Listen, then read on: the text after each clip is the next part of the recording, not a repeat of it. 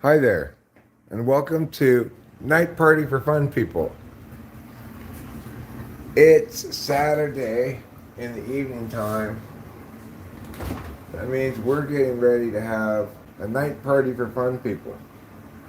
Are you a fun person? Well, then you're invited to our night party for fun people. At the moment, I'm going to have this non-alcoholic beverage. But because it's Saturday night party for fun people, I will consume in a little while the other one of the other two remaining teas. And Rachel's going to have the other one, so that's going to leave none for you. You have to bring your own.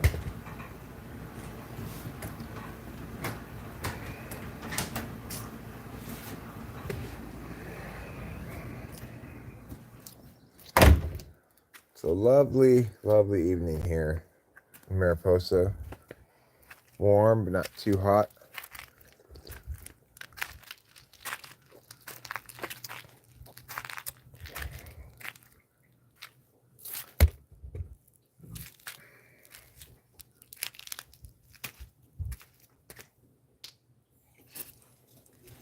The kind of thing that Grandma Stevens wrote about in her diary, different times of day. That was what her diary was titled. Good old Grandma Stevens.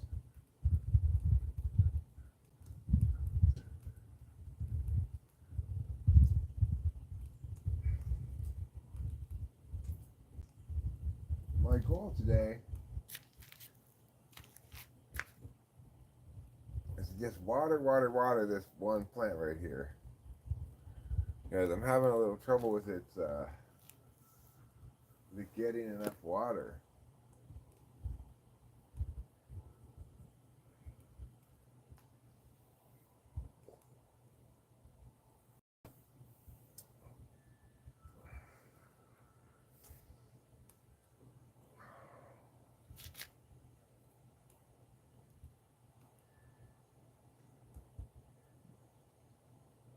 But it is getting plenty of water today. Anyways, it's a night party for fun people. So I've got on my cool shirt. I know we're probably not going to get very many fun people here, but thank God Alex RA is here and Bumpty.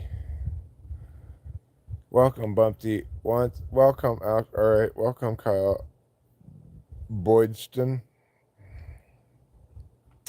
Yeah, actually, I helped my stepsister, aka wife. Then I took a nap. Now I'm back. That's exactly what I did. Actually, you could say she helped me. I have only ever even got her half undressed.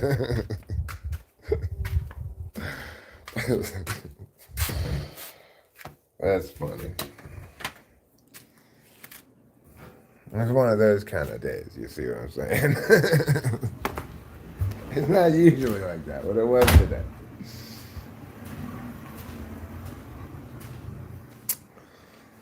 Hi, darling. Hi, handsome. Oh, you're so handsome. Thanks. You're so beautiful. Thanks.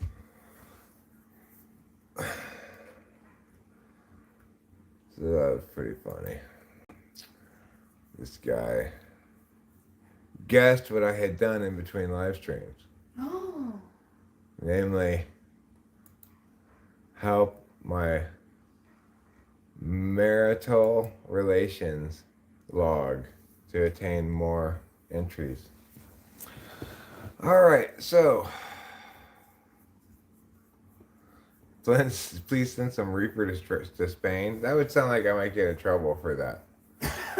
I pooped already a couple of times today, so thank you for asking. Man has no name. So jealous. Yeah. Rachel's a little bit slower on the poops. Yeah. Yes, I had to free her from the washing machine. Alex already has been making these jokes all day, so. Okay, it sounded like, oh, he knows that I was in the washing machine. That's not what that means.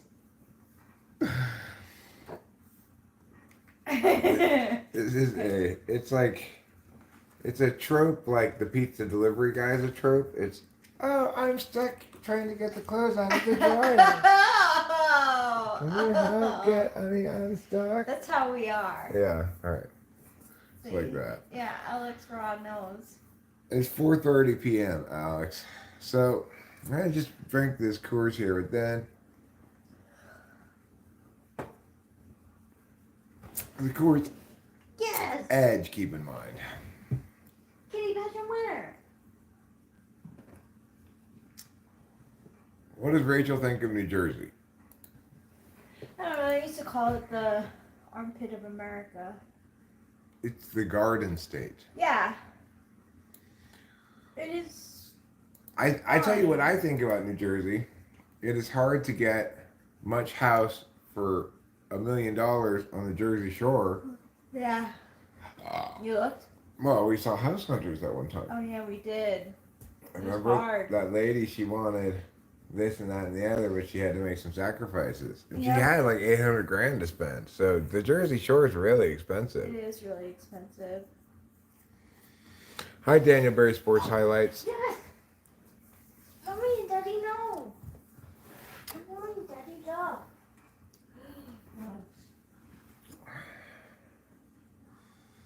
Well, Alex R.A., I am with you, actually. That's my current pick to win the Euros is Spain. I think they've got the best-looking team so far of all the teams I've watched. I watched Italy struggle with Albania, but win. I watched Germany dispatch Scotland, but I watched a masterclass when I saw Spain just eviscerate Croatia, who's a much better team than Scotland or Albania. So that's why I'm picking Spain currently as my pick to win. We've had a few different picks come in here for the Euros. Carlos Paiva, who I think is from Portugal, picked Portugal to win, of course. He's a little bit biased, though, I think. I'm not biased at all. I think Spain's the best team so far, but I want to see each of the teams at least one time. All right, we will have in the background, since the athletics game is postponed till tomorrow. It'll be a doubleheader tomorrow. We will watch here. Why is it postponed? It's raining? In the background. Yeah, it rained today in Minnesota, so we have a doubleheader tomorrow. We will instead watch the Yankees and the Boston Red Sox. Obviously, we're rooting for the Yankees because everybody hates the Red Sox. I mean, now that I'm with Rachel, everybody hates the Red Sox. Before I was with Rachel, then everybody hated the Yankees. But now everybody hates the Red Sox. I mean, what is that? What is their uniform? Yeah, it's so ugly. Have they ever actually worn any uniform? How is that a Red Sox uniform? No. It looks like a UCLA uniform. Yeah, it does. Or the Chargers or something.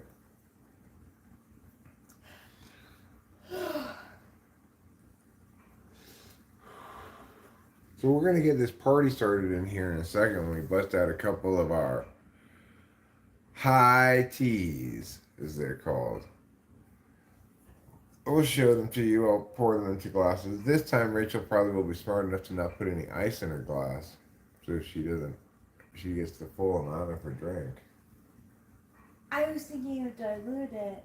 I didn't know it would. What is with him? Troublestiltskin. He's so big. You don't realize it until he's sleeping next to you. Mm-hmm. He's a big bad kitty with a hell of a scope.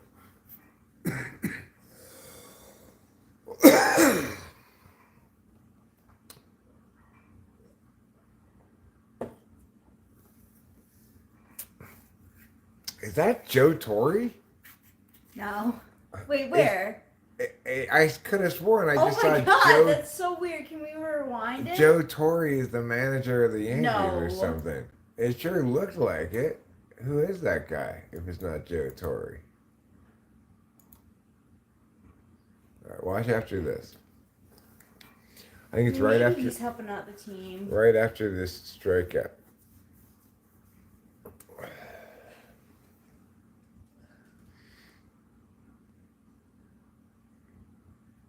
Watch.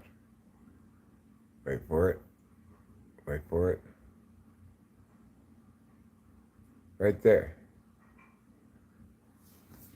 Doesn't that look like I it? mean, yes. But it's not. No, but They couldn't possibly still have Joe Torre. No. No, they haven't had Joe Torre since like 2006, 7. Did he retire with the captain? No, he didn't. Who went first, the captain or Joe Torre? I think Joe Torre. Okay. Captain, it's been like 10 years. 11 years. Captain Flower Arrangement? Yeah. Gift basket. Captain Gift Basket, right? That's what they call him. I can't remember his name for some reason, but I know who we're talking about. Yeah. That guy.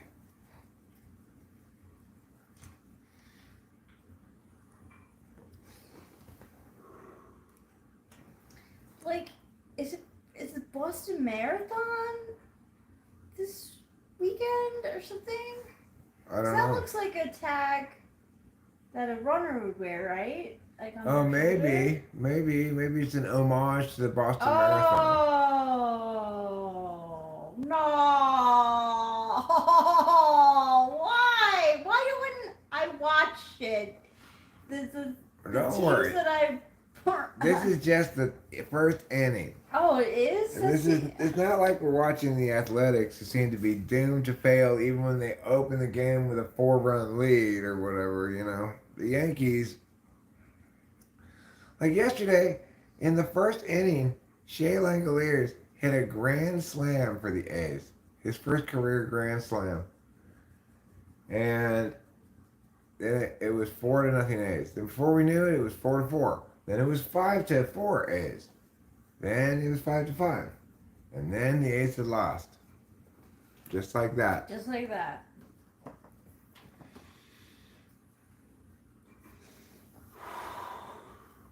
So if you really want to have a night party for fun, people, don't put your eggs in the athletics basket. No.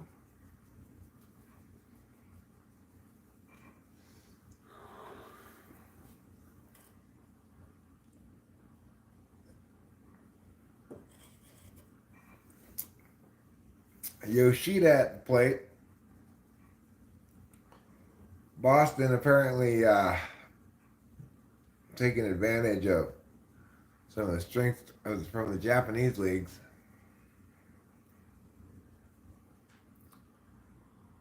Pow! He hit it down there, but that's going to be caught for an out. 2 out now. Runner does advance to third, apparently. Or does not advance. No, that was them retreating to second, I guess. So, Rodon, he's already thrown 23 pitches in just the first inning. That's not a good sign. Now he'll face Jamie Westbrook, who played 11 seasons in the minors, but is finally having his chance here at the major league level, but is only hitting 200. Must have been exciting for him to finally play in the majors after 11 seasons in the minors. Oh my god, I love you so much. I love you so much, my beautiful darling. I was thinking about how ENTPs and INFJs are so nice for each other. We are. So, I typed a lady this morning. Oh. She was an ISFJ. Oh. She was someone else's wife that I typed before, you know, but I don't remember who it was. Somebody named Nick. I don't remember. Yeah. Oh no! Oh no! It's still not good to get 3 people to score in the first inning. The Yankees are down by a score of 3-0 right now. So,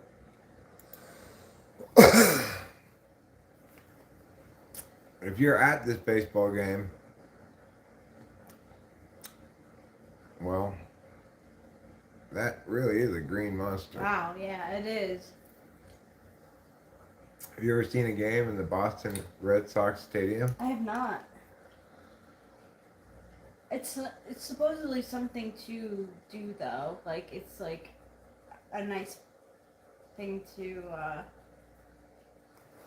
see if you're in Boston. But if I wanted to go to a historic baseball park, I'd want to go to Wrigley Field instead of Camden Yards. Is that what the Red Sox place is called? Fenway Park. Fenway Park. Where's Camden Yards? That's in Camden Yards is Baltimore? Oh.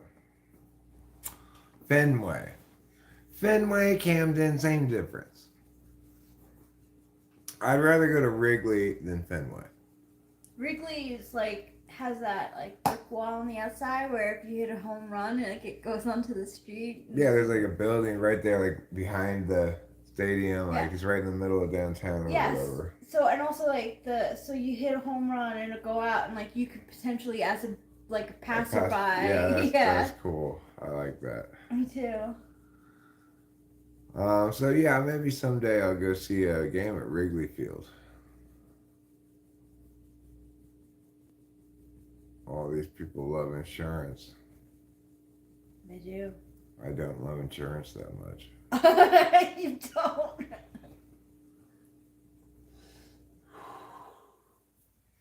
For as long as you don't have insurance, you're just saving money on insurance until something terrible happens. Then you go, maybe I should have had insurance. But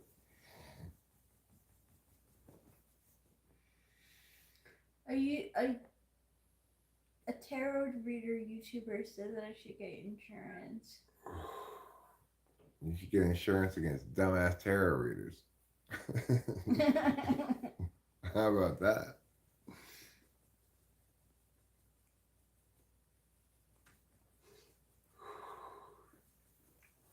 I'll give you a tarot read right now.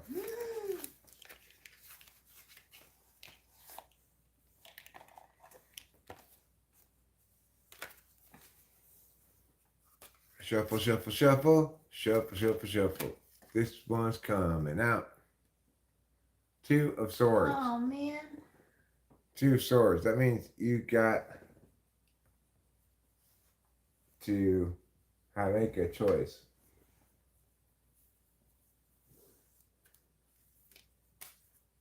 Between insurance and no insurance? Maybe.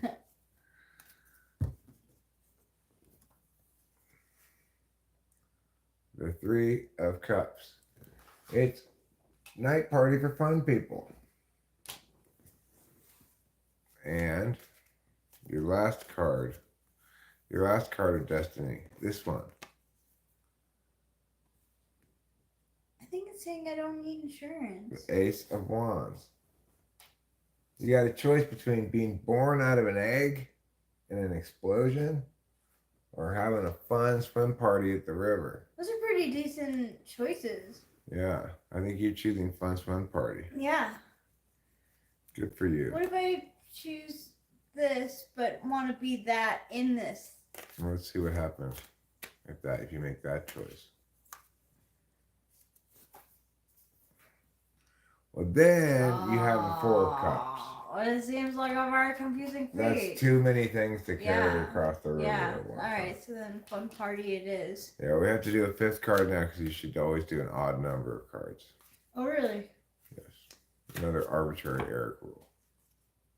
Your 5th card is the Priestess of Wands. Oh. That's you in trouble. Yeah. Fighting it out in the bed. Yeah. See, the Yankees aren't going to go away quietly. Here it is, in the top of the 2nd inning. They've already got Mr. Giancarlo on base. Giancarlo, I like that.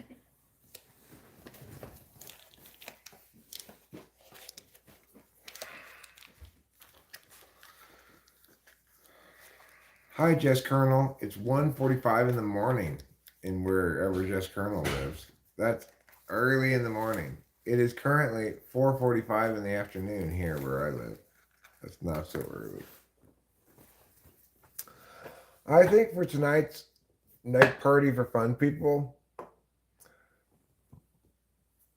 think I'm going to make some rice. I'm going to make some rice. Well, I'm not going to make a sandwich for the chat, Penelope, but I will make some rice for the chat, okay? I'm not doing sandwiches today.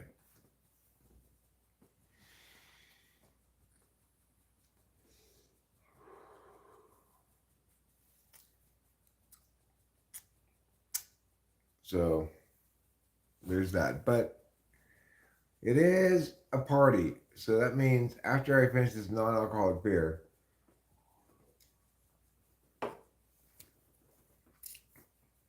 I'm going to get to work on my infused tea.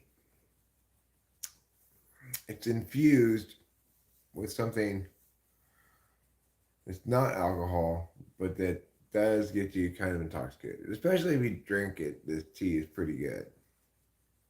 This is a good non-alcoholic beer. I enjoy it a lot. It's relatively cheap compared to like say Klaus Holler or something. So I tend to drink more of it than any other kind of non-alcoholic beer because it's cheaper mostly.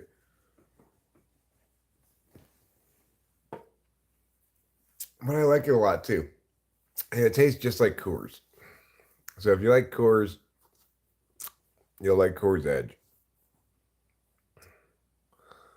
Well, that's true. There's not a point to drinking, but I'm not drinking alcohol. I'm drinking non-alcoholic beer, which is a beverage I enjoy.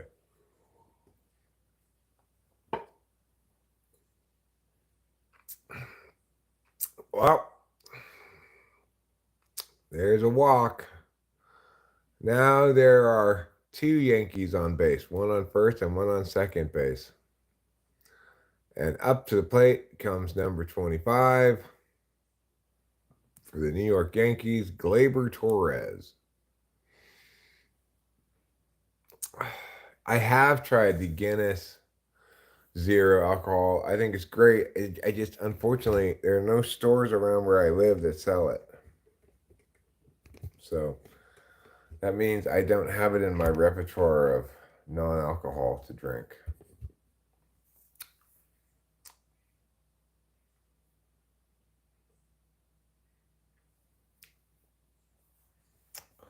Yes, I know. This is a useful hat here I live. It has the utility of keeping the sun off of you. Nice to see you back, Free Next. It's a night party for fun people, so hopefully you're fun. We like fun around here. Uh-oh, double play ball. No, he only gets the front end of the double play after bobbling. Now the Yankees have men on second and third with one out. That should be I believe an error. Although I don't know, maybe you can't get an error for not picking up a double play, huh? Yeah, you can't get an error for that. It's just going to be ruled fielder's choice. That one's popped out of play. Do I feel good about yourself? I feel good about myself today. Not always. You know, how I feel about myself and how I feel about the world, they tend to rise and fall proportion, in relation to one another. I'm feeling pretty good today, you might say, because I'm fully rested. I'm a ways away from having finished a bottle of Adderall. Oh yeah, I've done a lot of positive things for everybody today. This is my third live stream. Me talking about the world and explaining what is correct is the most positive thing I or anyone else can do in the world. That's why I won the Nobel Prize for Awesomeness. It was newly created just for me.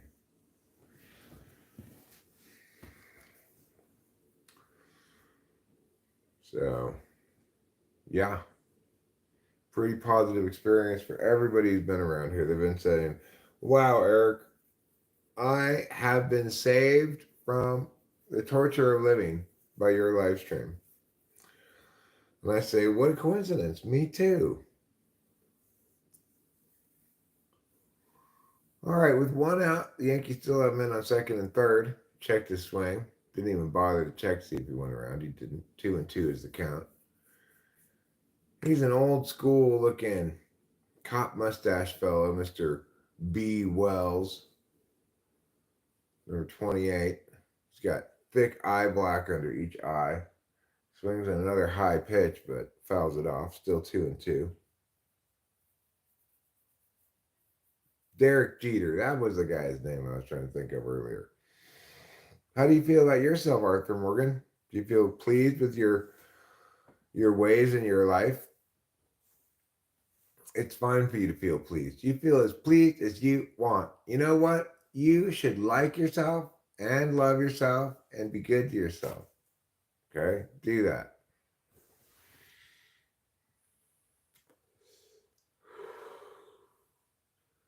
Cooper Criswell has thrown, he is coming up on his 50th pitch. 49th was a strikeout. But his 50th pitch, it is the second inning. How do you use 50 pitches in 2 innings? That's a lot of pitches. Oh, I know. He's not even giving up any runs yet, Oh my gosh. 50 pitches for 2 innings. He's only going to be on tap for 4 innings. DJ LeMahieu is here. LeMahieu, no T. We have a person who comes around the channel. His name is LeMahieu with a T. I think it is Doesn't he look like Joe Torre? He does. He really does look like a young Joe Torre. Yeah. Which is why I was like, wait, what? Where did they have Joe Torre back again? You know what? I got a good idea for manager. Let's hire Joe Torre. He was part of the Golden game. Is Tommy Lasorda still alive? Can we get Tommy Lasorda to manage the Dodgers? Is Tommy Lasorda still alive? Let's find out. I think I Googled this a couple years ago and he was. Let's see if he still is.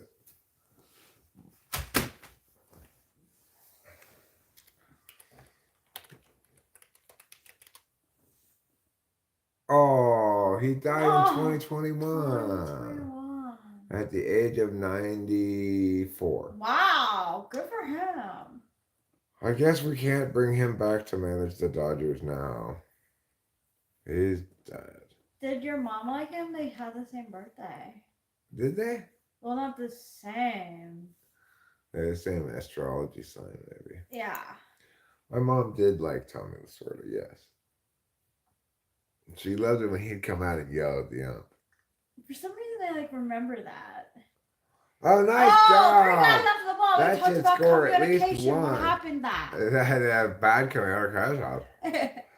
Scores That's fine 2. for me. That's great job. Now it's 3-2 in favor of the Red Look Sox. at that. It's 2. I have nothing to complain about, really. Right.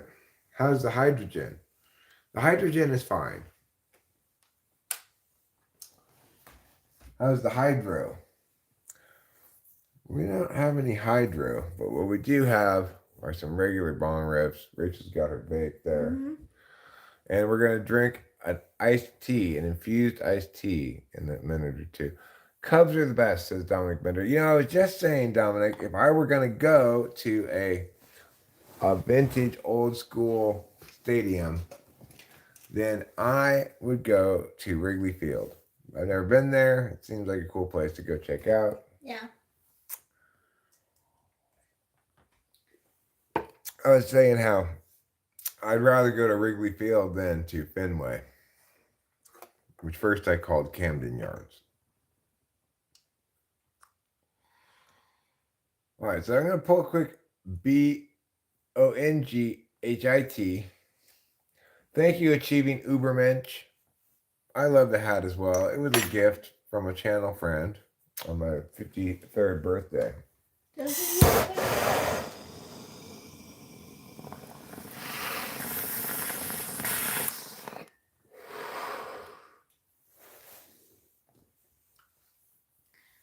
get to be with the guy that all the people want to have an OnlyFans. That's true. So the question really is, does the hat make the shirt or the shirt make the hat? Look at this nice It symmetry looks good here. together. Right? It makes me want you to take a picture of it and put it on your Instagram, hashtag Johnny, like Or asking the question, is it possible that this hat makes the shirt even cooler? Something like that. okay. Or whatever you think. Hey, I pinned you out on Instagram all the time. So I would say try to take a picture of me where it's like it looks like my hat is symmetrical with the hair of the dog, or like whatever it is,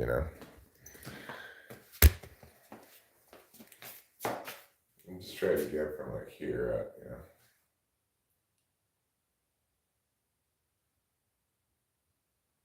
Handsome. Thanks, darling. You're welcome. Okay, so you want me to? I'd put something like, does the hat make the shirt or the shirt make the hat? Or you put whatever you want, whatever you think. I'll write that.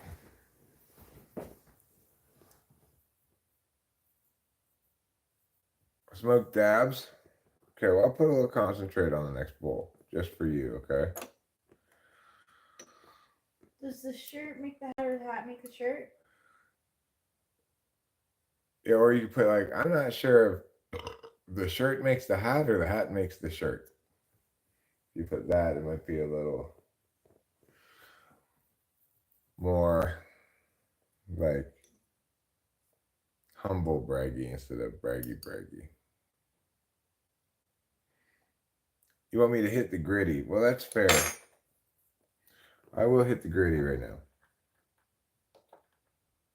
Putting some of this concentrate in here.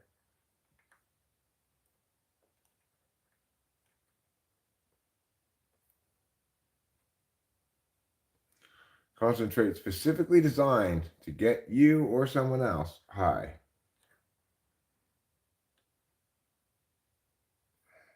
Such a cool shirt. It is a cool shirt. Okay.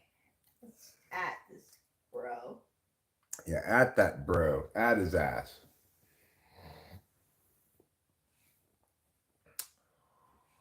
Nighttime is going to start soon, okay? It hasn't quite begun yet. It's only 5 p.m., but it's 5 p.m. somewhere. And where is it 5 p.m.? Right here. Doesn't this hat go well with this shirt? It provides a nice symmetry, right?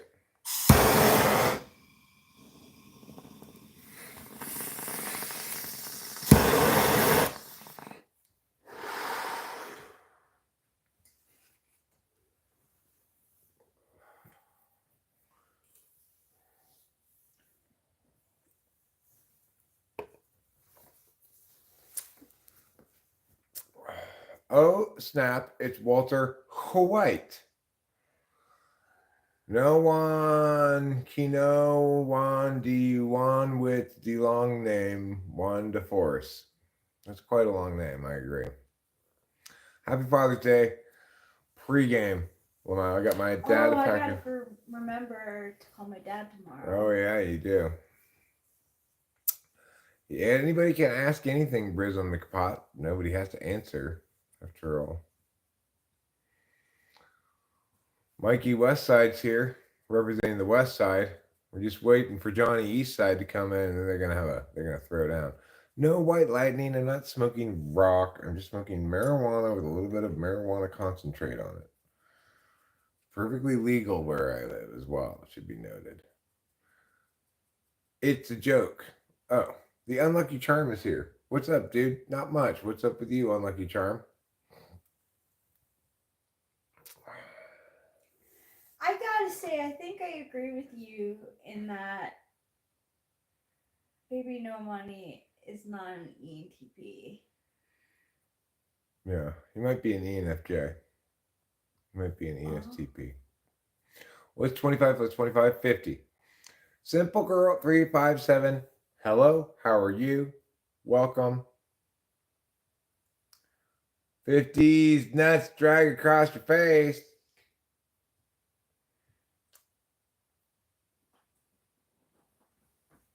There she is. I'm showing Hi, you. simple girl. Shoot to her so that she could just say hi to you herself. But and as you see, she was a little slow on the uptake, but she figured out where I was going there pretty quickly. But you noticed though. Mm-hmm.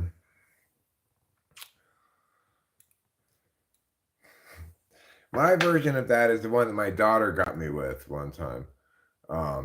Prism McPot. When she's like, what's that restaurant with the square hamburger patties called? And I said, Wendy's? She's like, Wendy's, not drag across your face. And I was just so gotten. It's she learned from the best. Mm-hmm. I was also got one time around here when a person came around named Anita Dick and me, and I didn't catch that. Oh yeah, you read it right.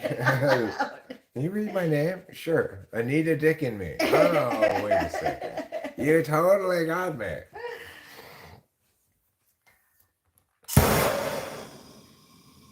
How you doing? What you sniffing today? I'm not sniffing anything. I'm just pulling some bong rips, and then Rachel and I are going to drink this infused tea that we have.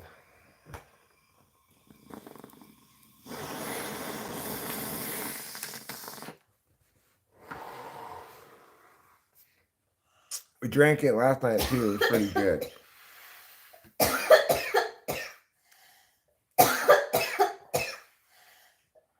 Don't play. Not quite. No.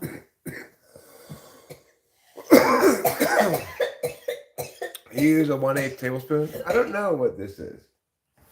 I don't know if this is 1/8 of a tablespoon or not. But it's a little silver spoon that came in the silver. All right. Now here's something that's important to do periodically. You got to get your alcohol, your rubbing alcohol, and you got to clean this part. Because otherwise,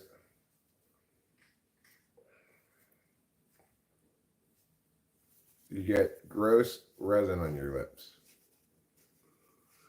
That's not a Coke spoon. If that were a Coke spoon, you'd be doing a shit ton of Coke, right?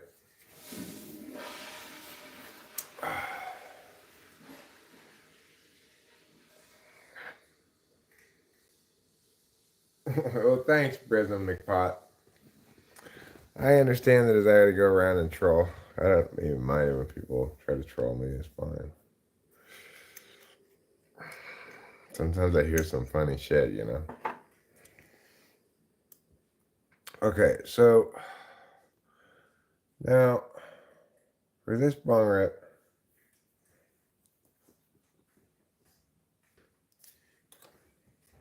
I will hopefully not get any resin on my lips because it's clean. So let's give it a shot.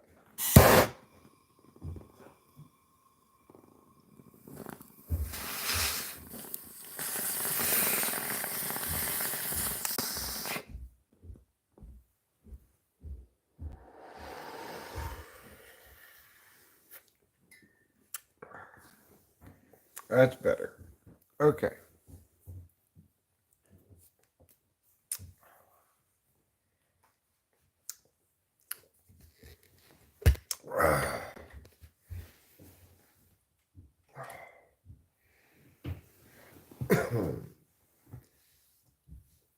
Rock and roll, everybody. Appreciate it.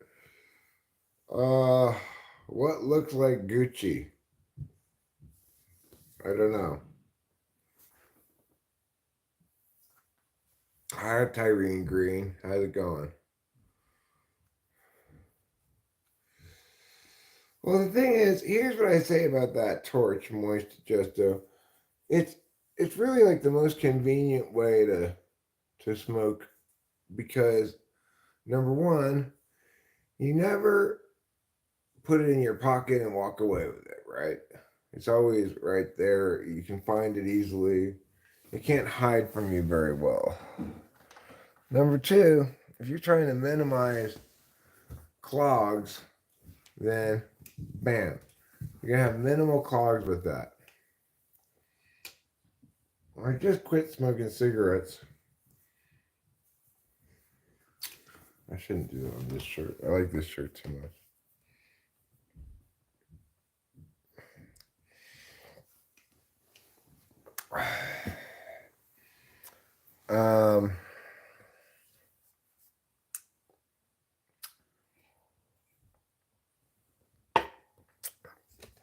Maximal fire means minimal clogging.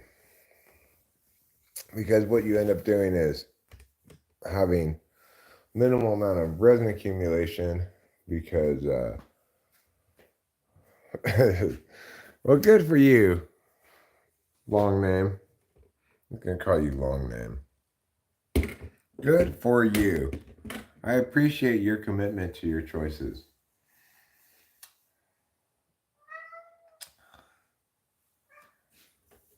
I'm just smoking regular weed. I don't know what the gas is, but I'm just smoking what I call freezer weed. When we go to the weed store, which we do occasionally, I'll get like good weed for a little while, have that. And then I go back to freezer weed. We have this old weed that's in the freezer in bags. It used to be good weed, but it's not anymore because it's so old and it's been in the freezer for so long. Now, night party for fun, people. Check your party schedule. What's on the schedule for right now? It's cat watching. What? Whoop, whoop, whoop, party time. Whoop, whoop, whoop, party time. Whoop, whoop, whoop, party time. Fun people, party time. That's how you know you're having a party. You and 4 other people plus me. We're having a real party now.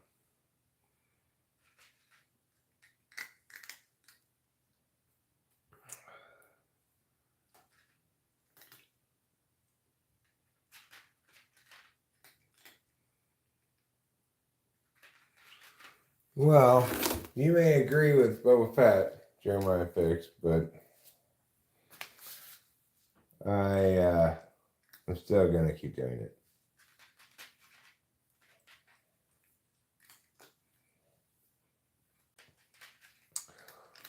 When I stream any other way, I don't get any new subs. Even when I get kind of poor numbers like I'm getting right now, I'm getting actually new subs. So obviously I'm going to prefer to do this.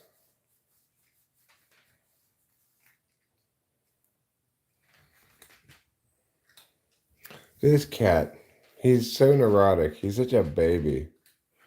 He's like, I need you to watch me eat because I'm such a baby. Well, what do? Do I stand up to him? No. I let myself get defeated by a baby.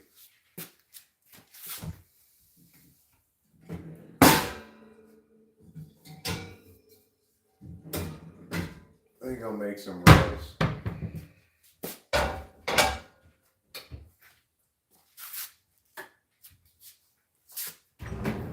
I could call today the Saturday that nobody cared.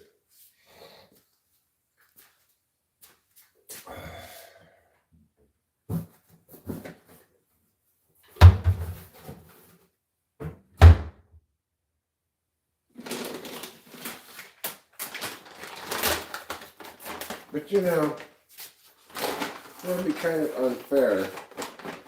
I actually got like a couple of nice super chats for the last stream. Maybe a little bit in both of them.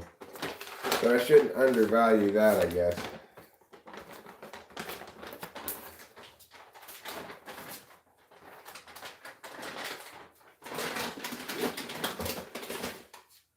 I guess I do sort of care about,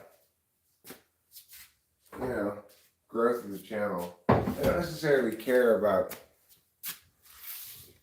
making money from it right now, but I'd like to see it grow into something that naturally makes more money on its own eventually, without me doing anything differently. So in that regard,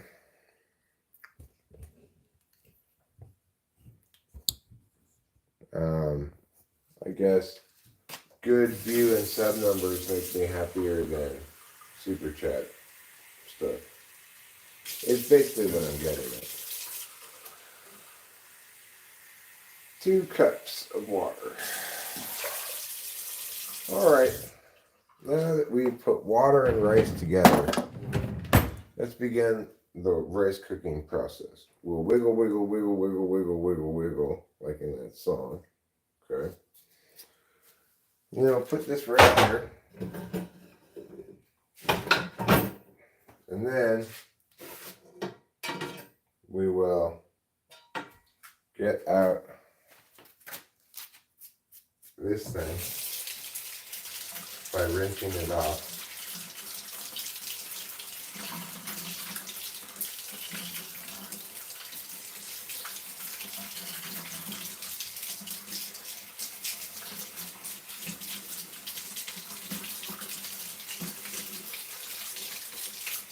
Alright, I've got this rinsed off good enough. It doesn't need to be all,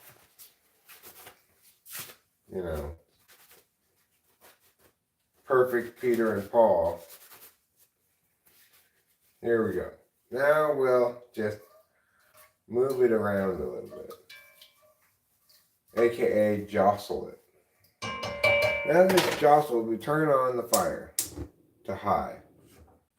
And then we turn on the correct fire to high. Then we move this. Now, scoot that right in the middle. And then put the timer on for 9 minutes. Okay? Keeping in mind, oh, you're looking the wrong direction. All 3 of you. Keeping in mind the following, please. I'm a little bit at elevation, so it may take fewer minutes for you if you're trying to copy this recipe. For me, this is Mahatma rice I'm using, which is not as good as the regular jasmine rice that I normally use. But for me, this rice requires 2 cups of water, 1 cup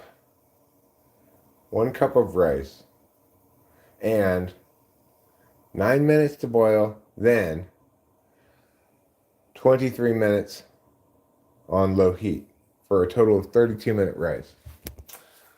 That's how I cook this rice. If you are at closer to sea level, you're going to need to cook it for less time. Keep that in mind. Cooking tips by Eric. Let's turn off this light. We're going to save a little bit of electricity.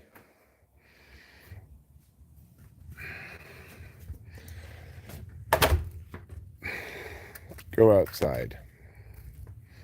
Hello, outside. How you doing? I'm going to give this... It's a bad time to go outside. This is bug time. Too many bugs. I'm going to give this one more water here.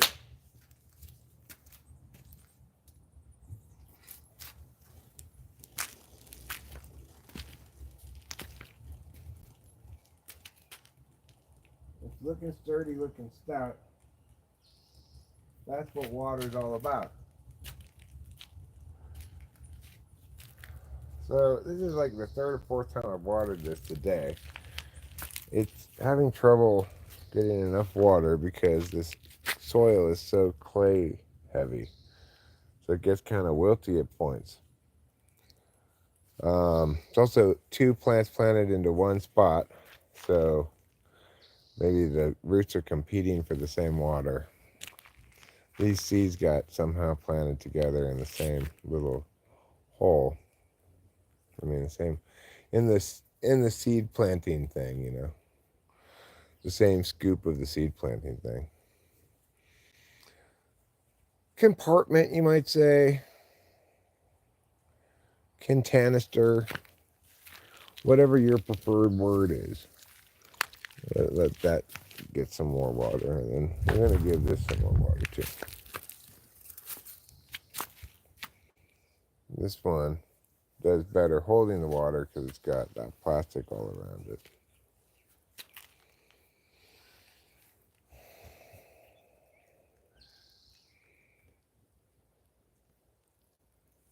I've got the hole dug for number 3.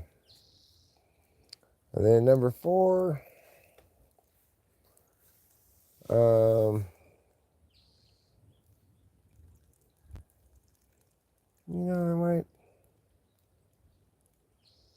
might just leave it in that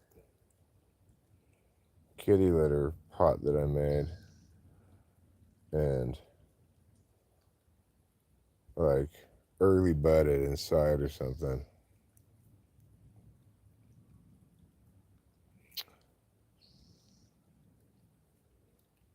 Did you say that you got saliva? Saliva is not good for you. Just keep that in your mouth, okay? And you let other people keep their saliva in their mouth. You need to pinch that top to push it out. Yeah, I could. I could bifurcate each of these, you know. It's not a bad idea. If you do that, it'll go into 2, you know. It'll be like, phew.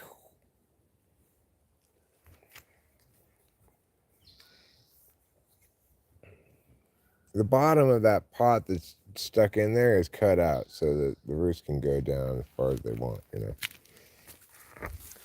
But this is the one that's really giving me the most trouble because it seems to require, like, basically more water than I can give it with this little hole or something. I have to water it multiple times a day. Well, I'm just going to keep doing that until it finally learns how to drink water better.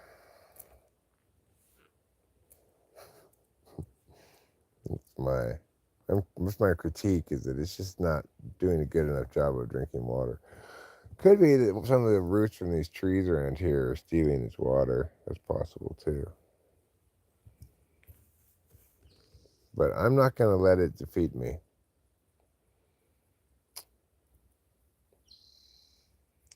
Uh-oh, hunty kitty. We've got Kitty on the hunt. Yeah, yeah, yeah. Kitty on the hunt. Yeah, yeah, yeah.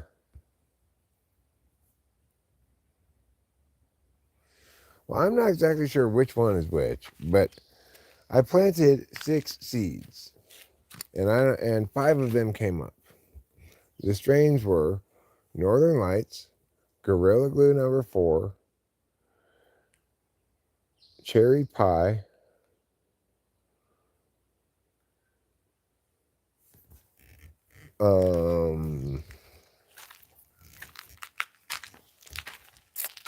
Jack Herrera, and this stuff called Super Skunk that I got for free because I bought the other ones. I made it back just in the nick of time. 1 minute remains, less or so. It's looking very boily, so it should be reduced very soon. But it said 1 minute, I'll give it most of a minute at least. Kitty wants to go outside. Let's allow him to do so. Go on. He likes to play leave my tail in the door so you can't close it. 30 seconds.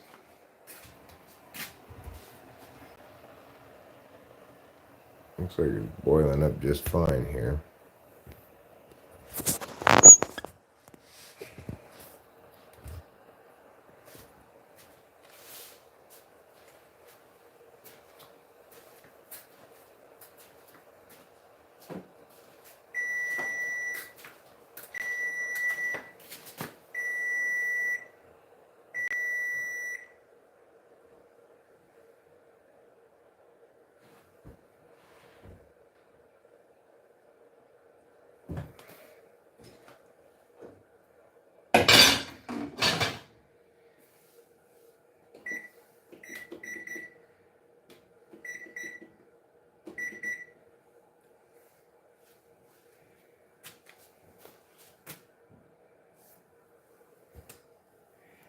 There.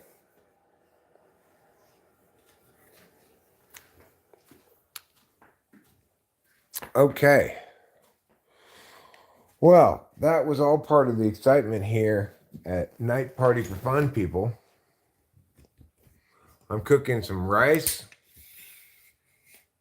I'm picking names and cooking rice.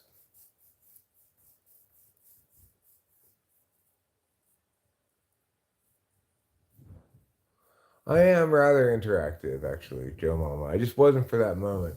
While I'm cooking, I'm not that interactive. I could do a poll, and I'm not opposed to doing a poll. But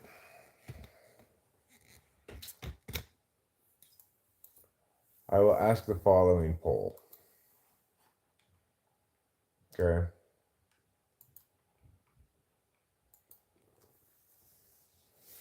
Have you tried salvia?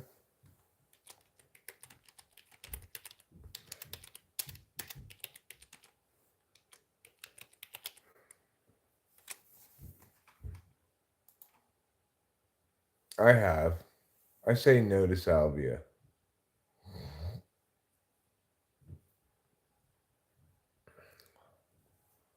It was like this when I found it. Yup. Yup to you. It was like this when I found it. This is a night party for fun, people. So keep that in mind. We're gonna have so much fun. We're gonna do things like play spin the tail on the donkey. We might play Pepe's Piping Hot Pinatas, which is a very fun game.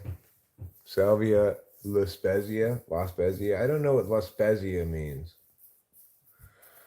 Hi, Putty Cat. Welcome to the Night Party for Fun People.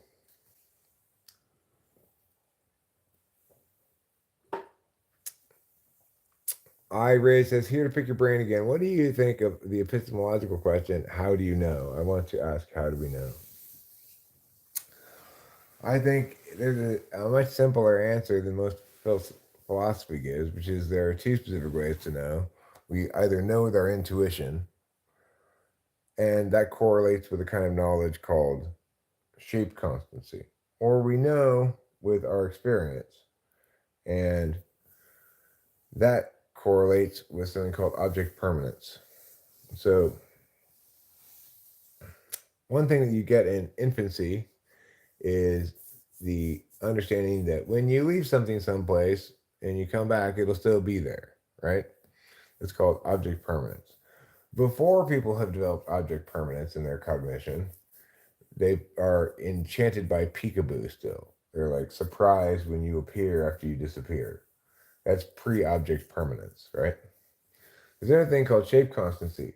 That's intuition. That's instead of experience, it's intuition. You know this is a spoon, even though you've not seen every single possible angle of this spoon, right? So if I show you the spoon like this, because of context, you'll still be able to know it's a spoon. Now, that's experience in that instance. That's not that if I show it to you like this, with enough of it so you can see, you'll still be able to tell it's a spoon, right? And if I don't even show this part, you'll still be able to tell it's a spoon and not just a scooper if I just show a little bit of it. This is intuition, okay? The ability to know what something is, even though you've not seen it from exactly that angle before, you can still make out that it's a spoon.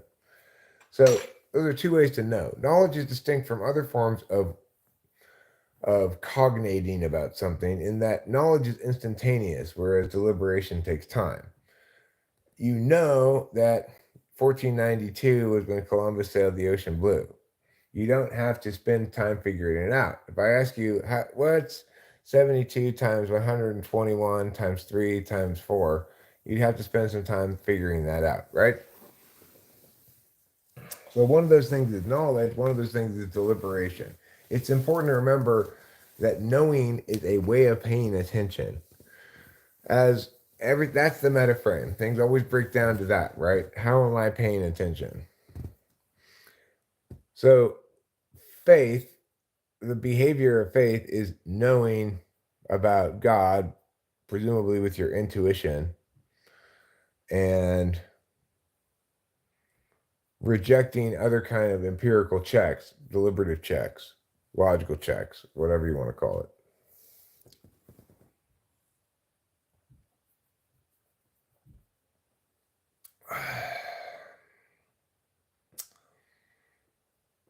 Yes, I watched the Albania-Italy football game, also called soccer game. Rob Sema Victorio Ongton says, today I ate camelback with fried rice and drank natural lettuce juice. I am from Morocco. I'm 25 years old. I have 5 kids, 4 boys, 1 girl, 2 wives. I love your channel. That's a lot of information in a little bit of time. So welcome, Rob Sema Victorio Ongton. He's not necessarily high TI. I mean, you can develop heuristic tricks to doing calculations. What I mean by deliberation is exemplified too simply by a math problem. For example, what's a fair conclusion to this situation given a bunch of different factors? That's going to require deliberation. But some people are going to simply know. What do you mean know God by intuition? Where did the context come from? What context? I mean, like, a person engages in a behavior of prayer, which it might be described operationally as intuiting God's existence and behaving accordingly with language, right? Intuiting certain things about God's existence that his no ability with your intuition is not predicated on empirical confirmation, for example.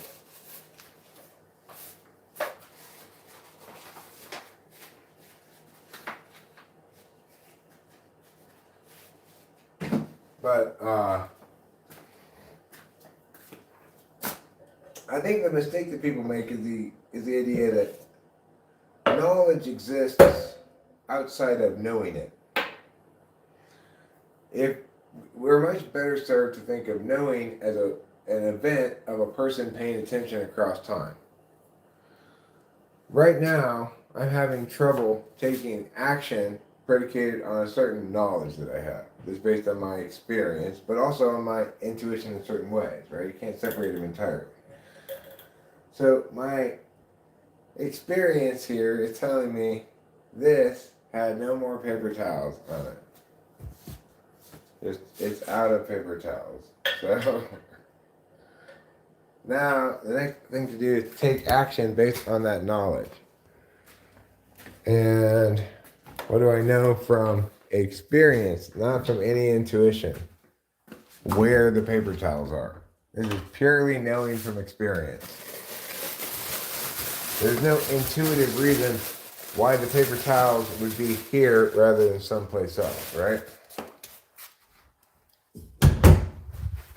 Now I go back and I know how to put the new paper towels on. Again, purely from experience. The first time I did it probably involved some intuition, right? But at this point, I know how this thing works. You put this back on like now. In this case, it just there. And then if you really want it to work, you got to clean off the bottom of it a little bit. So let me show you. Because the way this thing is supposed to work. Anyway, I know how to make it work because I've done this before, right? You got to wash these things off. Put those like that. Then you got to wash and dry a spot where you want it to be. Alright, so now we're going to dry this spot here.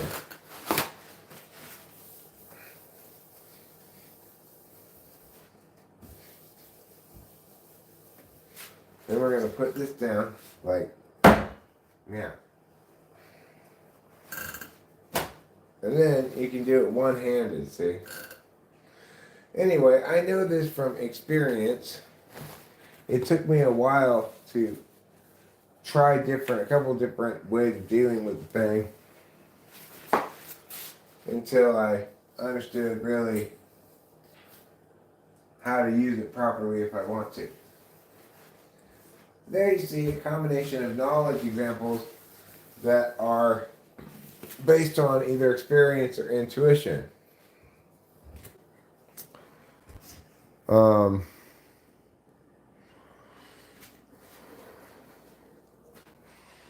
It's easier for everybody to exemplify and show, and to thereby show people how knowing by experience is. It's harder to demonstrate knowing by intuition.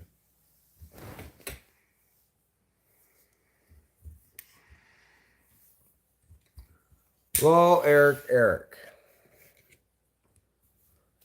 So, that's my cool paper towel dispenser. How jealous is everybody? This is a fun people's night party. It is. You're right. We're having fun tonight. Yeah. Meow, meow, meow, meow, meow, meow. That's the sound of a guitar. You cannot day drink if you do not start in the morning. Good point, Buddy Cat. Good point. You still can. You just have to start in the afternoon. It still counts as day drinking. I wouldn't recommend it, but who am I to tell you what to do?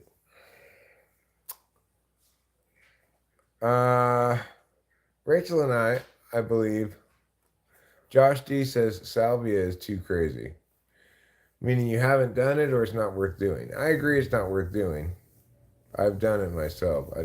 I said, no more of this. This is making me feel meow. I've heard spice is crazy. I'm not sure what that is. I'd have to be informed via the information superhighway.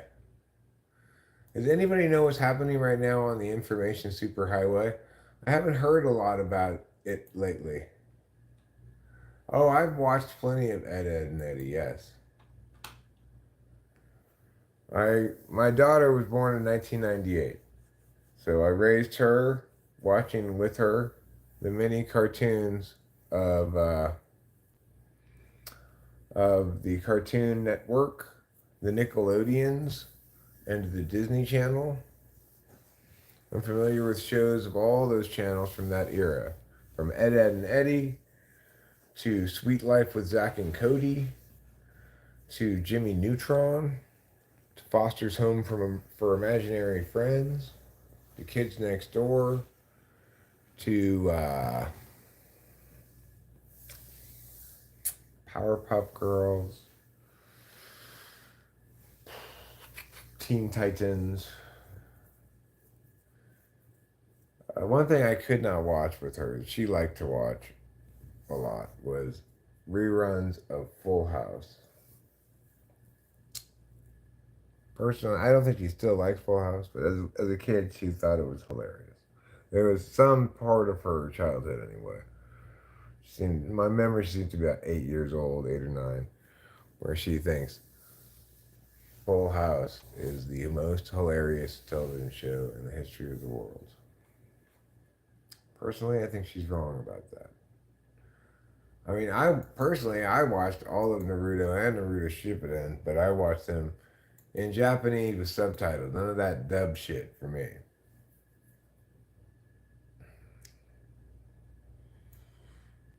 That's because you afford some preferability to knowledge over belief, right? You're trying to make a distinction between knowledge and belief. People know things wrong all the time. So there's no reason to think that when you know something, you're more likely to be correct than when you think or believe something. That's the mistake you're making. You're still not thinking of knowing as a process.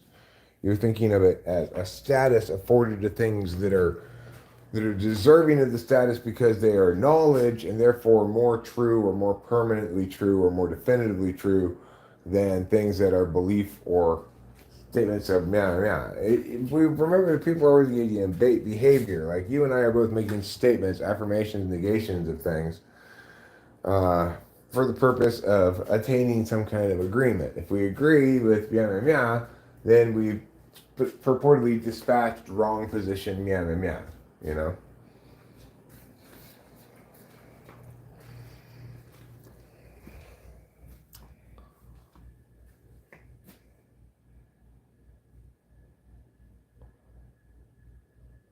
Intuition. So,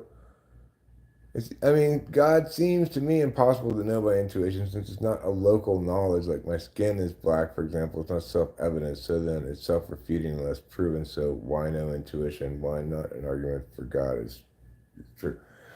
You can intuit things that you don't have adequate reason to know, that you can't justify. You can be correct about things that you can't justify, right? Like,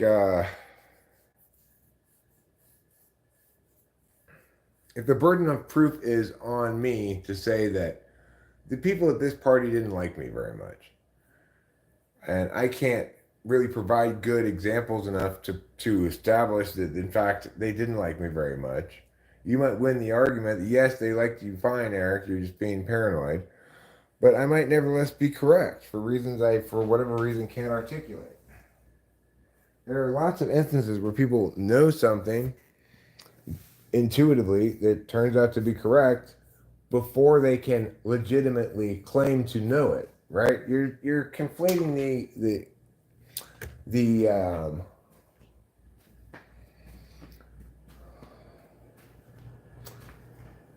the processes here. It's like it's not the case that you're using intuition only when things are self-evident, that by looking at something I can tell that it's a guitar, right? But even in instances where that is the case, depending on the angle, the time, how far away you are, your perception of it might be wrong. As you get closer, you might realize the thing that looks like a person is actually just a trash can over there. So when we're intuiting about more complex matters, it's sometimes there's greater distance between us, our intuition, what we know to be true, and our ability to justify any claims accordingly. So people who intuit either do a good job of restraining themselves to making claims they can justify, or they don't do a good job of restraining themselves to making claims they can justify. Either way, they know what they know, independent of you and your judgment of it, right? You get to know as much as you want to know. You can be proven wrong. You can establish yourself correct conditionally, But it's important to remember that all these things are things people do, either with language or just with language but not saying it out loud. Or some other kind of understanding that's not spoken aloud. See what I'm saying?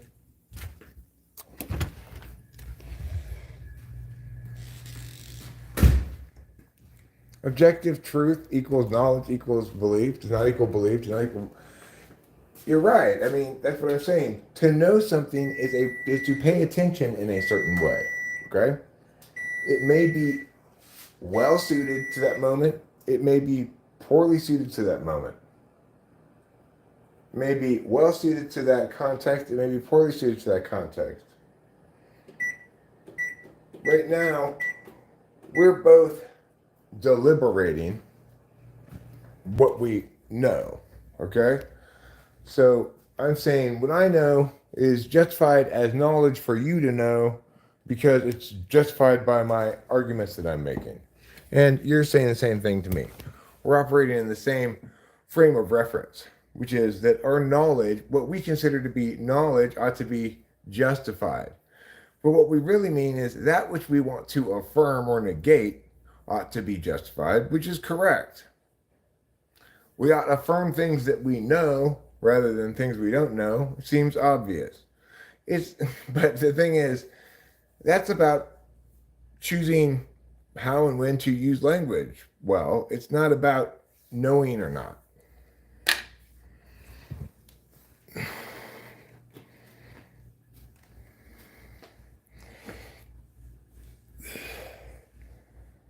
Now, you don't feel intuition, you know intuition.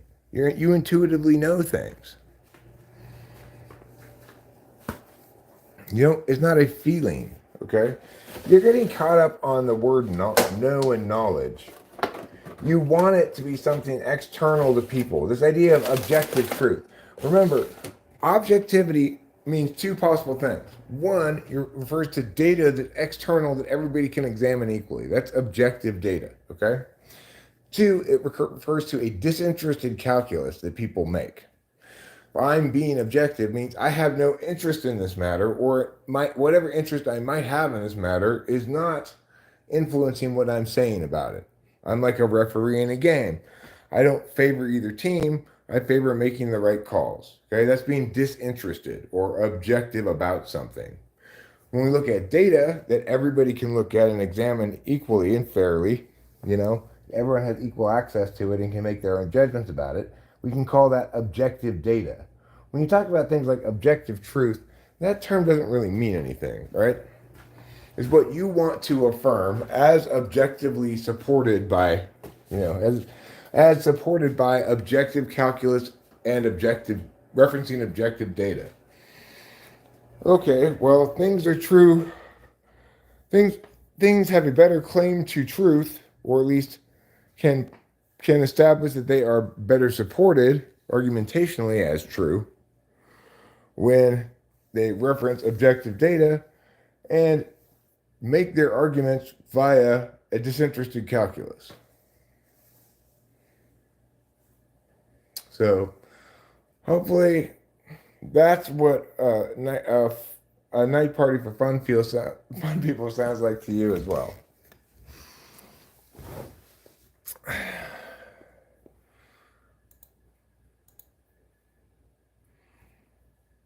This is an ongoing struggle of mine when communicating about any kind of philosophical matters with anybody. We must first remember that everything is an example, and this is the only metaframe there is, that everything we have is some kind of an example of somebody paying attention in some way. Everything that we can possibly talk about represents, first and foremost, that when approaching a question, there's only one frame that's always contextually informative. I mean, it's always informative regardless, without even looking at context. And that's the metaframe of paying attention. What's going on right now between you and me? Forget about the specific words that are being exchanged, because you're not saying a whole bunch, but I'm saying a whole bunch in response to the little bit that you're saying. But what's going on is we're each paying attention in different ways.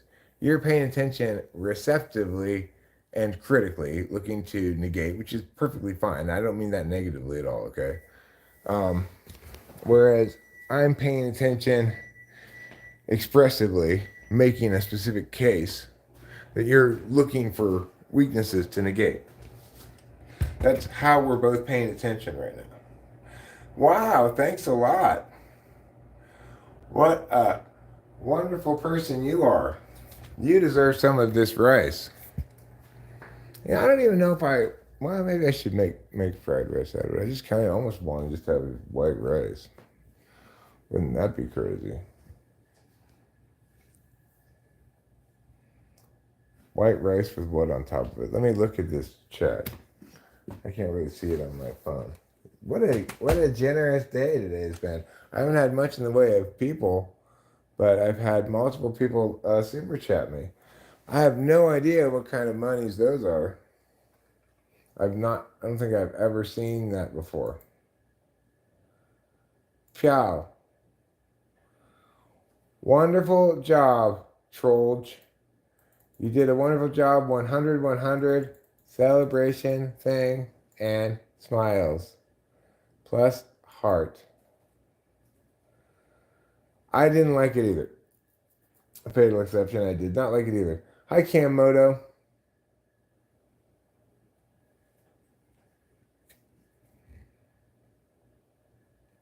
Cam Moto says a very nice thing here. He says,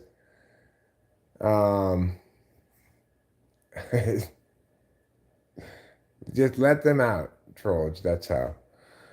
He says, Eric doesn't fall into the failures of tribalism. He just wants to be right. It's sure easy to trust a friend who does not follow mindless rules. I don't follow mindless rules. And I do want to be right. And to be right today,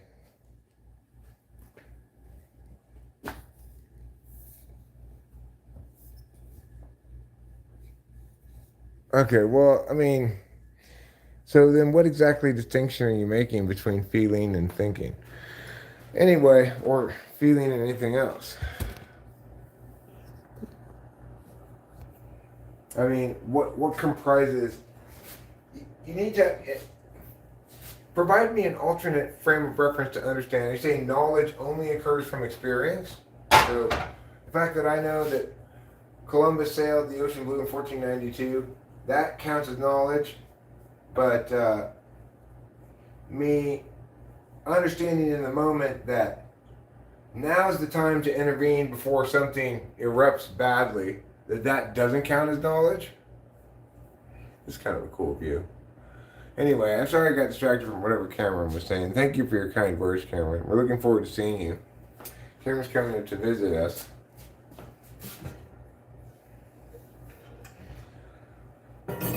This upcoming weekend, not today and tomorrow, but the following weekend, obviously. So, that should be fun. Now, it's time for us to play what goes in with the rice today. We have a couple of choices. We'll see what people think. Have you ever tried fried eggs on acid? No.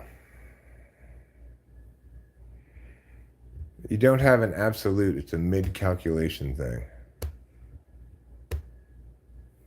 Well, I mean, both forms of knowledge have both physical and metaphysical forms, okay? So we're gonna have to backtrack. Things you're gonna need to take some remedial training here in how the world works. Because you're not gonna find out these truths elsewhere. I appreciate your questioning. But the reality is, everybody has two forms of knowledge that both have a metaphysical and a physical form. So my experiential knowledge includes, oh, my stomach hurts, I think I have to poop. And Columbus sailed the ocean blue in 1492. Plus, how to make a C chord on the guitar.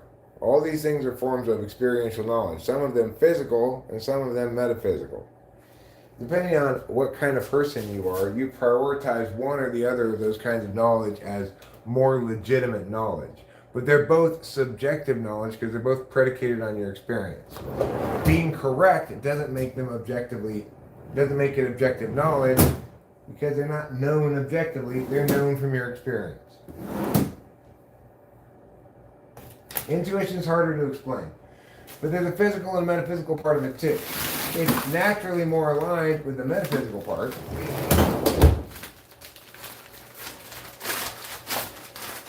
Which does things like know holistically stuff that can't be reductively or deductively established. Things like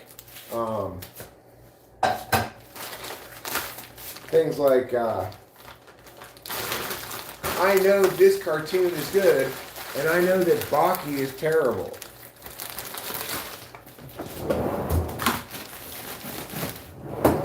I can't defend those statements as objectively correct, but I do objectively know this to be the case. I objectively know and am correct, although I cannot establish my independent and unique correctness about this. I know that this hat looks great with this shirt, okay? I know this. You might say it's a feeling. It's not a feeling, motherfucker. This is holistic knowledge. I look fly, okay? I don't just look pretty fly. I look very fly. This is knowledge. It's holistic knowledge. I can't win the argument that you are wrong if you say I look dorky. You and I might argue about it all day. I'd be right, but I couldn't win the argument. Right? Now when you put this wine on this chicken, okay? When you put this wine on this chicken and stop this epistemology lecture,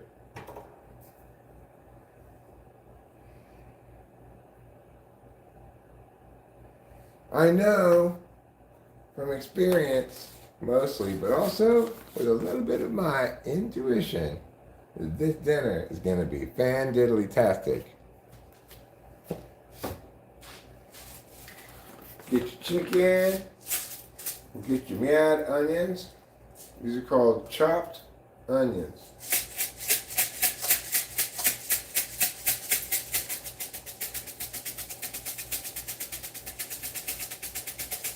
You gotta get the chopped onion shake on.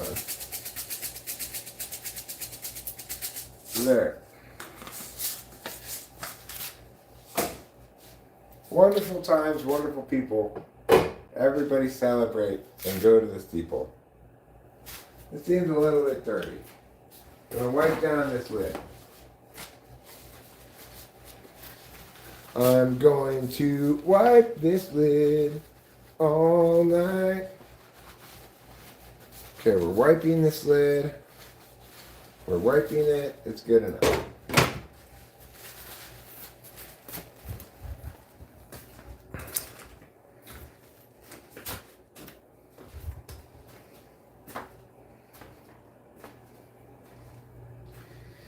So you might critique people who use their intuition to know holistically something that you might say is, say, a conspiracy theory. And that's fine. But it doesn't change the fact that they know it, whether they're right or wrong. There are plenty of things that people claim they know and that they're wrong about.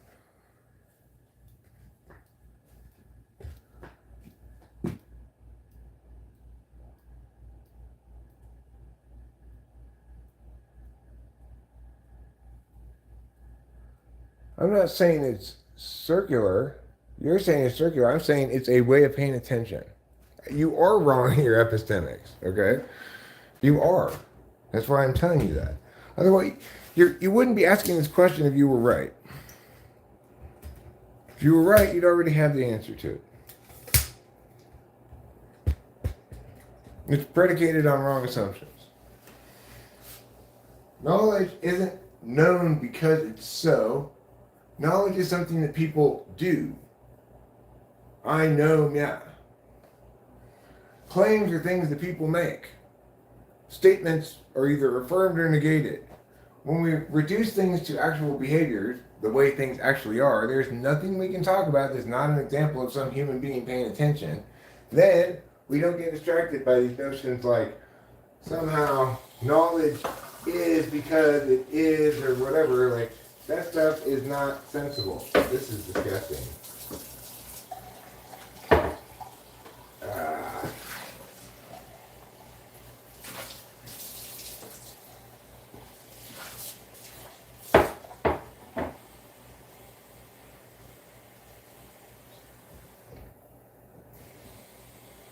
Okay. Now, remember, the verb to be is a lie.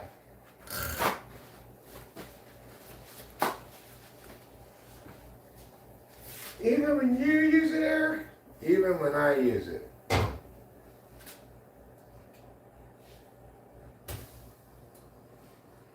So, yeah, I'm saying you're wrong all night. What do you think about that, Mr. Man or lady? What do you think about that?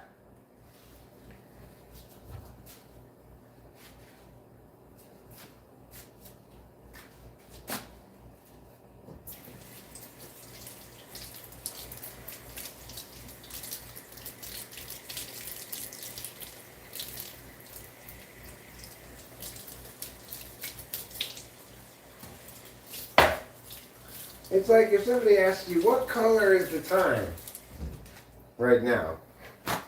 Then you don't have to go any further than that to know that they're wrong about something.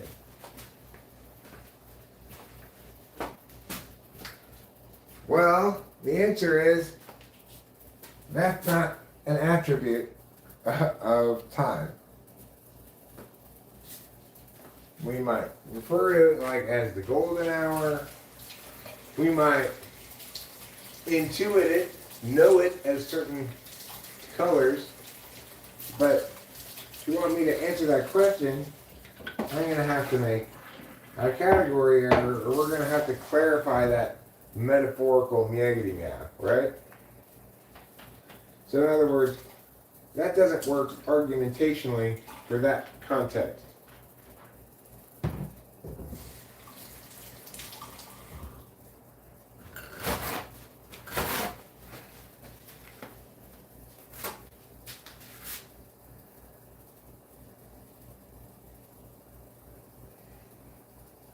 Yes, I am the arbiter of all knowing. I am the guy who's figured everything out. I know. I think it's ridiculous too. I find it hard to believe. But I don't even like to talk about it. Everyone's like, you talk like you know everything. Well,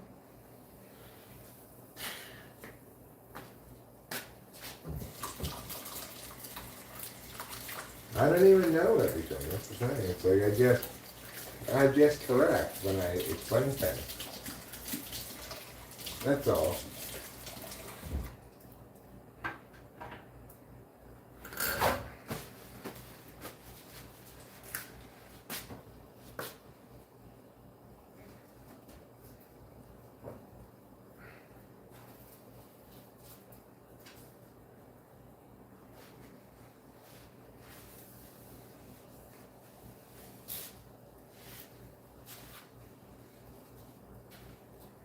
All right. Well, our chicken and rice dinner, which we are making for both myself, my beloved and lovely wife Rachel, and all of you wonderful and valued guests here. Are also welcome to have some, but only metaphorically, because obviously you're not here. I've got this, I've got that. I've got everyone's back. I've got what, I've got who, I've got 3 tons of poo. Alright, I've got these 3 things that I can use for my upcoming purpose. You might say, Eric, what is your upcoming purpose? Is to cut this into smaller pieces. Like that. Like that.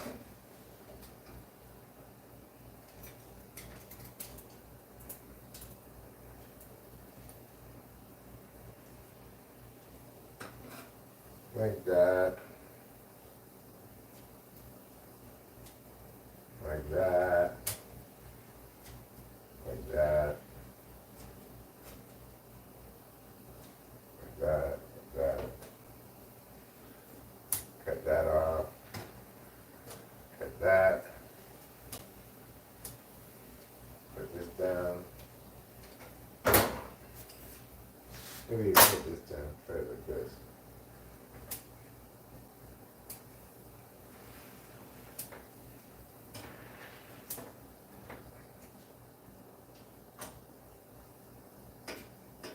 Turn this over. Cut it some more. Cut it like that. Cut it in 4. Cut it like 6. Cut it with 6. Cut it so everybody gets to 6. Pieces are 7. Maybe even 8. Everyone's fun. Everyone's great. Let's have a party with chicken and rice. A party that'll be twice as nice as a party with just rice or chicken. Then it's just by itself, not so finger-licking good and delicious, fine and true. This food's for me and this food's for you.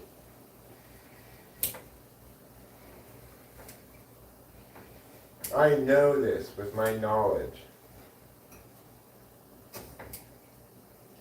Okay, so there can be no denying of it because it's my knowledge.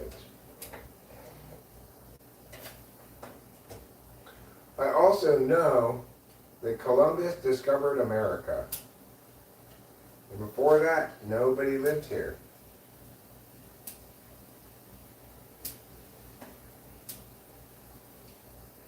That's what I was taught as a child.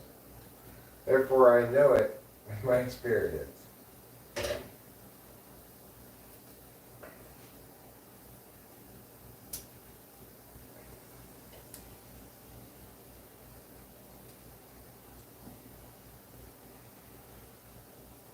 Probably my intuition as a child just thought, well, what about the Indians? And concluded, well, they probably just didn't know where they were. Oh my God, thank God you guys are here. We are so lost. We have no idea where we are. Whew. Wherever this place is, you guys discovered it because it beats the shit out of us.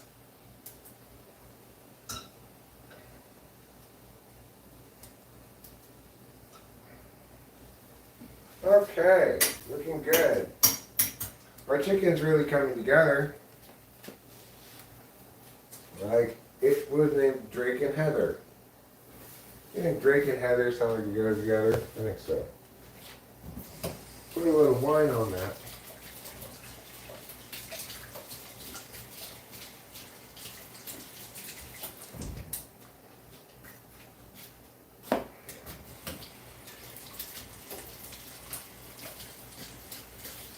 I'm going to wash these utensils pretty good here.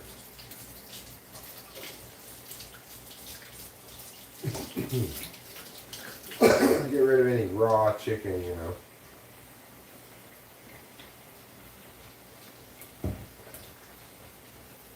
Chow, chow, chow.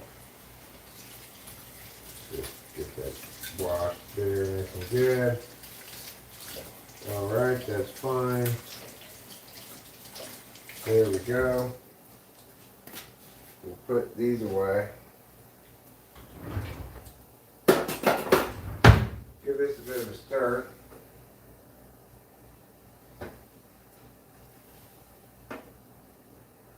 It is not fully cooked yet, so let that go a little while longer. I'm going to put some soy sauce on it now.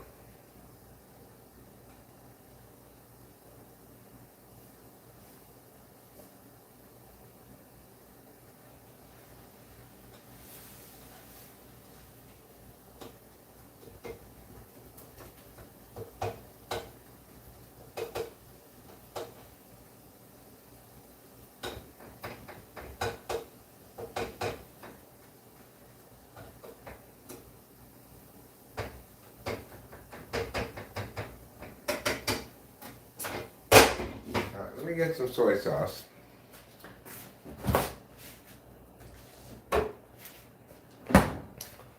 Because we want this to be a night party for fun people. Fun people like their food saucy and seasoned, not bland.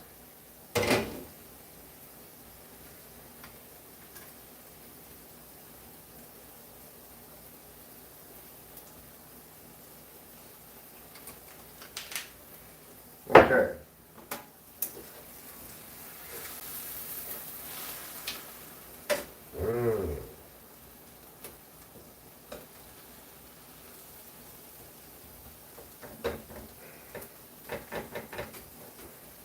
Okay. What's our next ingredient? Our chicken fried rice. Why, it's rice, of course. You can't have fried rice without the rice. This is done quite well. Makes it easy to come out, easy to transport over here, easy to just scoop around. This is perfectly done right.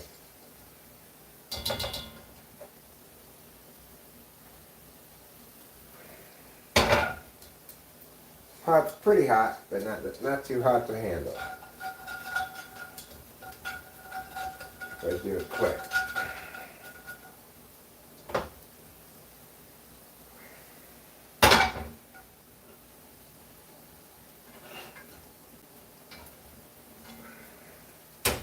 Wow. Great job, Eric. You really killed it with the rice this time.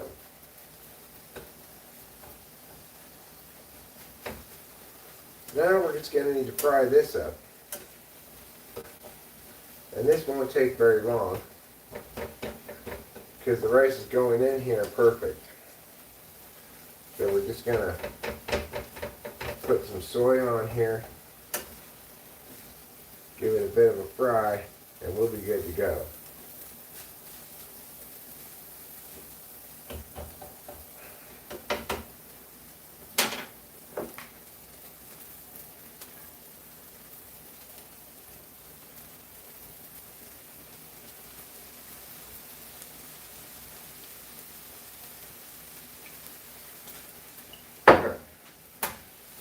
Now, we're going to stir this up, little darling. Stir it up. Right. Stir it up, little darling. Stir it up.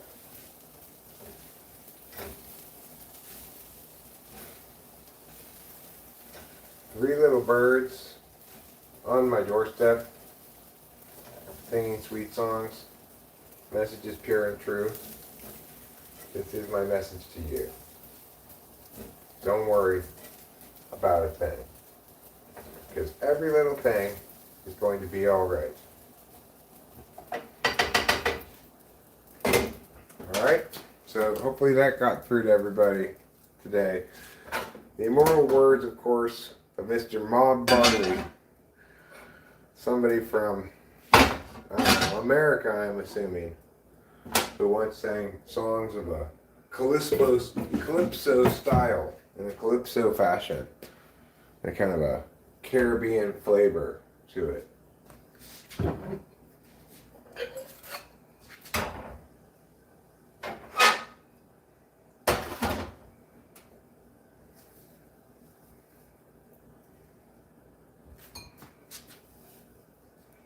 If you enjoy kind of a spicy calypso flavor to your music, you might enjoy this Mob Barley fellow.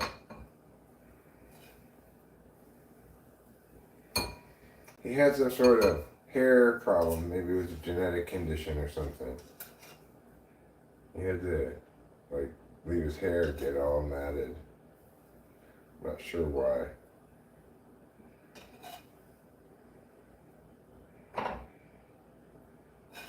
He may have had some sort of swarthy ancestors, so it's hard to say.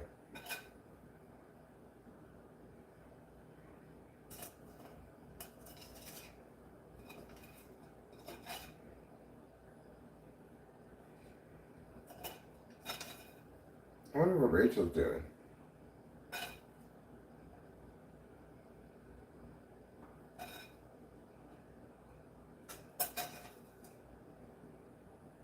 Does she not think she qualifies as a fun person? Is that why she's not at the night party for fun people? I think she does qualify as a fun person. I wonder if self-doubt has overtaken her. Alright, wow. That took some doing, but now it's done. We've got 2 bowls of delicious fried rice.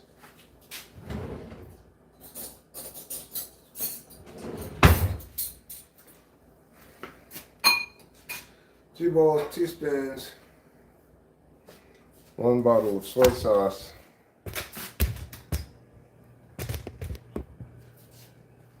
turn that light off, turn this light off. No, I don't feel like a fun person. You don't feel like a fun person?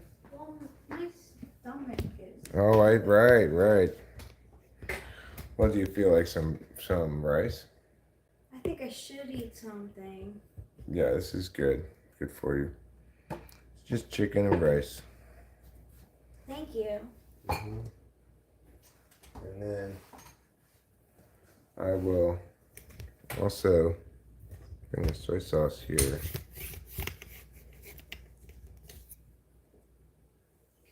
Thank you.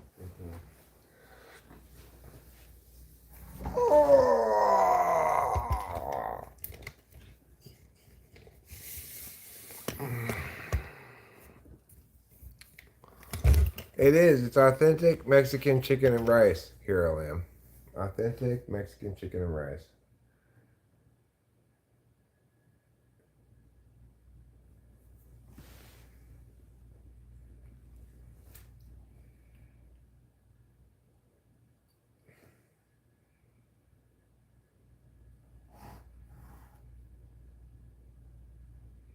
Rachel really likes your soy sauce.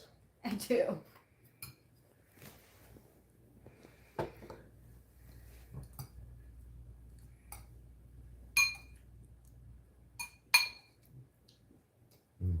A little too much soy sauce, maybe.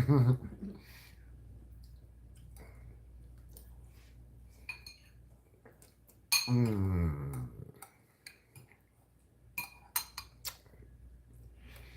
You'd rather die than consume this, Pepe Chatelet? Well,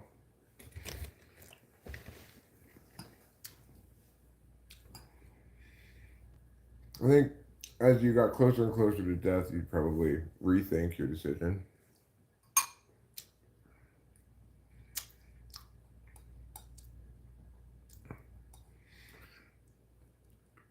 Like, halfway down from the bridge, you'd say, I should have had the rice and chicken.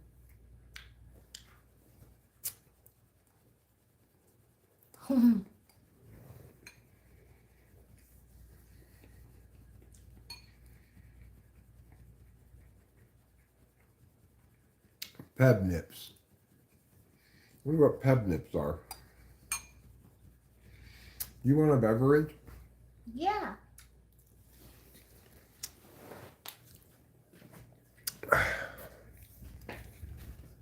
You want a, you want that tea? Yeah, why not? I feel like marijuana might help. Alright, so we're going to do this wild raspberry high tea, it's called.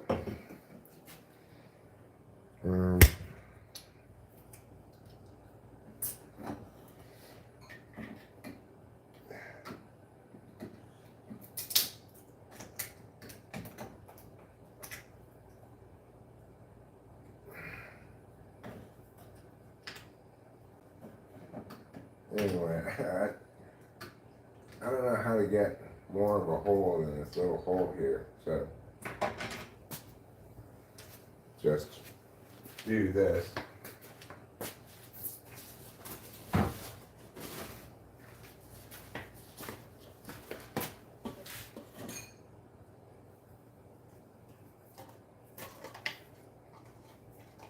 Mommy and Daddy love you.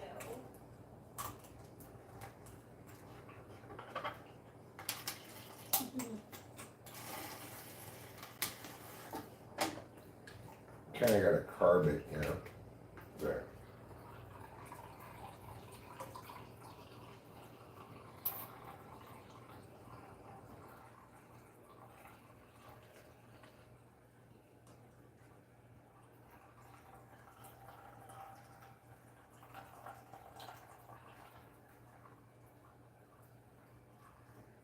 It's a pretty slow pour.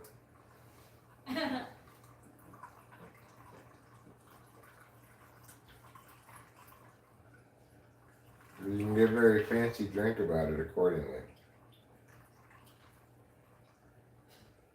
Like this would be a good thing to make cocktail out of, right? Because it's kind of. Yes! Mommy and Daddy love. Mommy and Daddy love. Meow. Meow.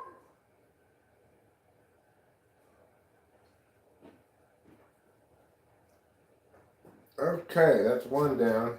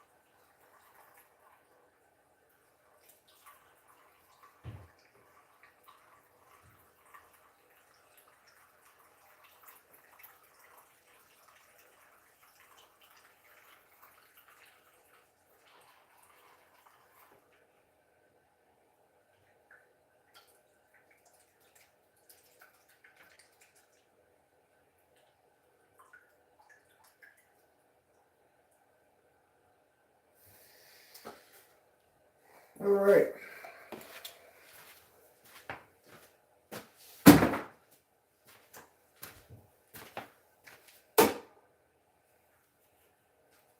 Now we've got a couple of beverages to go with our food. That's going to help us be less rude.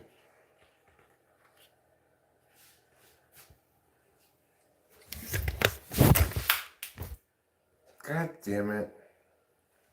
I blame you guys.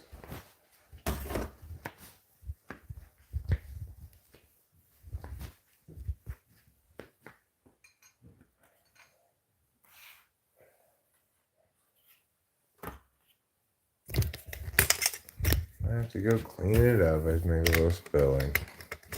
Not much, just a splash of it.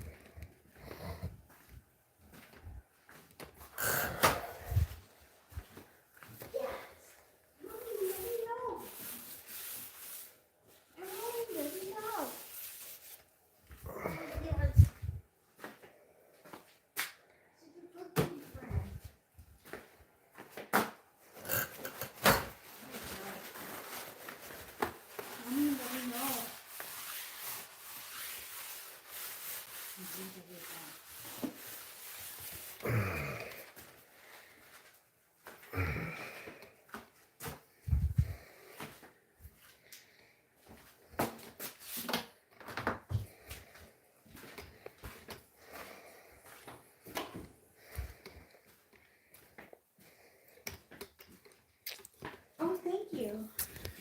Mm-hmm. Hi, Hitatochi Potatochi.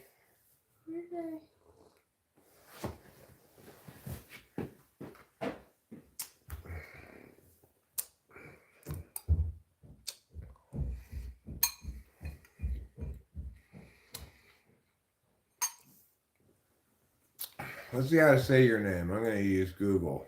I'm going to use the magic of Google.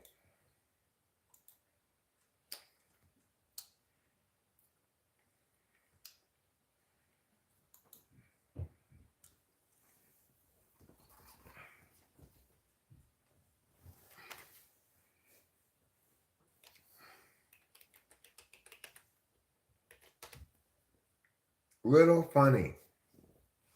Your name is Little Funny?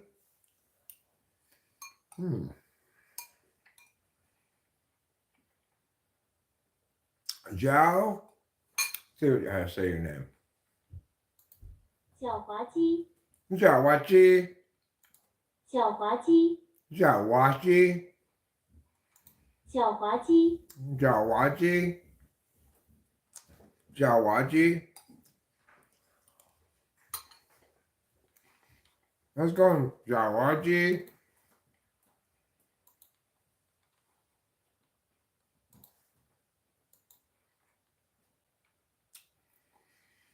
I've never had an ayahuasca trip. I have smoked DMT before.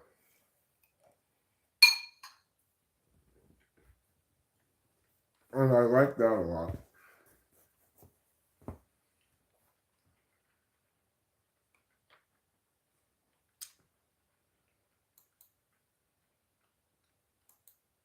Jawaji.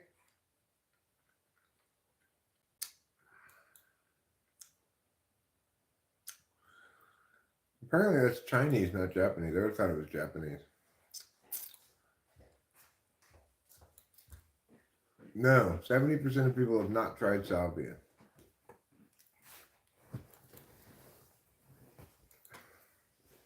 Kawaki, Shawaji. Kawaki.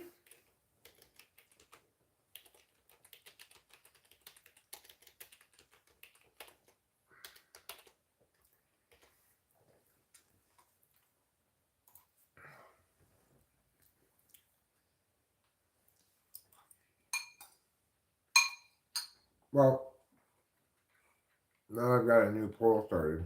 We will once again be watching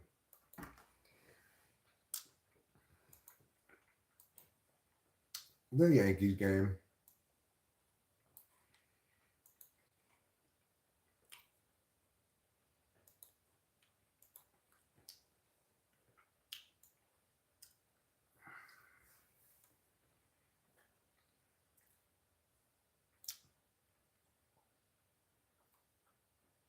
In pictographic languages, the symbols look like the word. Like the tree or symbol for the word and symbol for tree. The symbol for tree looks like a tree. Hmm.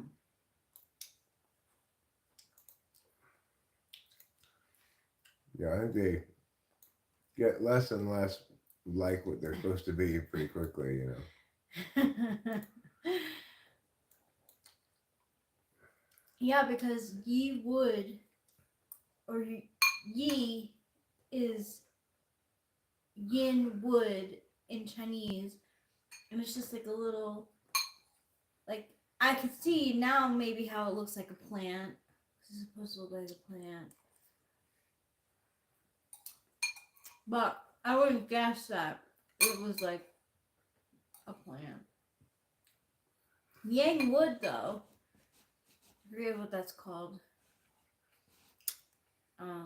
Does look like a tree.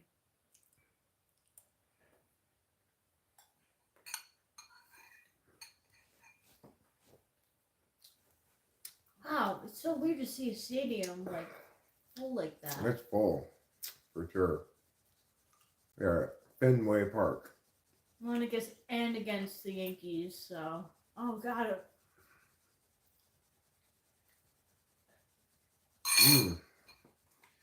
Let's see what it says.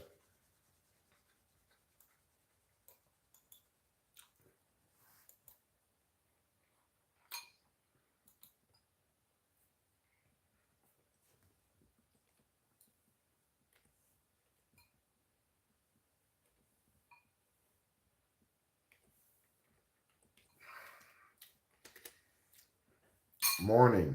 I was saying morning, old man. Morning to you. Don't they know that you're like the youngest man, basically, to live? I mean, You are a baby.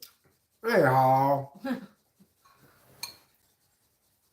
Dry, all.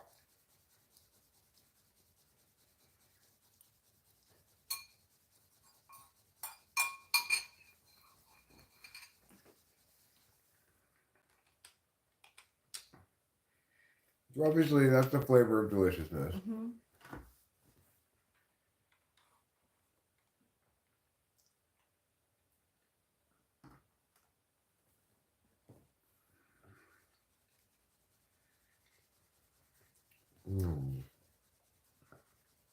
My aunt had double, and now is doing great.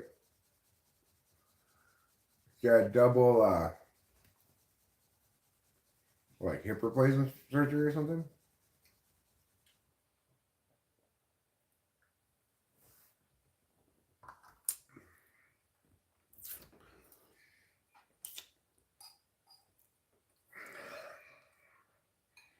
Hi, Luigi.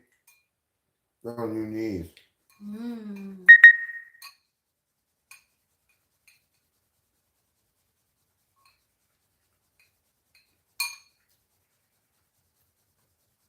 My mom is Princess Peach. Whoa.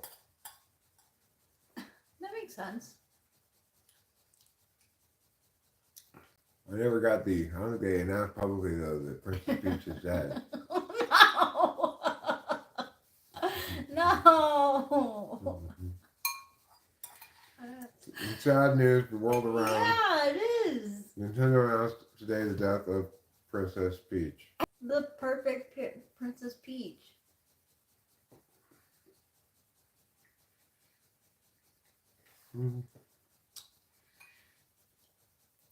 Well, there are different forms of DMT as well, hey Bob. And some of them may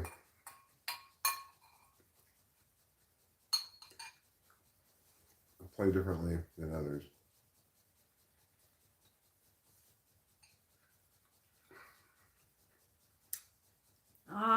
She played tennis and fucked up the knees, succeeding in tennis. That's like my aunt and her like arms now and shoulders. They're like messed up from playing tennis.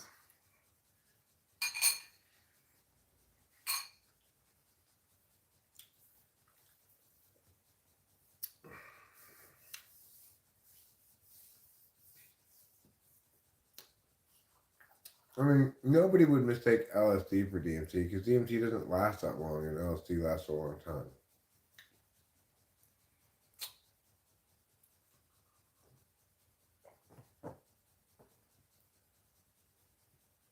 That's pretty incredible, simple girl, that your mom worked her butt off ranching and mining coal.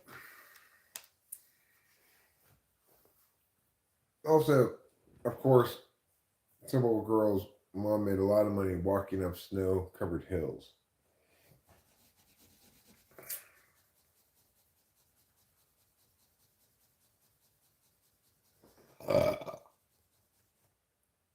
It can be pretty intense. I also have some shrooms. I'm gonna wrap this up and lay down because. You do you, darling. You do you. Hey, I also want to give you a kiss if it's okay. Mm-hmm. I love you. I look like Indiana Jones at a Johnny concert. I look like Indiana Johnny.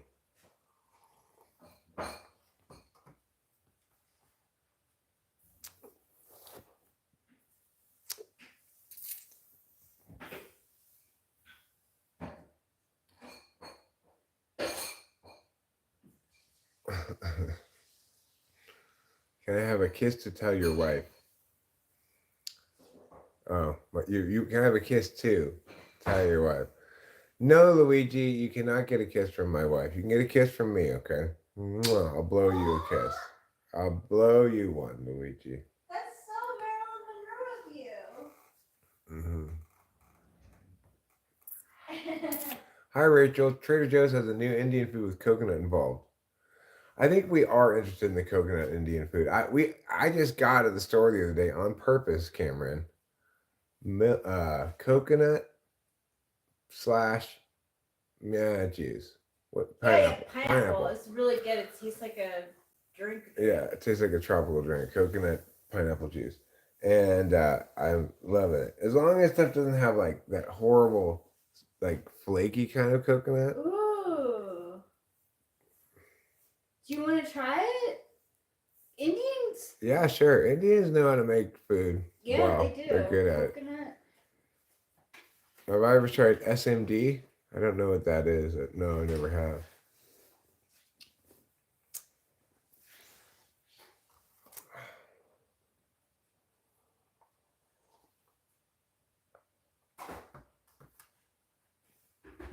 Oh, he barely made it in there safe.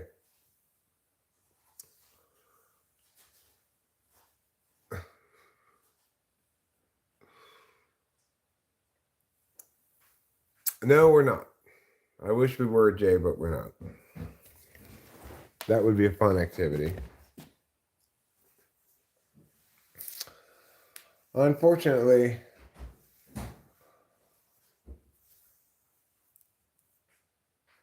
that guy should have just caught it. Oh. Why did the teams that we root for? No, I mean, I'm glad that they didn't catch it, but I think if they had caught it, it would have been a home run. That's why they didn't catch it. He's saying, no, don't catch it.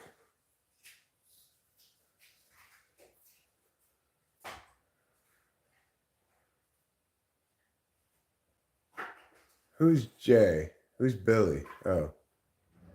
Can we sing karaoke? I don't think we're going to be singing any karaoke tonight.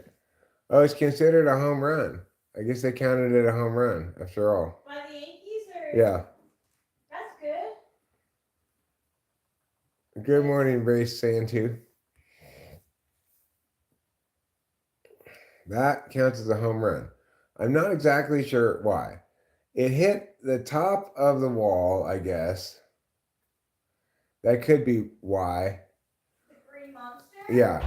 Or it could be because the Italians faking injuries won earlier. I'm not I'm not against playing something, but Rachel is waiting for her let's say, the stool softener to take effect. Yeah, it really is. So she's feeling a little uncomfortable at the moment. She's not probably in the mood to do any singing.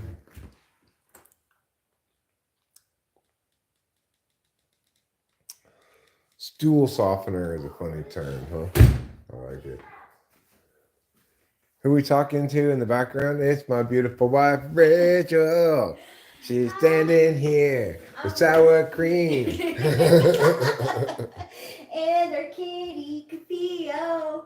There she is. Well, like, I should have warned you when we got together that, like, I make weird noises when it comes to pets. I've already figured every time I hear these noises, that's exactly what's going on. So. Is it okay? Of course, darling. Of course. Thank you, Jay, for loving the hat. I love it as well. It was a gift for my birthday that I got from Winston's mom. Oh, it's reading rainbow. That's Rachel talking to the cat.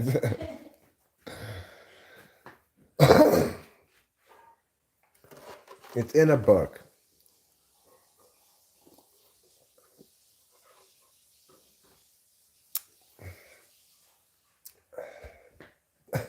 No, my wife is not single. Yes, she's sexy AF. That's just one of those things the world has to deal with. She's 39 years old, okay? She looks younger than that. I know.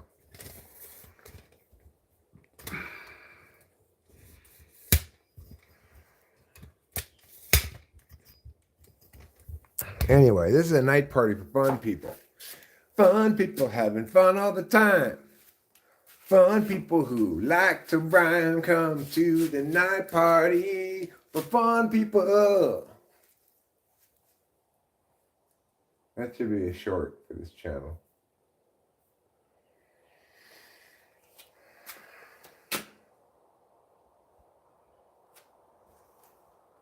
Doesn't she look good? She looks fantastic.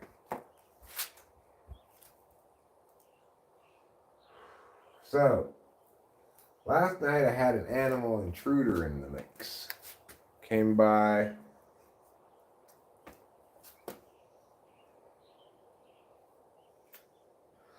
I really need to go get a full trash can that's been sitting over at the other house for a long time now. Hopefully the animals didn't get into it.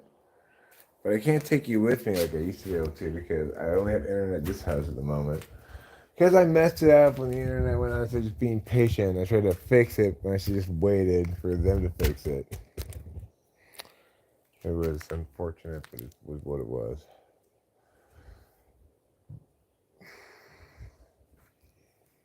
Now I'm left with singing this song. Horrible, horrible Eric.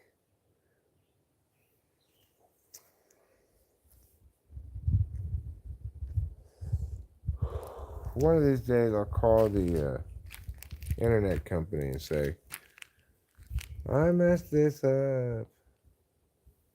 But you know what? If we're just going to start renting it real soon anyway, then might as well. Might as well.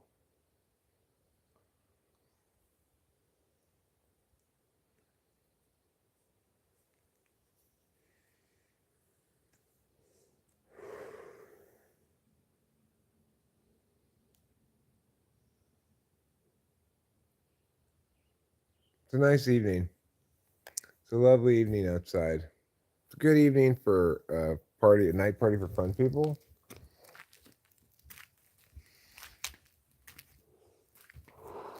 But it's not night yet, so we're still in the pre-party part, right? We're in the evening part of night party. This oak tree's coming in nicely, right here.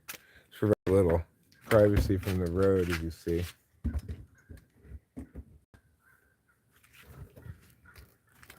The gully is just looking like alive with pleasure. Yeah, the raccoon, I think. So I'm thinking about maybe moving the trash cans into the garage for tonight. and take them out in the morning. Put them back in the garage tomorrow night. Take them out Monday morning early to prevent that from happening.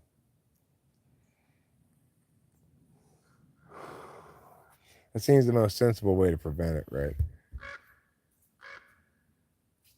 You probably can't hear it right now, but... Johnny responded to your Instagram. Did he? Yeah. What? He said, "Let's go!" with exclamation point. Awesome. Awesome. That's so wonderful to hear. It is, isn't it? Yeah. You know, because like some like even just influencers, they're not even like musicians don't respond to.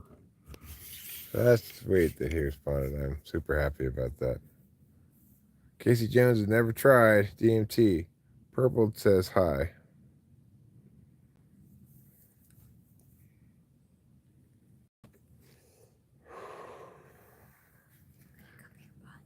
Of course, bun Oh cupper. my goodness.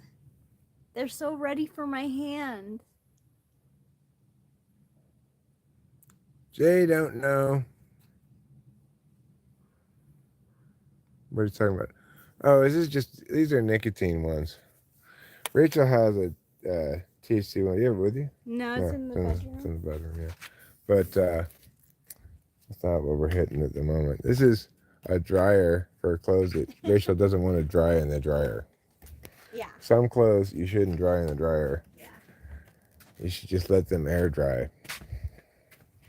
Now, collectively, because we're all fun people, we're going to make a fun wish, okay? When you blow on a giant dandelion, you get to make a giant wish. So, let's pick a giant dandelion.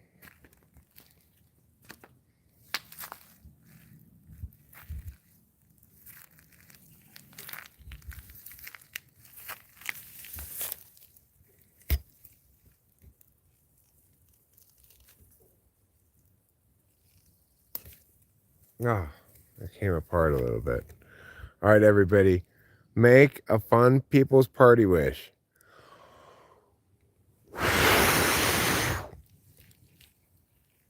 Look how beautiful.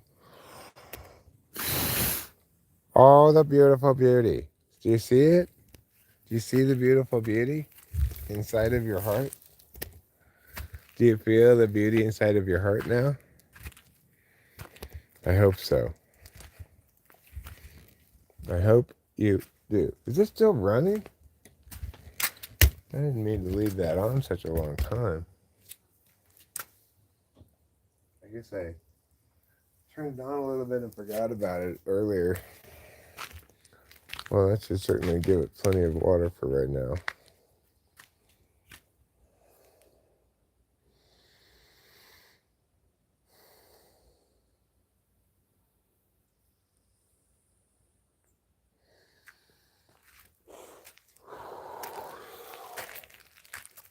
All right, cool.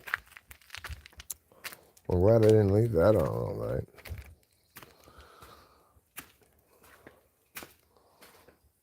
Let's go back inside where we are protected from bugs. The birds probably like to eat the bugs. They also eat the sunflower seeds that I put outside for them. Smells good in here. It smells like somebody's been cooking chicken and rice. It smells like somebody's been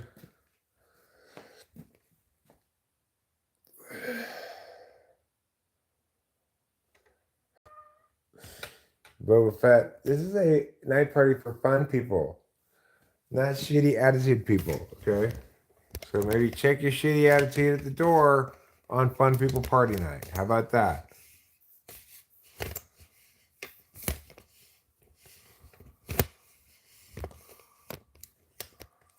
How about that?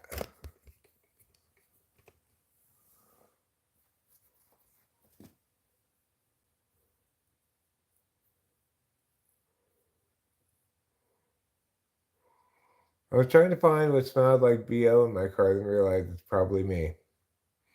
Sometimes it can be the residual smell of marijuana smokes. It can smell a little stinky sometimes.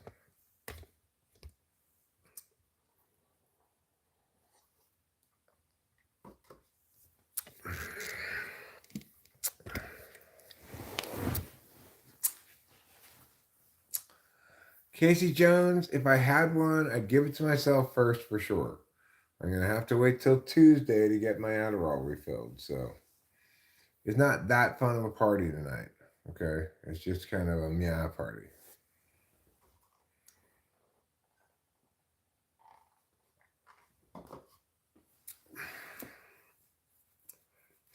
You can snort them, but there's absolutely no reason to.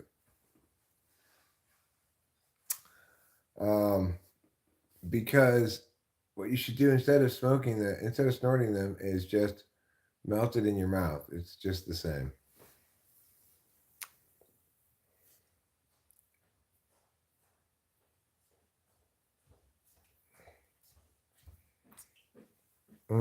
Well, see, that person that you're talking about, they know how to be a fun person for. No, that would be called. I forget what it's called. They do have prescription meth, but I forget what it's called. Like desoxin or something like that.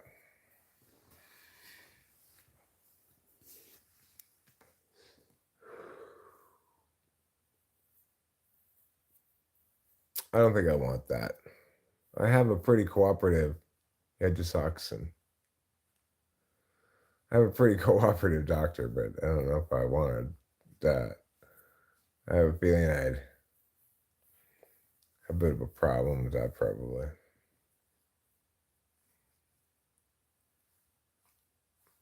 I mean, I think Trans Am people need to get their Corvette in action, is what I think. They've got the wrong muscle car. What dose am I on of Adderall?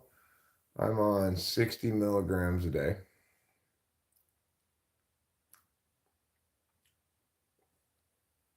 But right now I'm not on any of it, right? So it's like I go through my bottle for a month. So I get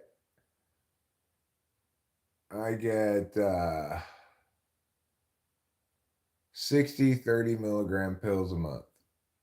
He's out. He's out. Oh my god, instant.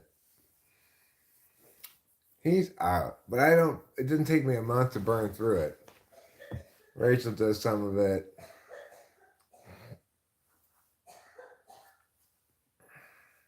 Hopefully this month it'll last a little longer than did last month. I think he is out. His foot comes up off of the bag.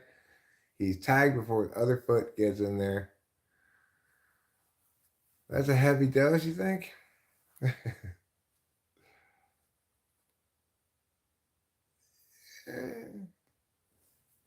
I just got it double. They used to be on 30 milligrams a day.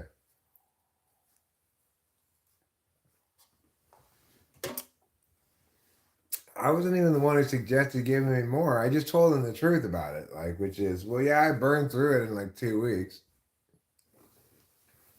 So, well, maybe you should have more. And I'm like, maybe I should. Let's try it out. I prefer having twice as much for sure.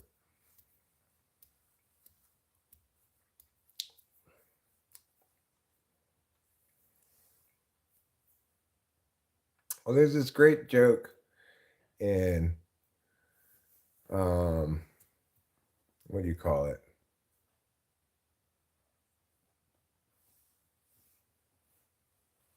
Rick and Morty, where Rick says, "I can't tell if I'm taking too much Adderall or if I need to take more Adderall." No, I mean that's the thing, Simple Girl 357. I absolutely do not. This doctor is a hero who saved Rachel when she desperately needed a psychiatrist to prescribe her exactly the right combination of drugs, which, bam, cured her like a ham for Christmas. Um, I was already getting prescribed it by a different doctor, but I felt guilty because I just thought I like never went and saw that doctor. I just called him to refill my prescription. So I switched to the same doctor that Rachel had, and I just said I want the same prescription that I was getting before. He recommended I double it. I wish I had a candy man for a doctor. Well, he's great. I mean, I love him.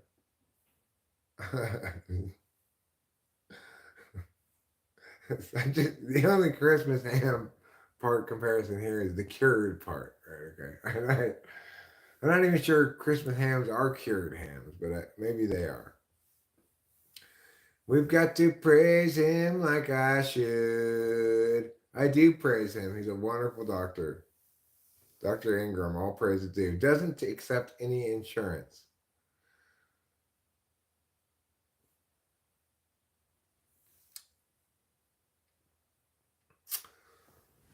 Rachel would like to get prescribed ketamine. If she can, then the answer to that question is yes. I don't know if he's that wonderful or not. Ba-da-ba-ba-ba-ba. William makes the ham joke. William brings in the ham joke. Appreciate that, William. Fine work on your part there. Boston. That's a big fish.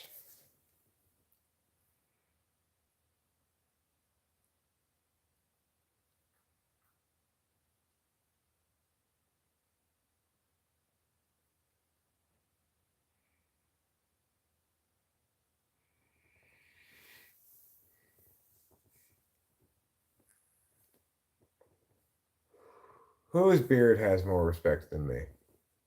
My beard has more respect than somebody else's, or somebody else's beard has more respect than me? I don't necessarily have a lot of respect, but I do have a beard.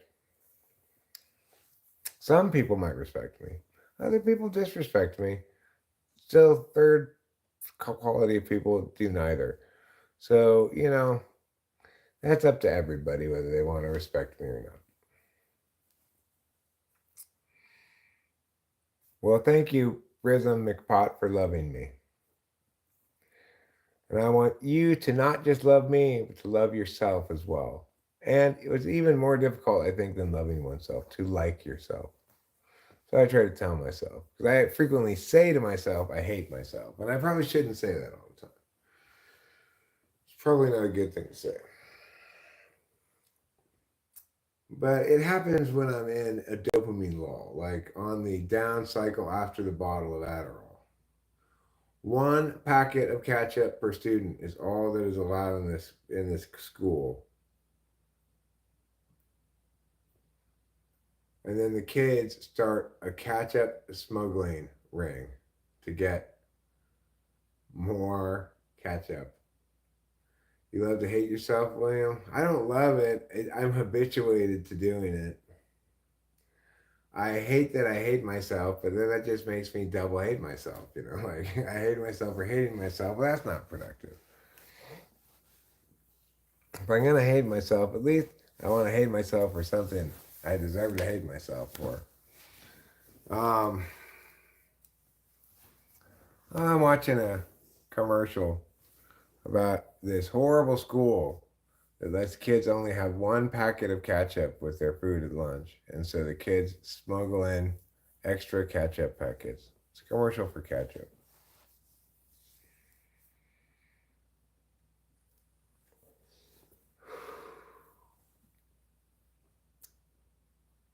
Like anybody needs to have a commercial for ketchup.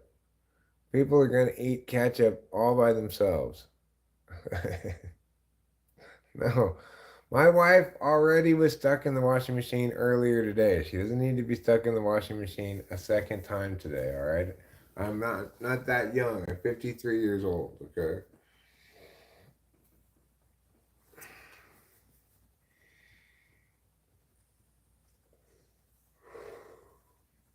I can only get her unstuck from the washing machine at most one time a day.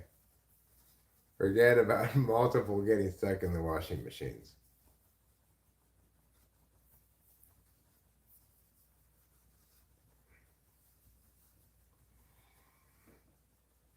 Ha ha ha ha ha ha ja ja ja ja ja ja ja ja ha ha ha ha ha.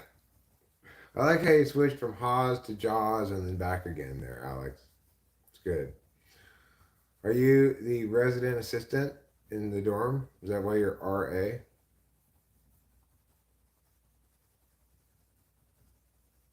Our kids actually did that when the school stopped selling junk food and sodas. Students began to sell them instead, making little entrepreneurs. That's good. That's what schools should do. They should just like let the kids do their own entrepreneurs.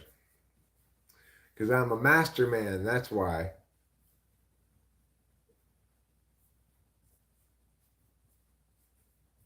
RAs.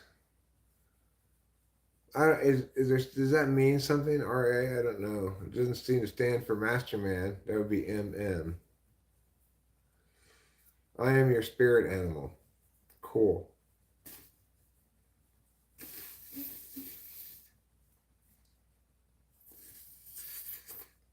Good for me.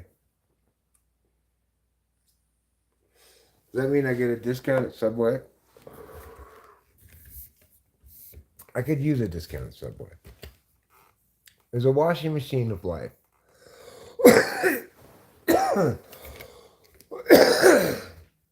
In some sense, oh, I see. Haws, jaws, and raws.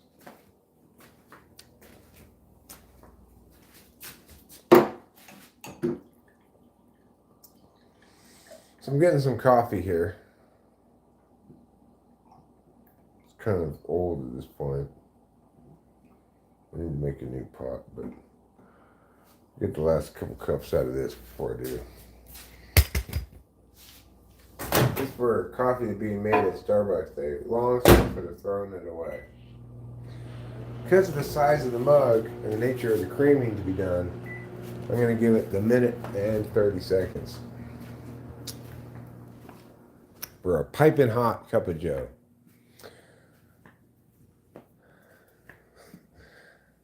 Acacia already has a washing machine unsticker, okay? She already has a man to unstick her when she gets stuck in a washing machine. I know because she and her washing machine unsticking man have come and visited us, stayed at our other house. I'm sure she got stuck in the washing machine there plenty of times. I wasn't there to witness it, obviously, but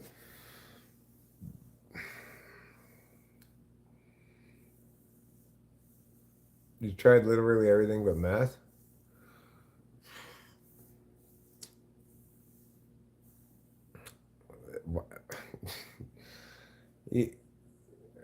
It should be the other way around. I've only tried meth, but not anything else.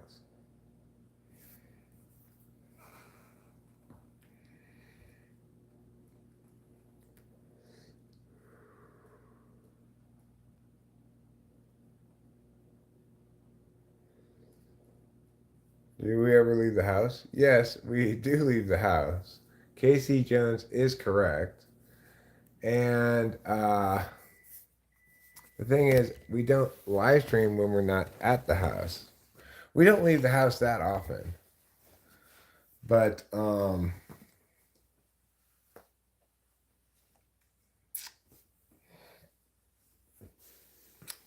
we live stream, we're pretty much always home because that's where the Wi-Fi is.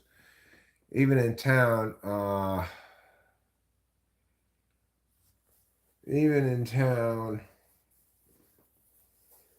we have spotty enough bars that it makes streaming iffy. I can't stream, for example, from the Grove, where the open mic is. We have to record and upload it later. I've done pretty much everything, Alex. I haven't done Fenty. Fortunately, I missed that one. I don't like, but I have tried various opioids. I don't really like downers.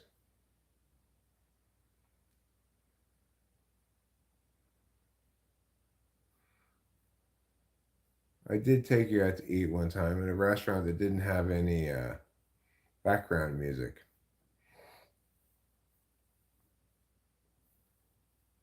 I'm a furry. Do you support me? Well, you said you're a fury, is the thing.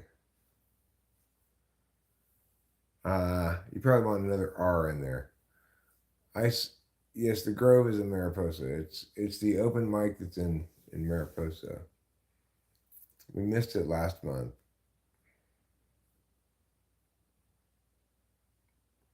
If you're a fury, then I have a little bit less hope.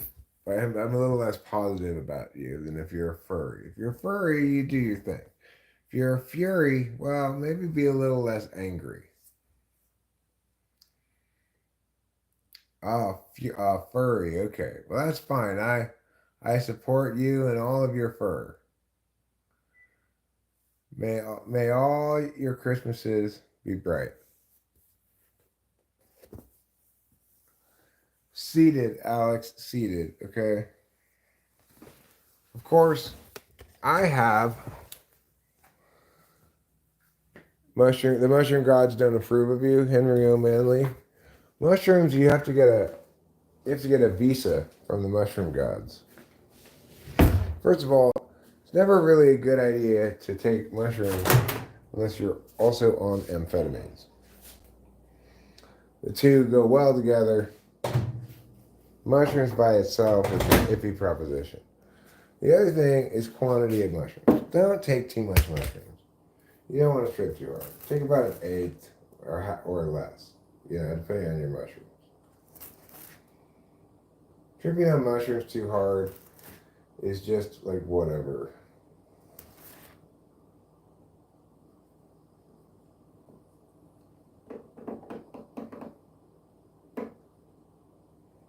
You will puke if you eat too many of them. If you do it just right and the mushroom gods approve of your timing, that's the whole thing. You also have to have, it's got to be the right time in your life. There's got to be a lot of things that have to go in play for your mushroom trip to go the way you want it to.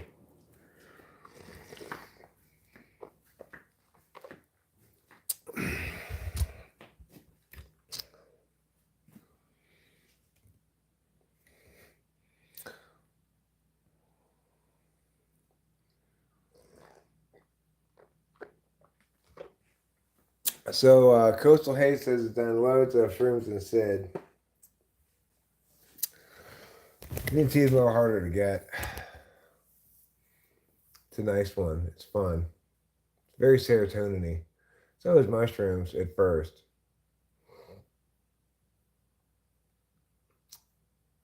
This is probably why every single one of my streams seems to be yellow $sign.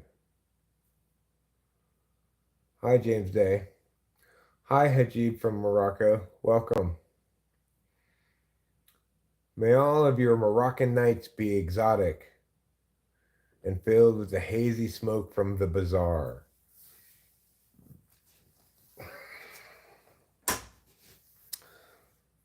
That's the way of the exotic Moroccan coast, the North African coast of Morocco. Come, hide away here with me in Morocco, away from your European chasers. And then the spy hides out in Morocco while Interpol looks around the rest of Europe for him, never thinking, of course, to look in Morocco. That's how it is in Morocco in the movies.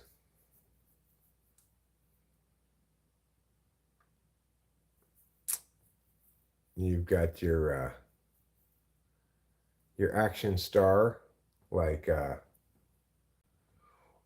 don't know, maybe you're Brad Pitt, and he's playing the spy, and he has to get out of Oslo real quick, and he takes a train somewhere and then a boat across the Mediterranean Sea to Morocco,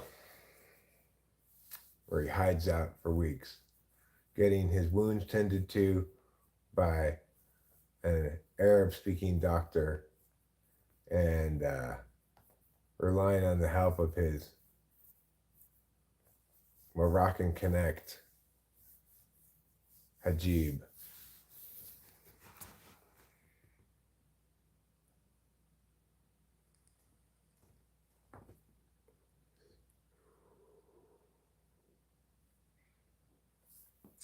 Right about now, Funk Soul Brother. Check it out now, Funk Soul Brother.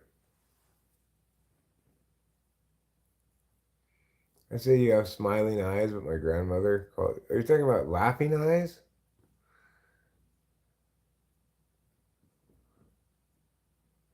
Is Casablanca in Morocco? Did it hit the gritty yet? I've been hitting some gritty. I drank a glass of gritty myself a little while ago.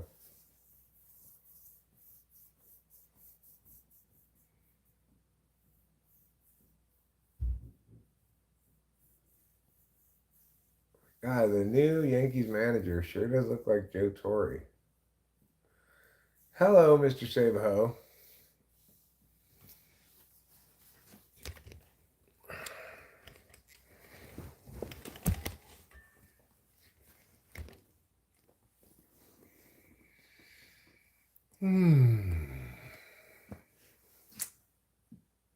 So, with 2 outs in the top of the eighth, the New York Yankees have closed the gap to 6-4. He really does. He looks so much like Joe Torre. I do have this hat on. My shirt also has this hat on, or something similar.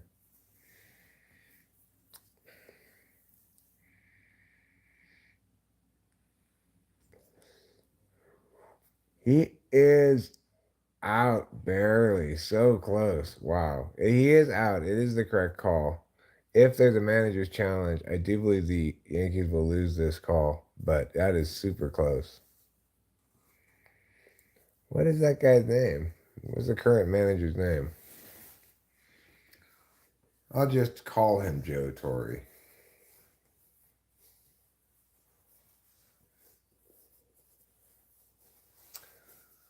Wow, nihilist schmealist. That's what I say about him.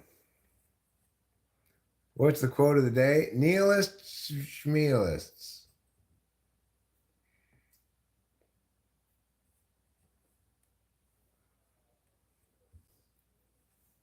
That's what I say.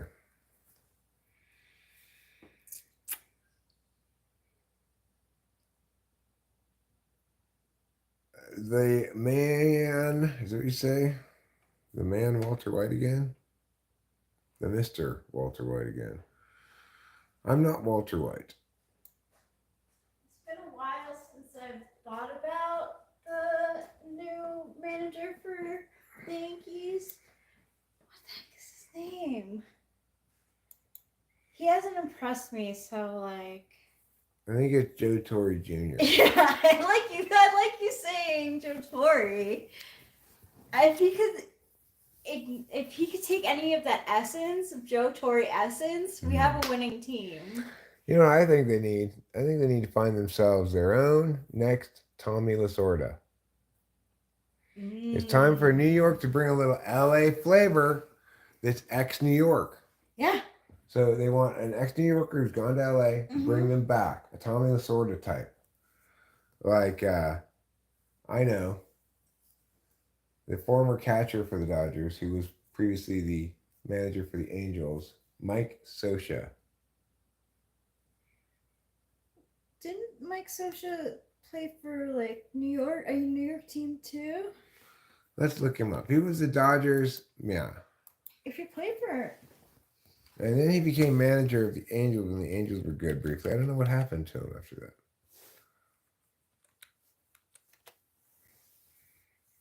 He's 65 years old.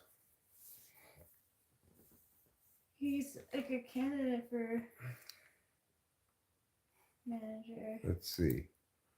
Mike Scioscia, nicknamed Soch and El Jefe, is a former manager.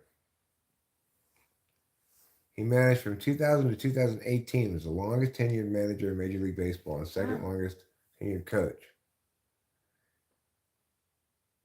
At the time of his retirement. He could come back. He's only 65. Yeah, he's only 65. He left the game 6 years ago. There's plenty of time to take a break. It'd be good for... The Yankees bring him in. Yeah. He's got Tommy Lasorda legacy. Like, Tommy Lasorda was his coach. I think he lives close by. He lives in Upper Darby Township, Pennsylvania. Cool. That isn't far. That's not too far from New York. No. Does he get excited? Is he an excitable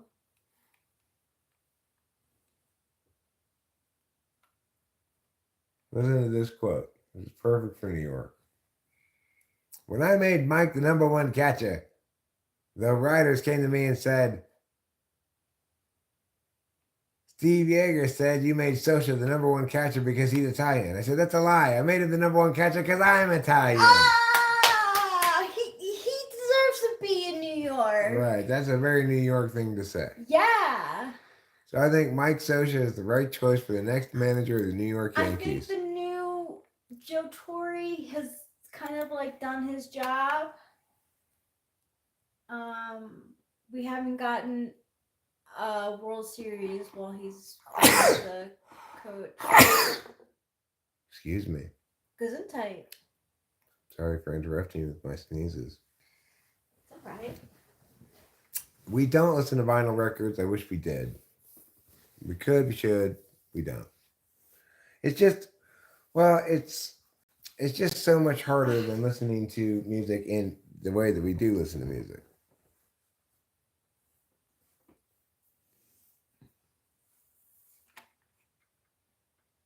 I'd like to take it myself again, yes. As many as 10 people were shot at a splash pad in Rochester. Cat. Jeez. Where's Rochester Hills? Is that New York? Rochester isn't, well, it's a basic name, probably.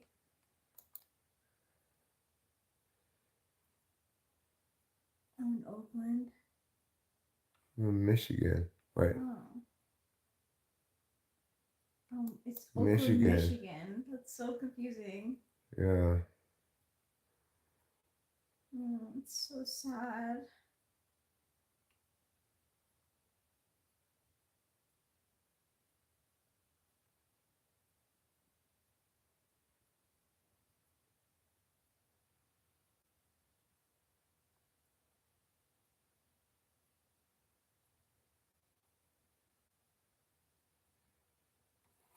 Well,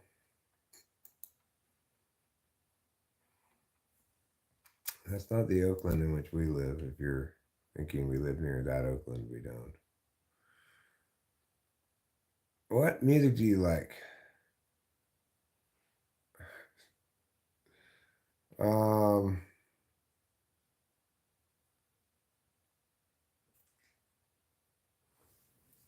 Well, right now, I'm having to transition like gears so fast. It's crazy.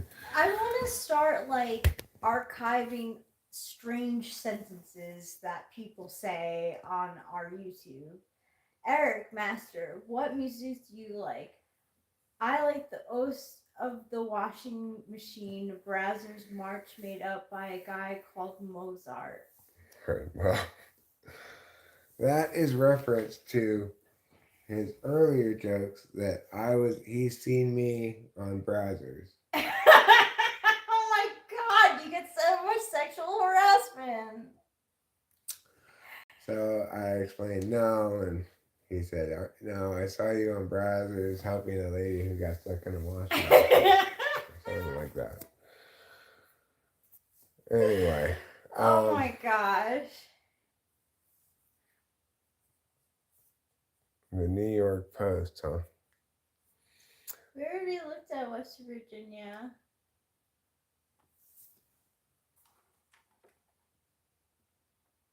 I'm curious about this article, though.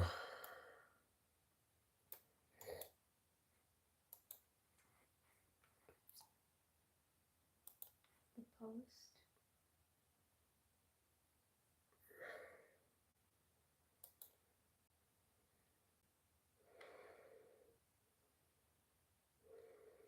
Well, remember, we already eliminated that as astrologically incompatible. So there's no point looking at West Virginia, right? We do have another place that was mentioned today by you. Yeah, I saw it. I saw the article, but then I remembered there's no point in us reading it because why? It definitely was not me. Oh yeah, I suffer from ligma all the time, Alex. All right, it's one of the symptoms of failing to pay my phantom tax in Ohio.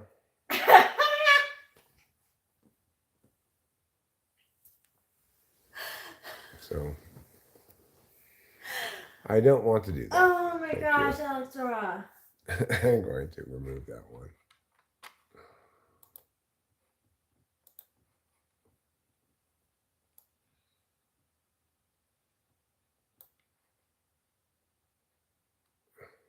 Is Hillman, Michigan in Oakland County?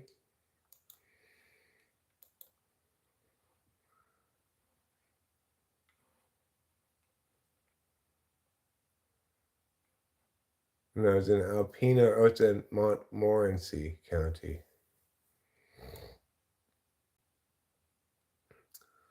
Let's look up Montmorency County.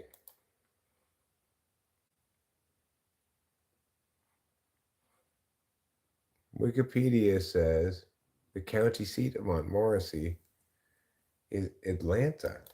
So weird. Nope, not Atlanta, Georgia. Just like it's not Oakland, California. Oh.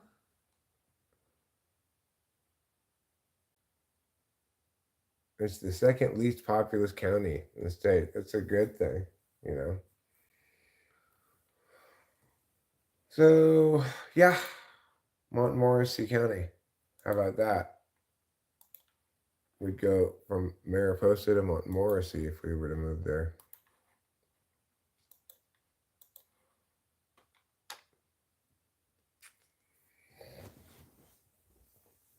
Oakland County is a Detroit suburb. Okay, I'll do it, Acacia. I'll take pictures. No, Keisha, the exact sentence was, I, sperms for blood is death the way to lean.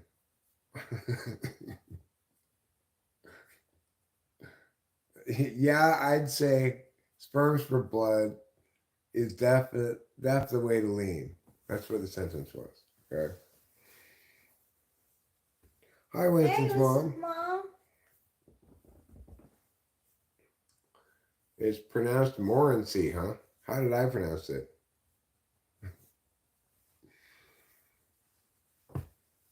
Yeah.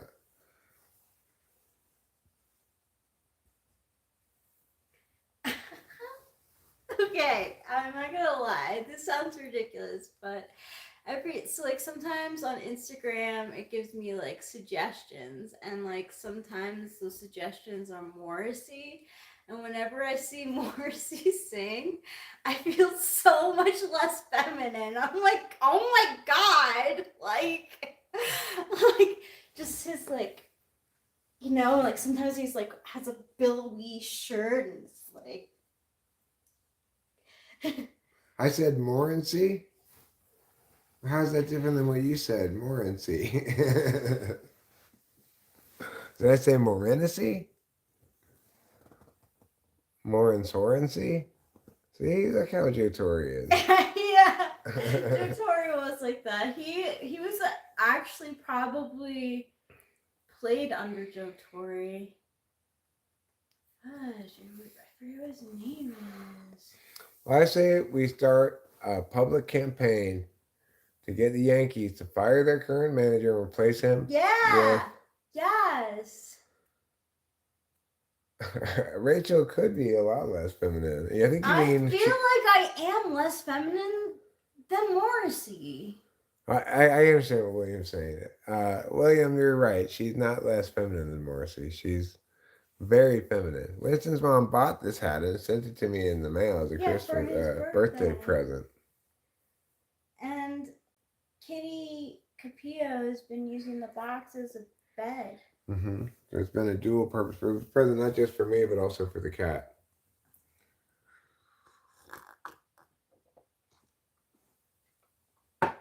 I could be a little more feminine. I don't know. If I wanted to, if I tried, I could be a little more feminine. I could say, "Hey, you look so cute in that shirt today." Yeah, that is feminine. That's something that girls would do. I do. Guys don't normally say that to each other. I like to comment women when I see something that I would if it's in my head, I'm always like, why keep it in my head? Why not tell a person that? It'd be funny if guys did that to each other, though. Hey, Bob. You look really cute in that hat today.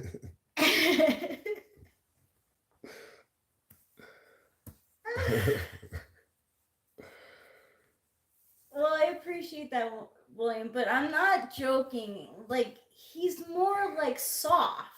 Like, Cause now more he knows how Joan of Arc felt. Oh, yes, exactly. Arc felt. Oh. Big Mouth strikes again. No,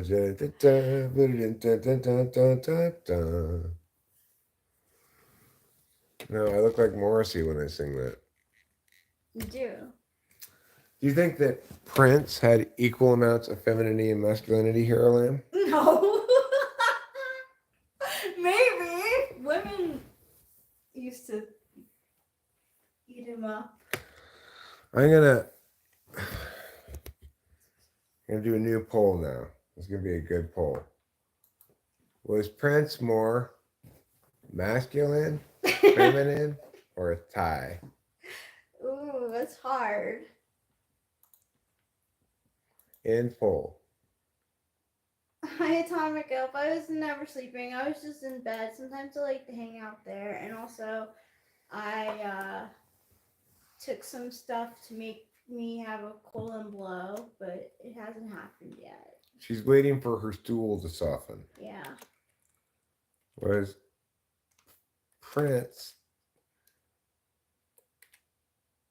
Prince's energy more, or was Prince's essence. Was Prince more? Prince was more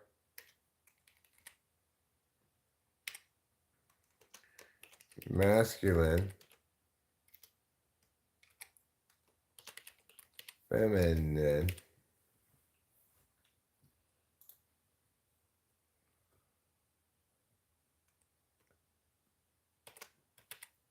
tie.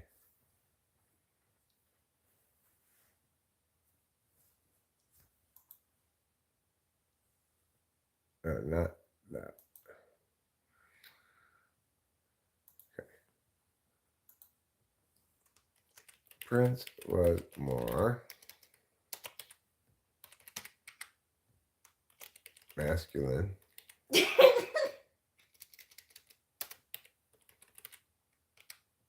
Feminine.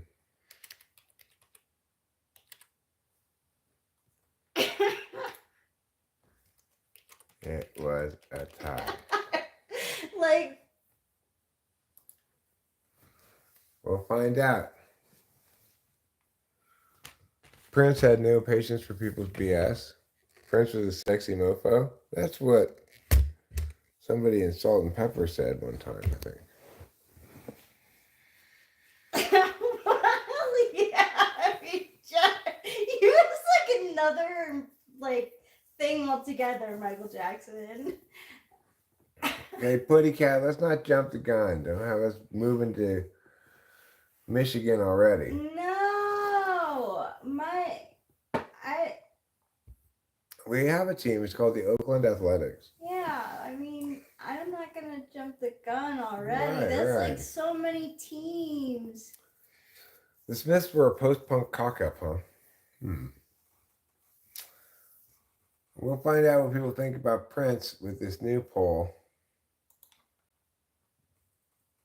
So far, masculine and it's a tie. Are tied.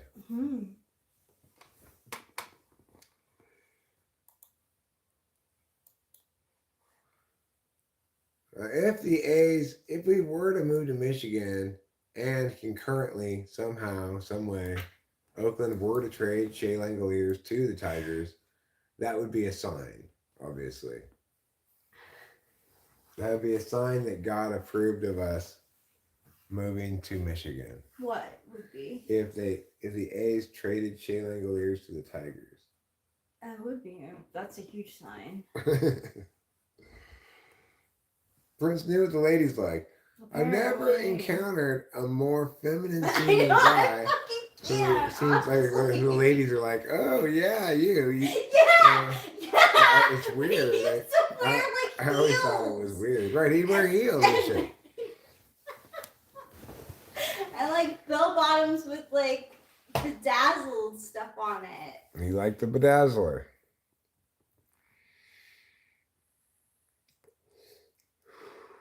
Remember when he was the artist formerly known as Prince? Mm-hmm. Yeah, well. I mean, I guess you can understand how he's sexy when you listen to Darling Nikki. Yeah. Sure, Darling Nikki is a sexy song. I'll tell you what's not a sexy If he song. complimented me on my little red bride, I'd be like, oh, thank you.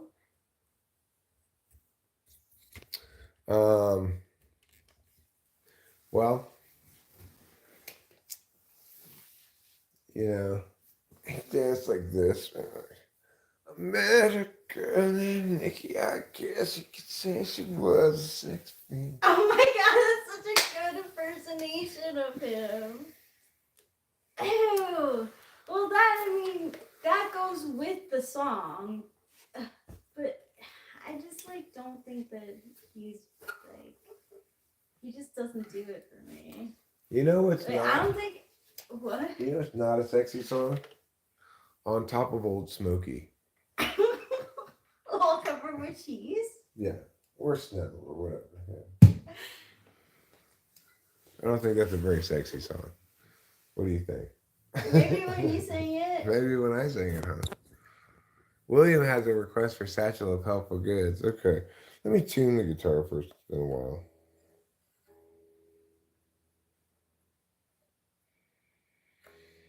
I don't know. I think I know Erotic City very well, Pretty Cow. I'll have to check it out. If it was on top of Old Smoky, it would imply it was a masculine power top.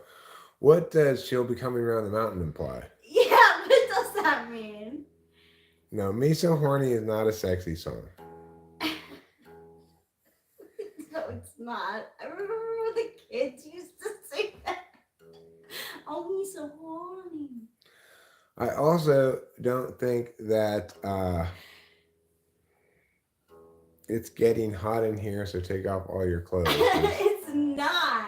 It's a particularly sexy I song. hated when I was a camp counselor and that song would come on the radio with the kids in the background. I'd be like, oh my gosh. They'd all dance and sing to it.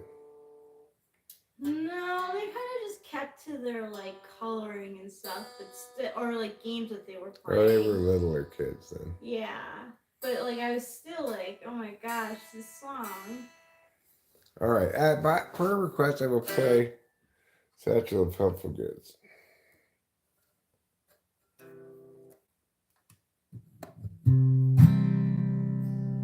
No, they're not sexy. Okay, thank you, Chanel, for clarifying. It means she's having an affair with Halford Bjornsson. Who's Halford Bjornsson?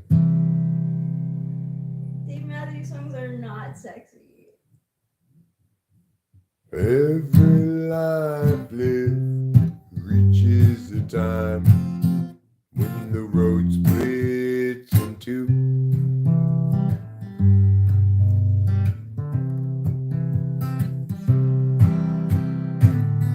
There are times, dark times, times of despair,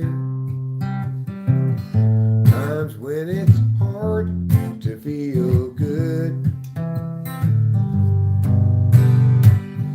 That's when I look for my sack full of solvency and that satchel of helpful goods. Satchel of helpful goods. Satchel of helpful goods. Satchel of helpful goods. Every life lived reaches a time when the road comes to an end.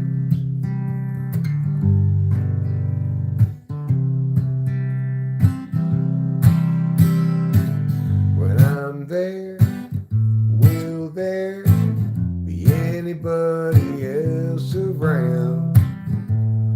Will I travel all alone? That's when I look for my sack full of solvency and a satchel down at the bones. And that satchel filled up with home. Blinker of helpful goods, a blinker of helpful goods, a blinker from helpful goods. Hit your bait until it blinks, that'll surely make you think. That's why this song's about blinkers. I apologize for your laughing. No, you're I was fine, thinking darling. of Julie. You're thinking of Julie? Yeah, you know Julie from those. Oh yeah, she's funny. She made me laugh. I don't know, Dear Pines.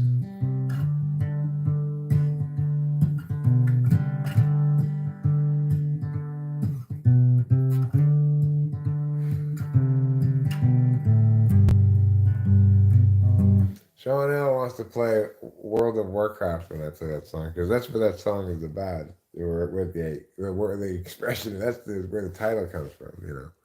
Oh yeah. Putty Cat requested Rachel sing a song with me.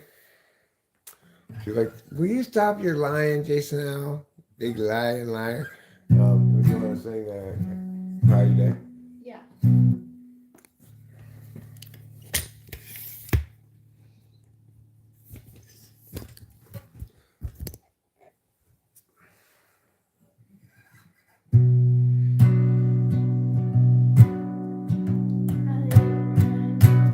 It's a very cloudy day in Los Angeles,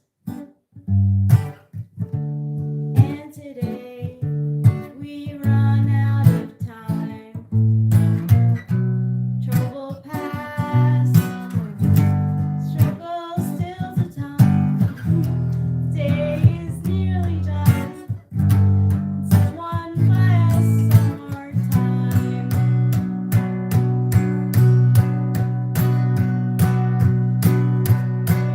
Cloudy day in Los Angeles. Cloudy day in LA. I'm no sort of evangelist, but I have something to say. Life can strangely be forgiving to those who stay awake all night. And mostly, most to say to give in.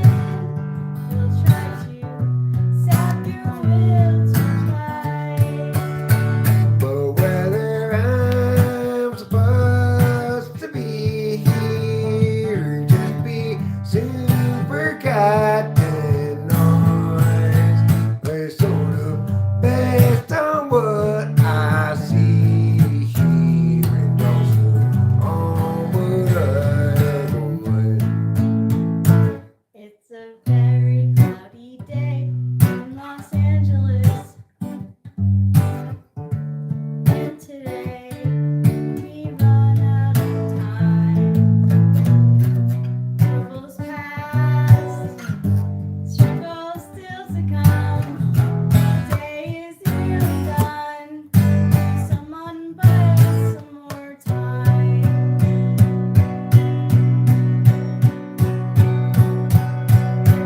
Cloudy day in Los Angeles.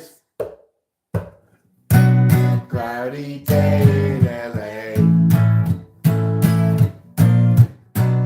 I'm no sort of evangelist, but I have something to say. Something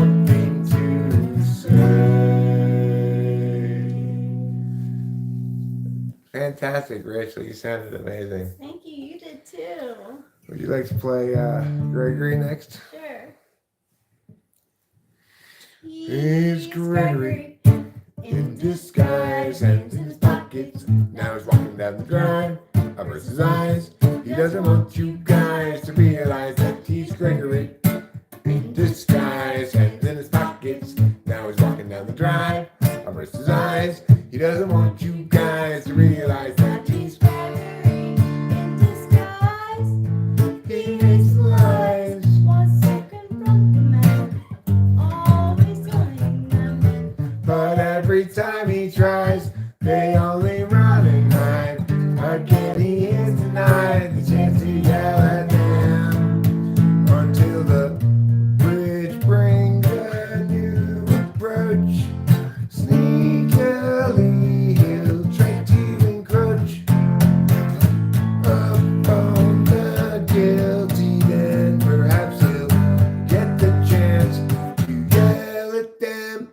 He's Gregory in disguise, hands in his pockets. Now he's walking down the drive, covers his eyes. He doesn't want you guys to realize that he's Gregory in disguise, hands in his pockets. Now he's walking down the drive, covers his eyes.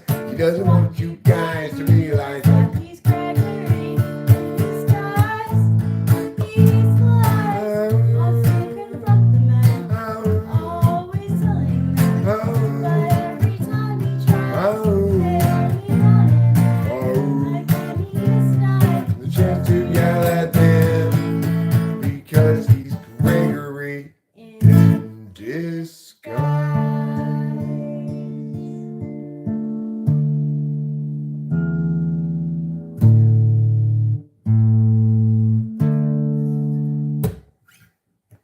Hi, Stephanie Malay.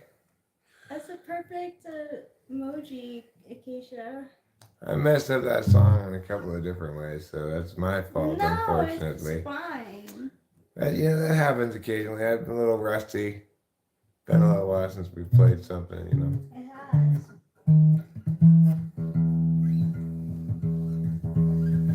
Thanks, Simple Girl. Thanks, Big Dog.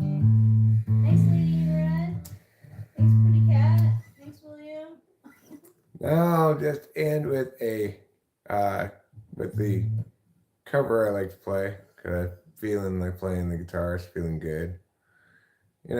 I'm feeling good and happy with life, even though I don't have any amphetamine. So I'm not feeling really supercharged up, but I'm feeling fine. Been good enough to play the guitar. So let's play a cover song before we put this away. Hey, Maria's Zebra 73. Well, you might call me a rambling man, 'cause I do a lot of thumbing and a kicking games, but it won't do an answer good to call me names. My daddy was a Willie Woodrow. I wasn't born and raised in no ghetto, just a white boy looking for a place to do my thing. You might call me a good timer. I'm gonna find me a wealthy woman in a line of work. Don't take no diploma. I ain't got much to lose, but lots to gain. You might call me a good time fella, but I ain't no black and I ain't no yellow. Just a white boy looking for a place to do my thing. I don't want no handout living, no want anybody anything they give it up. Proud and mine and got a song to sing.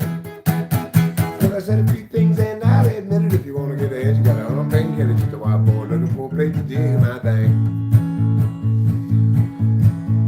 I'm a bold and boy, been around a little, and I like guitar and I like the fiddle, 'cause that's the kind of soul that the fan my flame.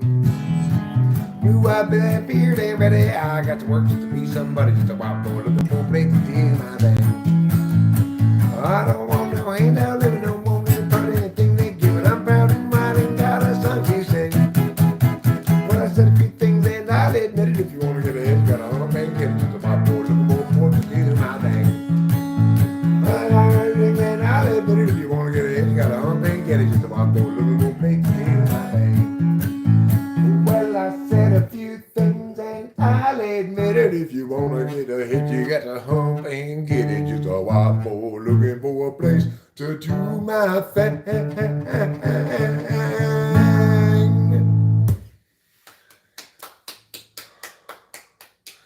Jason Allen, if anybody's a nuisance, it's you. Okay, so Could get we do a Beatles song? sure. Help! Let's sing some Beatles. Yep, not just any Beatles. Which Beatles do you want to sing? I don't know. I don't know. Can you choose that? Yes.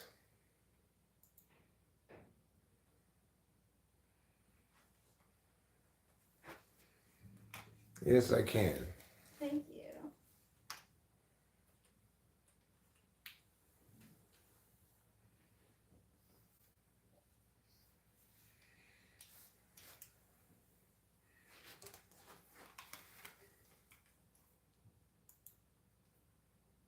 Beatles.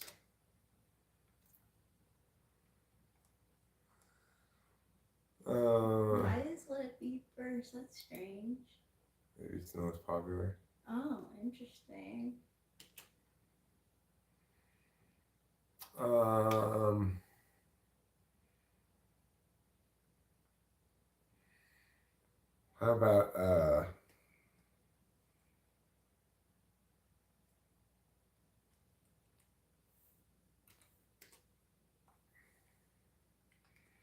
How about this one? Sure.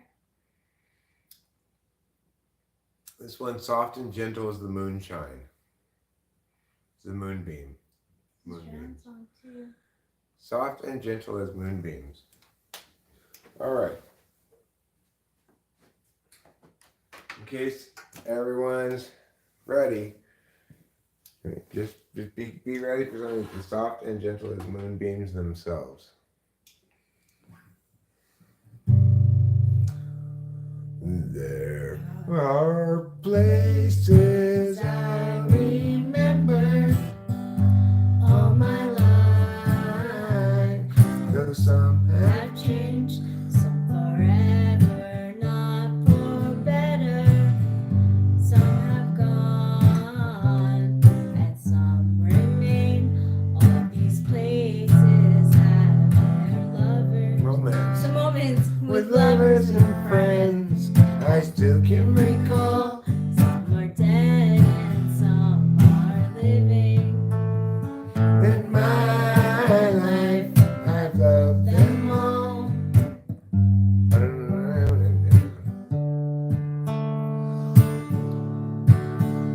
But Of all these friends and lovers, there is no one compares with you.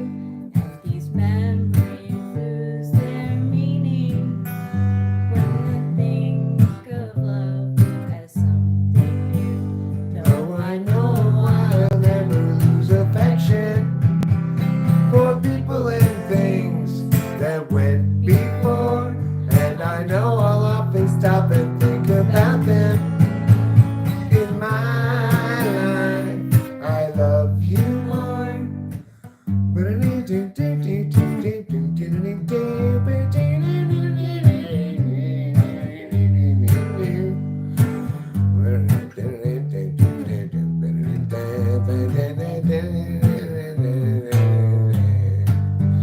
Though I know I'll never lose affection for people and things that went before. I know I'll often stop and think about them. In my life, I love you more. That's a good one. Yeah, it is. It's kind of me and Rachel's song. It is. Okay, I'll do the response. Okay. Okay.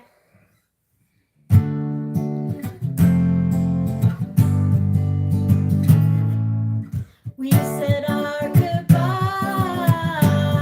The night before. Love was in your eyes. The night before. Now today I find You have changed your mind. Treat me like you did the night before. were you telling lies? The night before. Was I so unwise?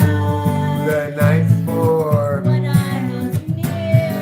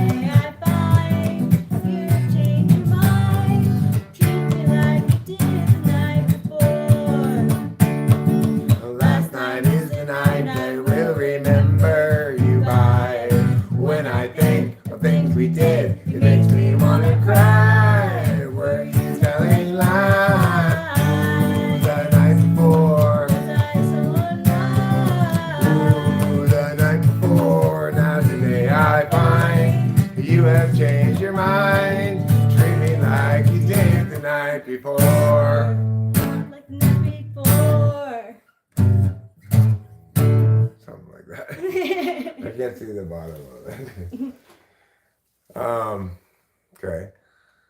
How about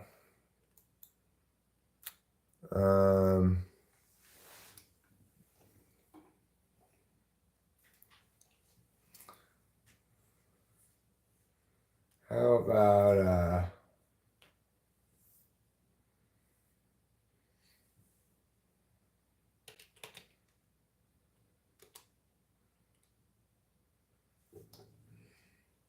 about this one? Yeah.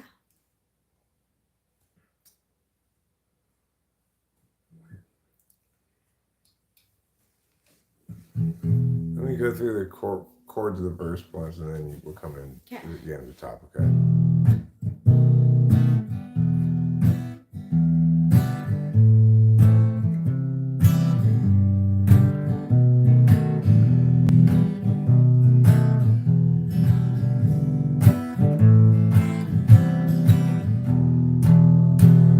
Anybody going to listen to my story all about the girl who came to stay? She's the kind of girl you want so much it makes you sorry. Still you don't regret a single day. Ah, girl,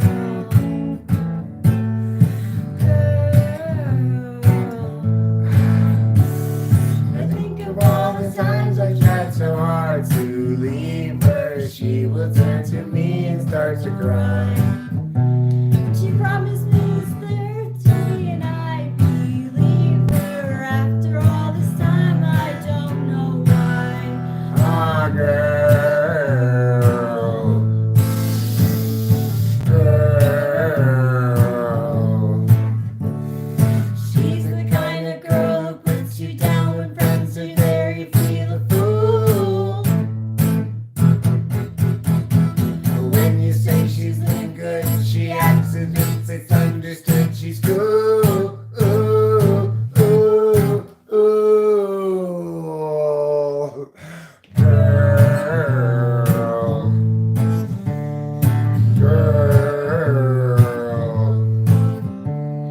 She told when she was young that pain would lead to pleasure. Did she understand it when they said that a man must take his back to earn his day of leisure? Will she still believe it when he said, ah, girl,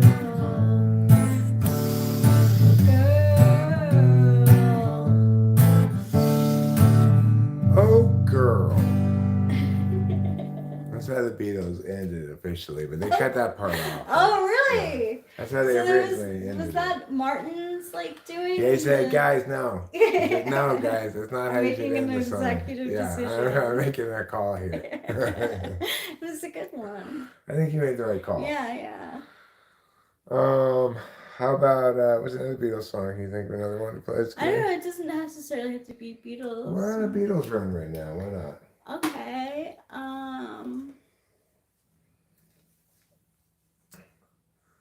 How about that one? I was thinking the word, but That one's kind of tricky. is it? I don't know. I never really tried it. What about Martha? And Martha, my dear, is mostly like piano.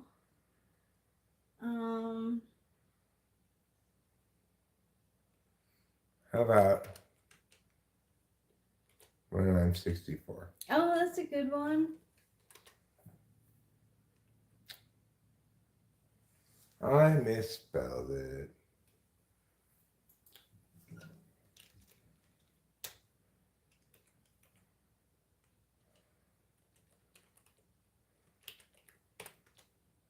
Yeah, that was the Beatles, Casey Jones. It was called Girl by the Beatles.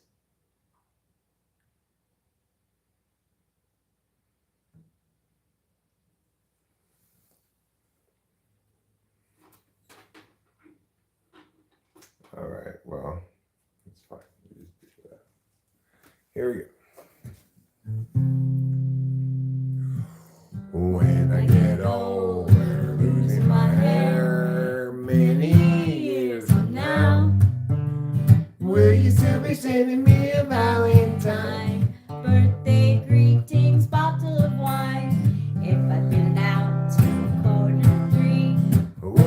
you lock the door? Will you still need me? Will you still feed me when I'm 64?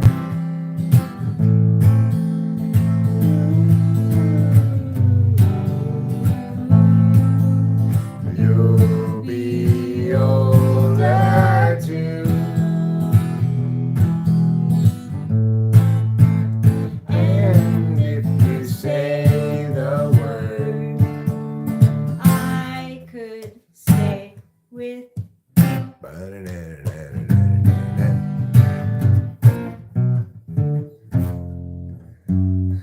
I could pretend be mending a fuse. when your lights are gone. You could knit a sweater by the fireside. Sunday mornings go for a ride. To the garden, digging the weeds. Who could ask for more? Will you still need me? Will you still feed me when I'm 64? Every summer we can rent the cottage in the Isle of Wight. If it's not too dear, we shall scrimp and save.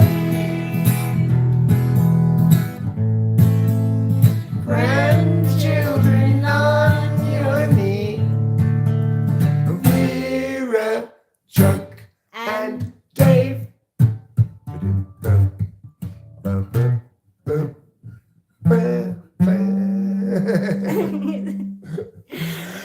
Wait a second. And send me a postcard, drop me a line, stating point of view.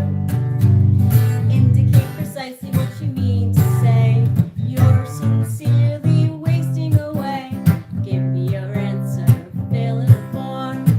My forevermore. Will you still need me? Will you still feed me When I'm 64. I fucked up the That was end. good. That was Good so job, man. good. Thank you, darling. Well sung. That's not an easy song. That is not an easy song. If that is like not easy. No, it's tricky. Okay. But we did it. We pulled it off. Yes, we did. Let's give this one a shot if it'll go.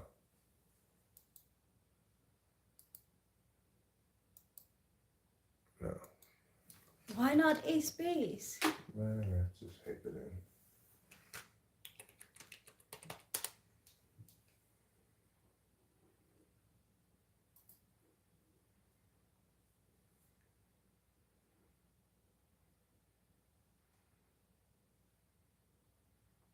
Okay. Let's see, the intro is just an instrumental.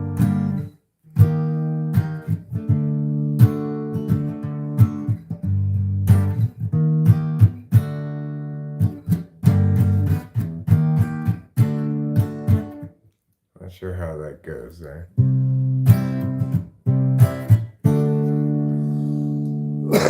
I got a new life. You would hardly recognize me. I'm so glad. How could a person like me care for you? Why do I bother when you're not the one for me?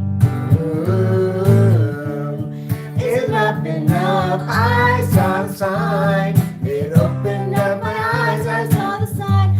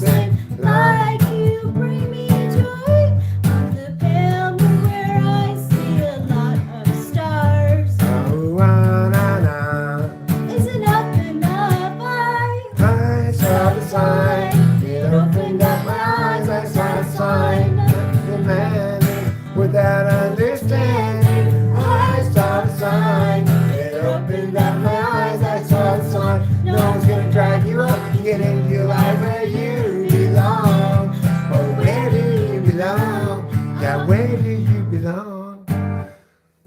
That was another tough pretty one. good. That was fun. That's a fun one. That was so fun. It's surprisingly hard to sing. Yeah, it You is. you have to get up there pretty high to sing that one. Yeah. All right, let's see what else are we going to sing. Is there anybody suggesting things in there we know that we could sing?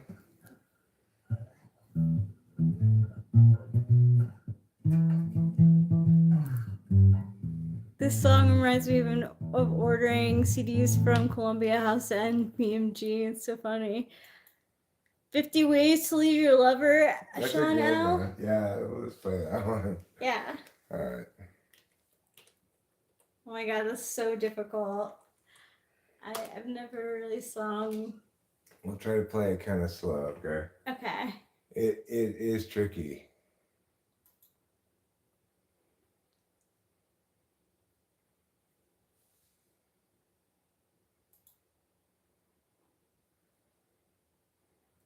Let's see if I remember how it all goes. inside your head, she said to me. Okay.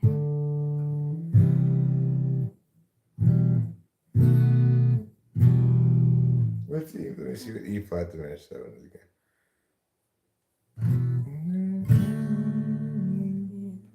If you take it logically,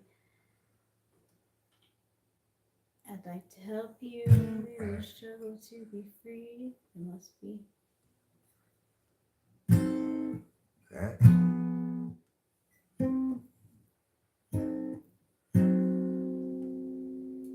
Furthermore, both my meaning won't be lost or misconstrued, but I'll repeat myself at the risk of being crude. Oh man. Okay, that's fine. I can play this actually. This is fine. We just have to play some bass notes. This is fine. The problems all inside your head, she said to me. The answer's easy if you take it logically.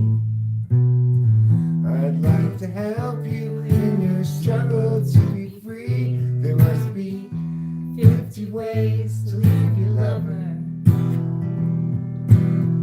She said it's really not my habit to intrude. Furthermore, I hope my meaning won't be lost or misconstrued, but I'll repeat myself. Sorry. But I'll repeat myself at the risk of being crude. There must be 50 ways to leave your lover. Let's try it from the top, okay? Let's try it from the top. Okay. This is a tricky one. It so. is. The problems all inside your head, she said to me. The answer's easy if you take it logically. I'd like to help you with your struggle to be free. There must be 50 ways to leave your lover. She said it's really not my habit to intrude. Furthermore, I hope my meaning won't be lost or misconstrued. but I'll repeat myself. But I'll repeat myself at the risk of being crude. There must be 50 ways to leave your lover. Such a hard song.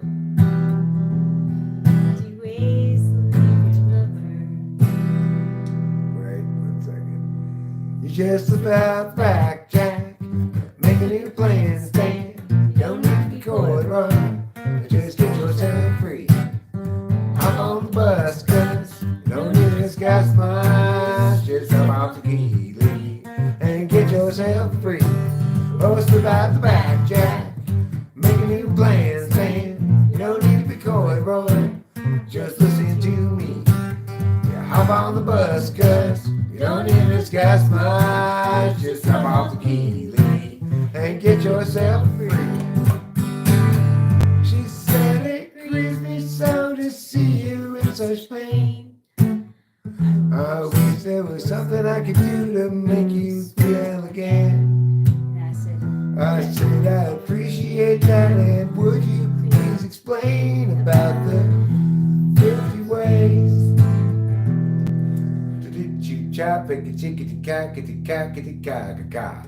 She says, why don't we both just sleep on it tonight? And I believe in the morning you'll begin to see the light.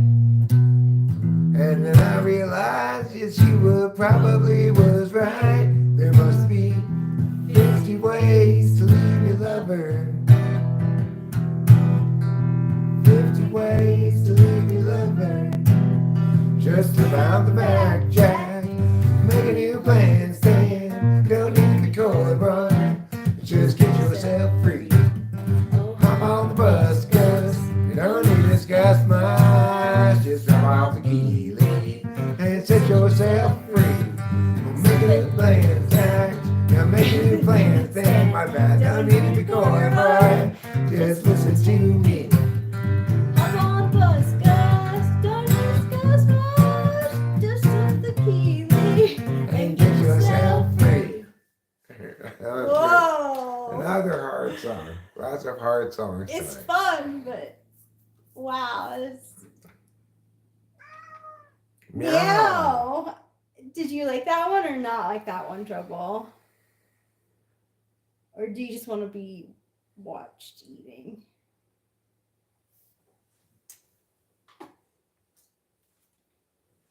How about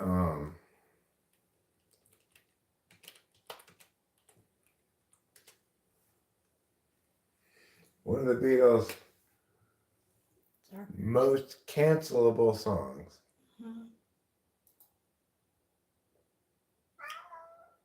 Meow. Oh, meow. Meow.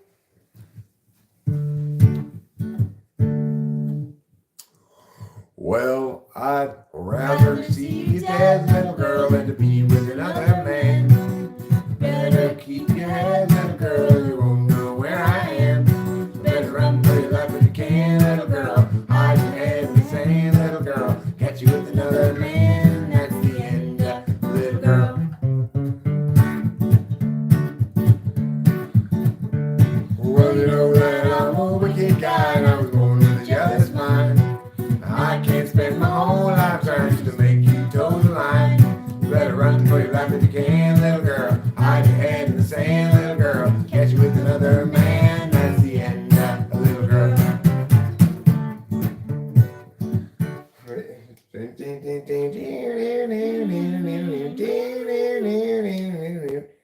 Ready? Here we go. And oh, let this be a sermon. I mean everything I said. Baby, I'm determined that I'd rather see you dead. You better run for your life, you can, little girl. Hide your head in the sand, little girl. Catch you with another man, that's the end, little girl.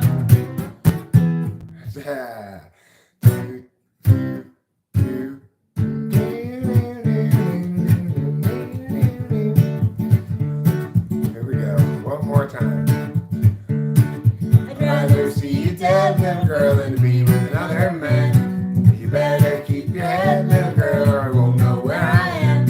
you better Run for your life if you can, little girl. Hide your head in the sand, little girl. Catch you with another man, that's the end, little girl. na na na na na. He's a jealous guy. I feel the same way about you, though. It's like, I know, I was kind of feeling that song's energy as we were singing it. how I about, always used to go like, that's the end, like, right. that's the end, little Right. girl. Mhm. Here's the more positive version of the same song. Oh. It's a Paul song, contrasted. Basically, it's the more positive version of the same song. Let's see. I know you want to be watched. You just have to eat by yourself, mister. Or wait. You just wait.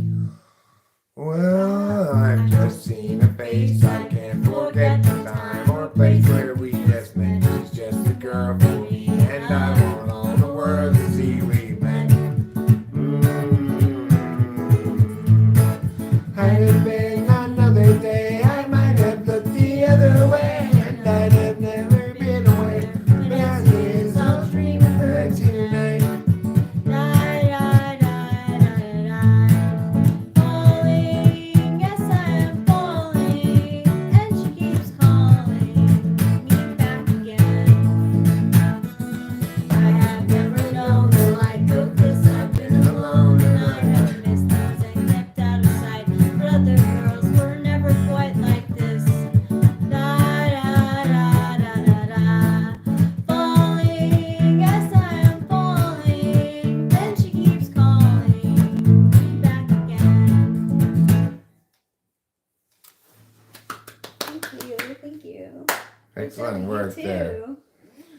Good job. All right, let's take a break from the music. Yeah, we gotta watch Kitty eat now. And also, I've got Cottonmouth, Yeah, me too. Bottonmouth, which is the most serious form of Cottonmouth. Oh, wow, a serious form of it? Yeah, I'm so sorry to hear that. Bottonmouth. I probably have it too, but don't realize because of SIA. But I definitely have that now. Like when I need to remind me, I need to email, share by Google Drive this lady, this thing. But anyway, when I typed this lady earlier today and I asked her a question like, so let's say you were starting to get sick. Would you notice right away, or would you take a while to then notice, or would you be kind of late to the paying attention to that part? And she's like, oh no, I'd notice immediately. I know right away. I'd try to get on that right away with like juices or whatever, you know. That's okay. And that was after I'd already determined she was almost certainly an SI person. It confirmed for me. Because she was testing TE polar, I wanted to just double check she was not an INFJ. She definitely was not. ISFJ for sure. Was it nice to talk to like your quadrumate? It was easy. Once again, when I began the conversation, I felt like probably an NTP. This happens a lot when I type ISFJs. When I begin the conversation, I think they're NTPs. And then when I actually do the test, they turn out to be ISFJs. Did you think that with my sister, or did you think right away that she was an ISFJ? Well, I had some biases going in with your sister. Because I thought she was an ESFJ. And also, I'd had chances to, I mean, I don't know. Have I really formally typed her? Ever? We had like a Zoom and you were like, oh my god, you're so ISFJ. You asked her if she could recall what she did the day before, and she could. She could. I mean, this lady could too. And the thing is, what made me think maybe NTP was, well, I mean, sure, I could give you all the details. Are you sure you want me to tell you that? Like, that sounds pretty boring. Which is something that more like NTP would sound like you'd expect. You'd expect the SFJs to be more like, well, sure, I'll tell you those details without necessarily assuming they're boring. But of course, ISFJ is very intuitive about social stuff, so it's not surprising, right, that she at first seems to me like an NTP. But that just shows my biases about affect anyway. It doesn't tell us anything about the types. Except that you shouldn't be biased by affect like that, really. Well, before Couple had his balls chopped off, I thought he was an STP for sure, or an ESFP. But like now, I just see ENFJ. I can't see anything else. Jason Al, are you still talking about blinkers? I title this picture, Wife Puts Away Cat Food. Oh, there's little bugs outside and such. We should close that door behind you, thank you. Definitely got some little bugs outside. Like, are you kidding? You're leaving right now? Well, he needs to just chill the F out. I know, right? He's not the boss of me. Thanks. I watered the living heck out of this. Okay, so it should be good for a while. A couple days. I doubt it. I'll try to water it again tomorrow, probably. Okay. That's good. But,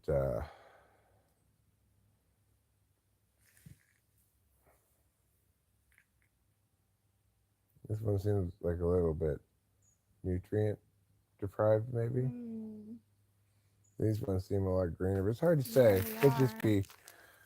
These all kind of look sativa-y, but this looks like the most sativa-y. Or I don't know. What do you think looks the most sativa-y?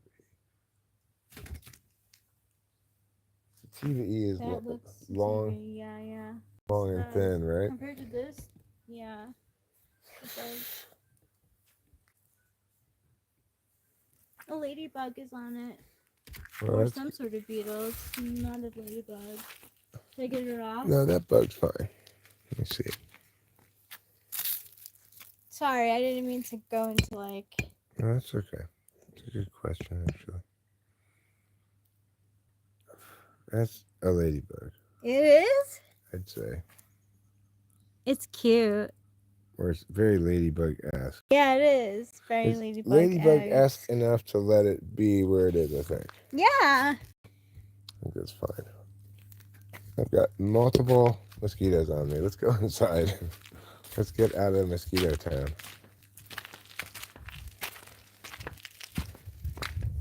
Whew. Getting out of mosquito town as quick as we can. Because Eric's the mosquito bitten, eaten man. Wow. I got a serious swarm of mosquitoes on me. This is, of course, the worst time of day to go outside. Right at sunset. That's when the skeeters are worst. So, it is, we did have a late, wet winter, spring. I want to open the door again, Trouble.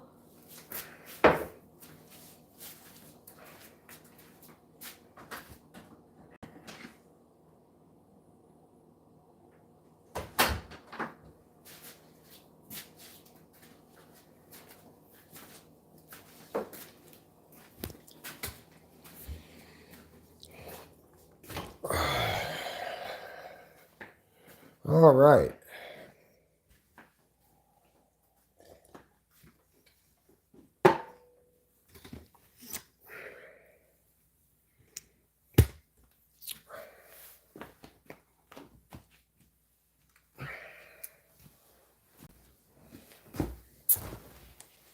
So we're having a night party for fun people tonight.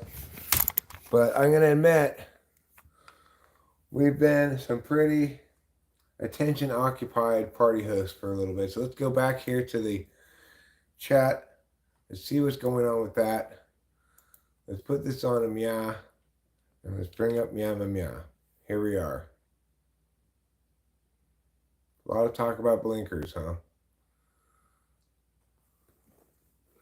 We have a weed eater. I don't really feel like using it to eat weeds. Although we could do so. Hey, Ahmed, you're going on timeout. That's ridiculous. Oh my gosh. There's so many mosquitoes. Yeah, they really are.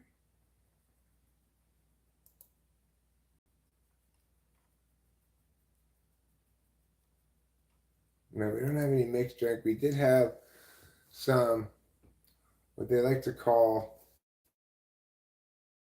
infused tea. It was infused with something that normally one would smoke. Namely, something that rhymes with Barabana.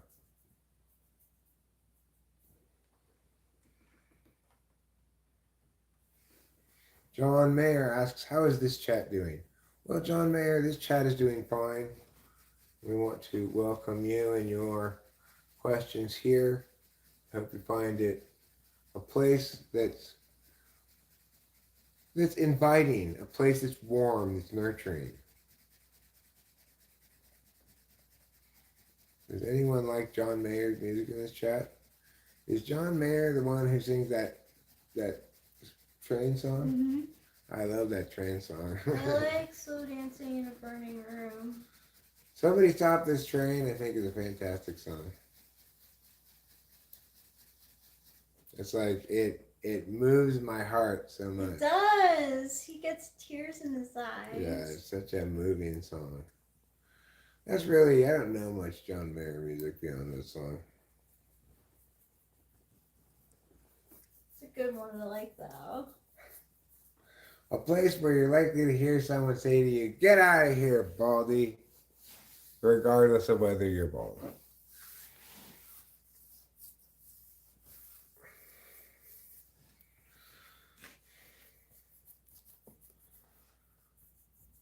I feel like itchy just from having come into contact with so many. I'm so sorry. So many Skeeter Petiters. I don't know what happened in the Giants Angels game. I could watch the replay of it in the background. Stop this train. I want to get off and go home again. I can't take the speed it's moving in. Yeah, it's a great song. I wonder if I could play that song. What's it gonna movie to have for that song? They probably do.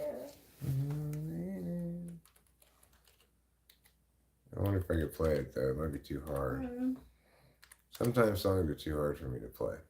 that happens. I have a feeling this song would be hard. I might have looked at it before or something. Yeah, I wouldn't be surprised.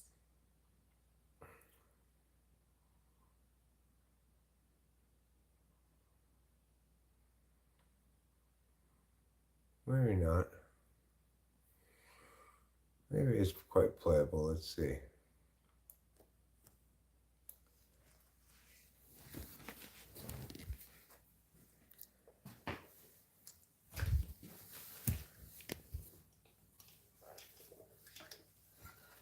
A G major 7. Like this. Like that. Let's see what chord this is.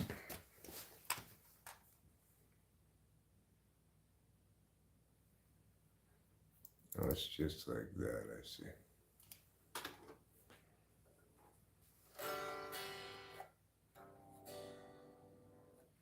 No, I call it one. Desuspended too.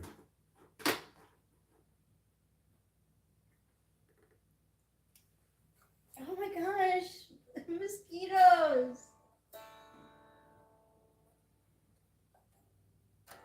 Oh, I'm not colorblind. I know the world is black and white.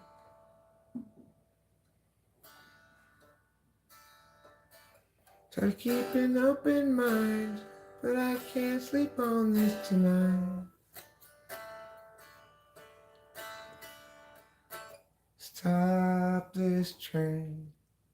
What chord is this? G minor 6? John Mayer, why do you make all these weird chords? Come on. Just play regular chords. Stop this train. I want to get off and go home again. I can't take the speed it's moving in. I know I can't, but honestly, won't someone stop this train? It's got something like it's some kind of rhythm like that. I can't really play it. I don't know the song that well. Really good. You sounded really good. I'd be better able to sing it without playing it, you know. Don't know how else to say it. Don't want to see my parents go. One generation's length away from fighting on my own. Can't stop this train. I want to get off and go home again. I can't take the speed it's moving in. I know I can, but honestly, won't someone stop this train? It's a great song. I'd not do it even remote justice because he's got a certain way of playing it with the diggly daz with his fingers and such. I think is it piano or is it guitar? I don't know. I think it's guitar, I but think he's it like, is guitar. Yeah. he's like pling pling, kapling, kapling, kapling, pling, pling, kapling, pling, pling. He does that with his fingers or something. A lot of plinking going on. Oh, the mosquitoes. Should we sing a Johnny song? I could sing a Johnny song. Let's see.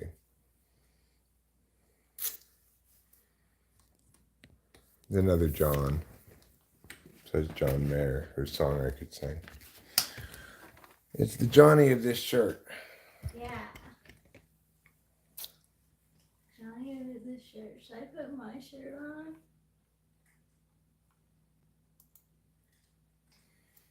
I think you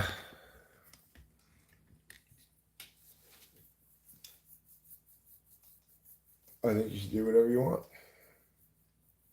What do I think? I don't want to fuck it up, honestly. Leave your shirt fine as it is. You look great. You look great now. Thanks. You look good in the t-shirt. Thanks.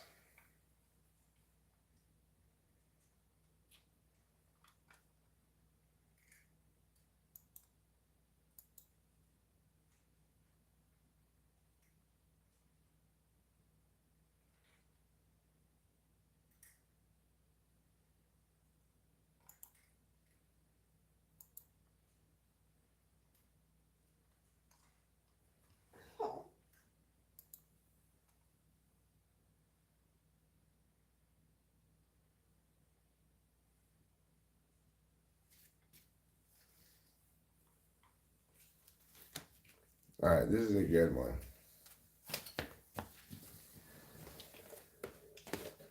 Did I leave the guitar unplugged for John Mayer? I think maybe I did. I don't remember. Okay.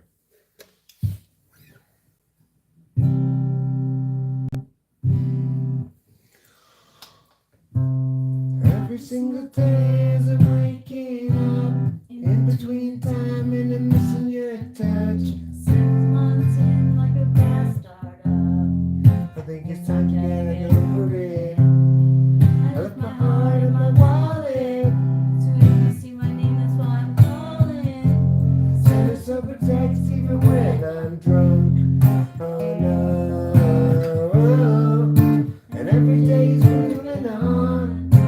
And I can't tell myself that I don't love you anymore. And if it's love, then you let her go.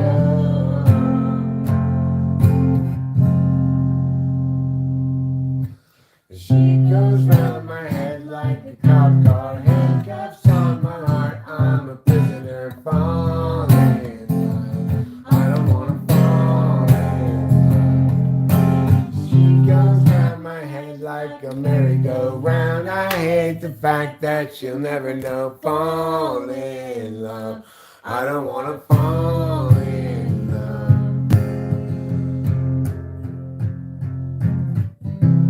Every single day as I'm waking up, looking at the side of the bed that you took. 7 months in like a bad startup. Oh, left my heart in my wallet. So if you You see see my my name, name, that's why I'm calling. Send us up a text even when I'm drunk. Oh no.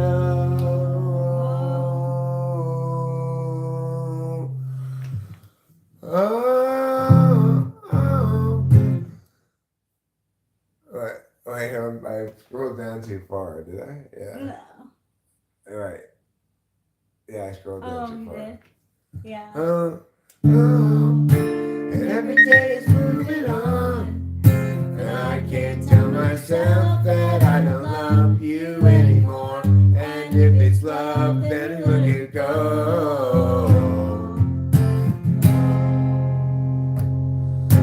She goes round my head like a cop car, Handcuffs on my heart, I'm a prisoner falling in love. I don't wanna fall in love. She goes round my head like a merry-go-round. I hate the fact that she'll never know. Fall in love. I don't wanna fall in love. So if we don't love you anymore, and if it's love, then you let her go. She goes round my head like a cop car, handcuffs on my heart. I'm a prisoner falling in love. I don't wanna fall in love. I don't know that part. Yeah. That's such a good song, it right? is. Such a well written He song. says that's his like favorite of the album. This is a good one as well. What is it? It's a little harder to play and a little harder to sing. Is it Strawberry Chainsaw? No, this is Oh, it's true. Okay. Strawberry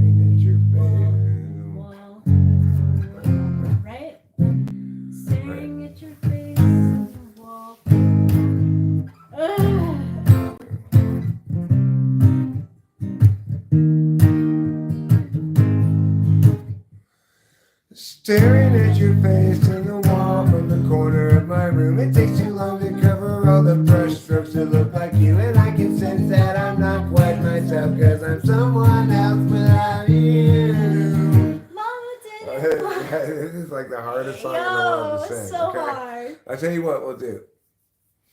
We'll take turns doing the thing, okay? So I'll do the first one, then you start at Mama.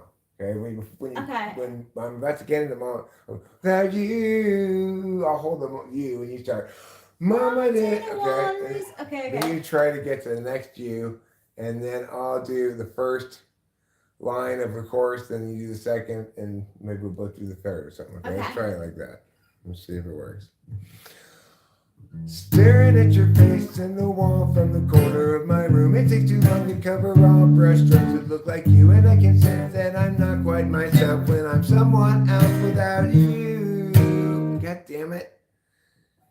Is that right? I keep fucking it up. Sorry. No, it's fine. I'm starting the wrong chord. Not an easy song. Staring at your face in the wall from the corner of my room. It takes too long to cover all brush strokes that look like you. And that it's not quite myself, cause I'm someone else without you. Mama didn't want versus This is so it's hard. It's hard. This song is too hard. How is wide-eyed or strawberry? Wide-eyed is hard for a different reason. It's only like 2 chords. So let's look at hold on. That song is so hard to do. Oh, figures. No, I mean this one. Oh, this one, yeah.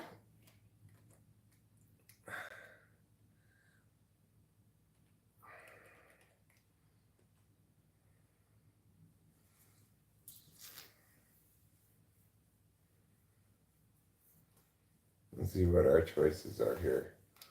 We could also play Tombstone Gray. She's better than me, right? Yeah, you want to try that one? Yeah. He's better than me. Okay. You're even in the right key. He's better than me. He's everything, and oh my god, it fucking hurts because I'm not like other guys. I'm worse than she. She's better than me. She said, I wish I had something more than her old used towel on my bathroom floor. Subway on a Sunday with a smoker's cough. On a honeymoon again, I'm taking weekends off. Woke up today, feeling tombstone gray. I think I really want to throw myself away to the lamp hole with a paper from my 2nd grade. Woke up today, feeling tombstone gray.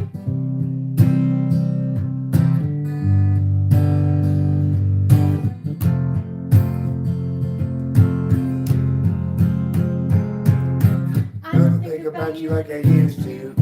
I don't ever search your name on YouTube. I took you off my phone like you were YouTube. Now I'm used to you. You can give me vibes on another day. Now I wake up early, take the subway. The world wants me to love or to lose, but I didn't because I lost you. Nicely done. Sorry, I had to Sound scroll down. good. Subway on a Sunday with a smoker's cough. You're on your honeymoon again, I'm taking weekends off. Woke up today, feeling tombstone gray. I think I really want to throw myself away to the landfill with my papers from the 2nd grade. Woke up today, feeling tombstone gray.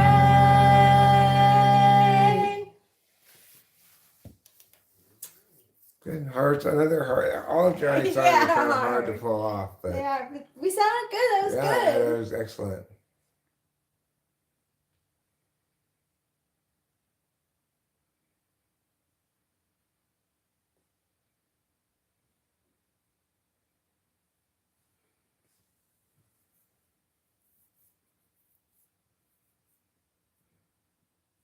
I love you too, baby girl.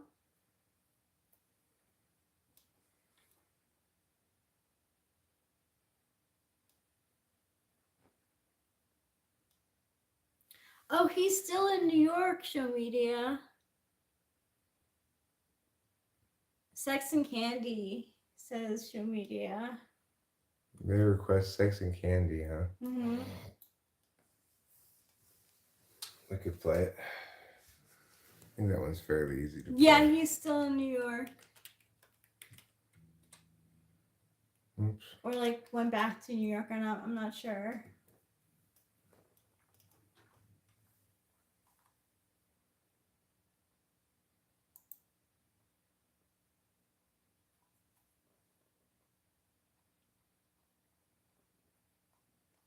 Oh, right.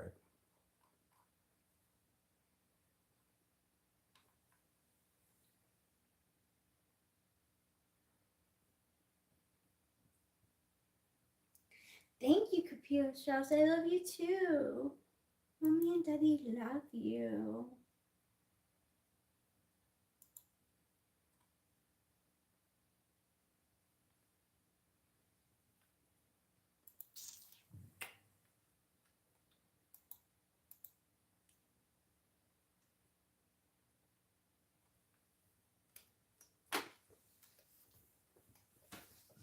All right. Here we go. Hanging around downtown by myself, and I had so much time to sit and think about myself. And there she was, like double cherry pie. Yeah, there she was, like disco superfly. I smell sex and fancy here. Who's that lounging in my chair? Who's that casting devious stares in my direction? Surely it's a dream. Yeah, Mama, surely it's a dream.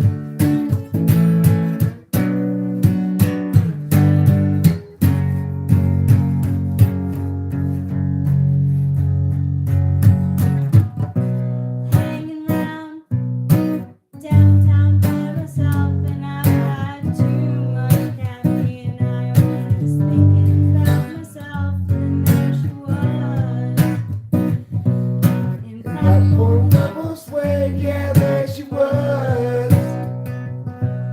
Like disco lemonade. I smell sexy. And that's hard. Who's that lounging in my chair? Who's that casting devious stares in my direction? Surely it's a dream. Yeah, Mama, this surely is a dream.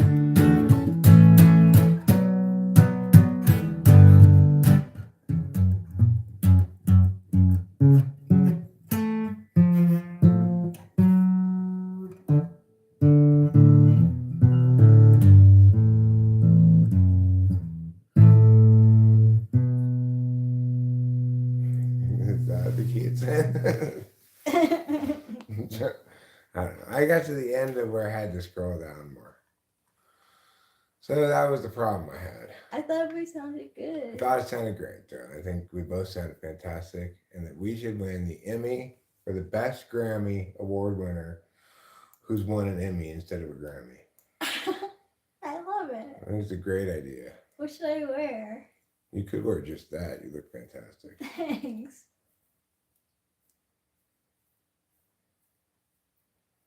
You are the best thing. You are the best thing. Oh no, I'm a child to you. What's the song that I like that starts with rubber bands in my hands, I'm pushing sticks in my pants, I spend half my advance just trying to get you. You got a man. Got a man. They don't Yeah. have that one, huh? You is like a remarkable vibes. That would be tough to have, I guess. You got a man. Bing, bing, bing, bing, bing, bing, bing, ding, ding, ding.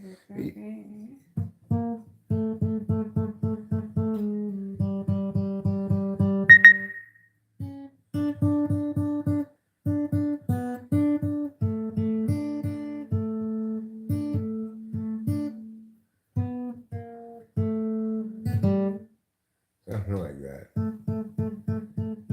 It's probably very close. Yeah. Or is it?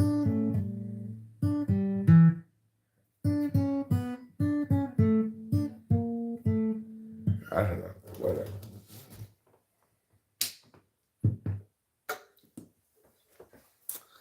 All right. You got a man. Bing, bing, bing, bing, bing, bing, bing, bing, bing, bing, bing, bing, you got a man. Yeah, that's a good one. I got rubber bands in my hands. I'm punching six in my pants. I spent about one half at my my advance advance just trying to get you. You taste taste like warm apple pie. You said you're single, you lie. I heard a text from that guy. Man, whatever. Don't give me love. Fuck me, don't give a fuck. You can try to make me think that I'm the only one, but I know. You got it, man.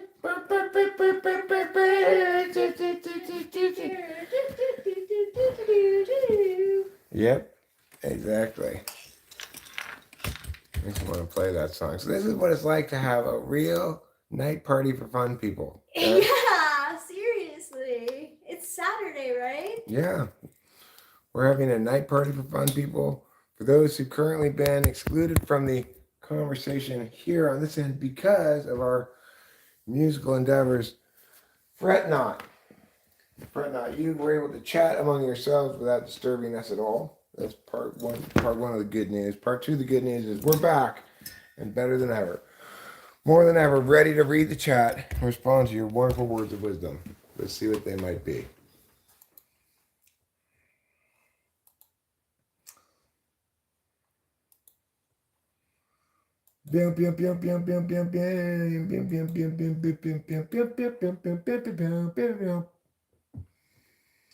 Okay, hello.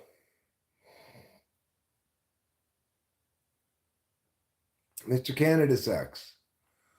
Well, Mr. Canada, I'm sorry to hear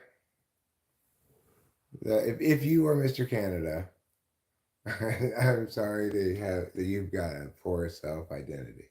You're saying, it's hard to say whether it's Mr. Canada who sucks or just Canada. Have I ever been to a concert of yours?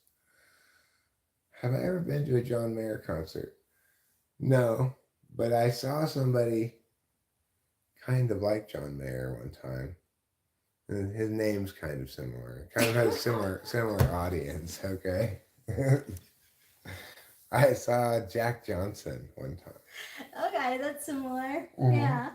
Yeah. Same kind of vibe, maybe. Yeah. At the Hollywood Bowl. My ex-wife got free tickets. I'm drinking coffee. Coffee with creamer.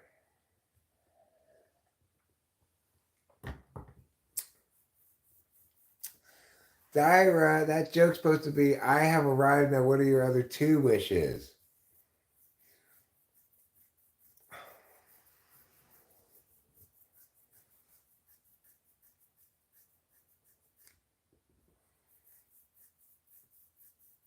I see. Well, I am mosquito stricken by my very brief trip outside. Although I think I'm being too scratchy really for the amount of mosquitoes I got. I think it's somewhat psychosomatic. I need to just calm down. I've never seen Bob Marley, but I've heard of him before. He was some calypso dancer or something. Oh, calypso dancer. Yeah. I don't really have any favorite Jack Johnson song. I would say I don't like Jack Johnson, therefore, as You said you thought he was an ENTP though. right. I mean, I don't think anything he does is as good as that John Mayer song. No. Although I don't know very much John Mayer, so maybe that's his like one good song. I don't know. Jason L got timed out for some reason. Do I like JJ Cale? I have no idea what JJ Cale is. I know who Bob Marley is. I was just joking around, John Mayer. Obviously, I know Bob Marley is not some kind of calypso dancer. I could play a Bob Marley song, in theory. If I were going to play a Bob Marley song, then I mean that's my take on John Mayers. I really don't know how much I respect the guy as an artist because I know I like that one song a lot, and I don't really know any of his other music. So I've heard a couple of other things that maybe I wasn't, you know, orgasming about, but I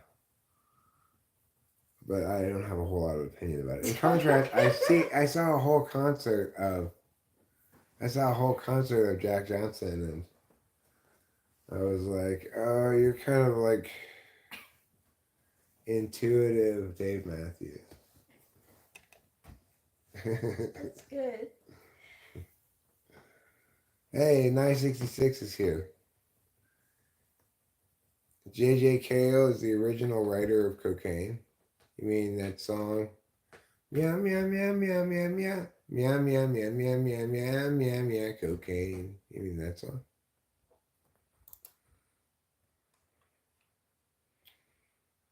Let's see. You know what I like to say here? I like to point out something important. We're having a lot of fun people showing up for our Saturday night party for fun people. It's really a night party for fun people. It just happens to be Saturday. American guitarist J.J. Cale with a C died in 2013. Oh, J.J. Cale probably did write that song because look, here he is with Eric Clapton. Eric Clapton is famously known as the writer of that song, but I think what's being said here is that Eric Clapton is falsely taking claim for it. That doesn't surprise me at all, you know. It doesn't. I don't have a lot of. I do like that song pretty well, and I don't like Eric Clapton. Yeah. Who is in disguise? It's Gregory in disguise.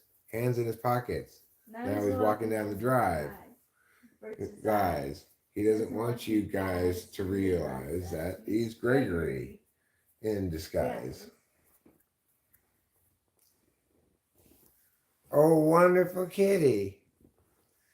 You're a wonderful kitty with softness in your heart. A wonderful kitty who is a kitty art. You're soft and true and covered in stripes. And what do you do all night? You sleep and meow and eat your food. And meow, meow, meow, you're a wonderful dude.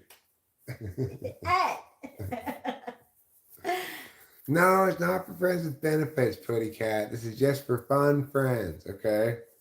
I feel a colon blow coming on. All right, you go blow it, baby. Blow that colon. It might be a little bit of friends with blinkers, true.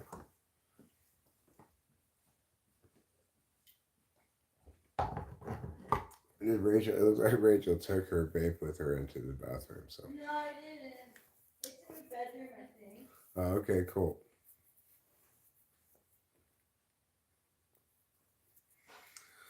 I mean, I assume it's not you, but I don't really have any way of knowing.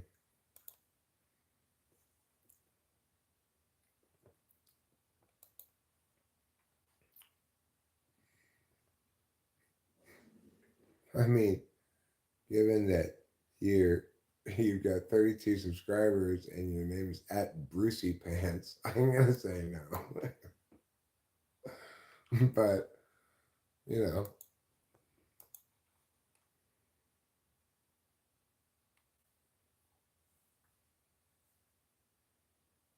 There's a skeeter on my Peter Sweet Marie.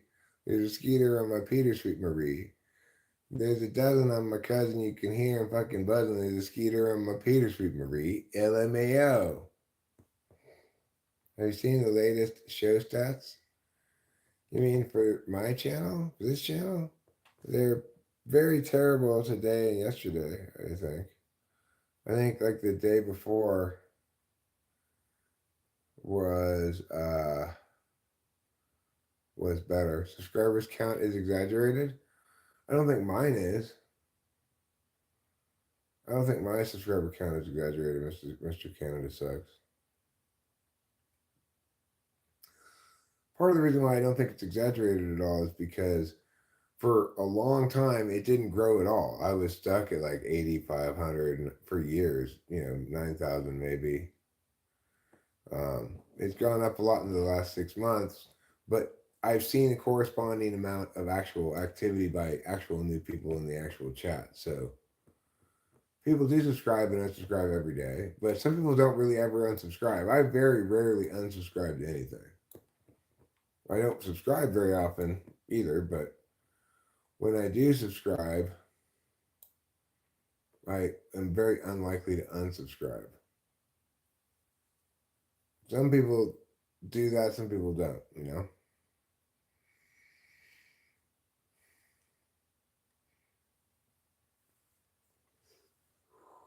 So,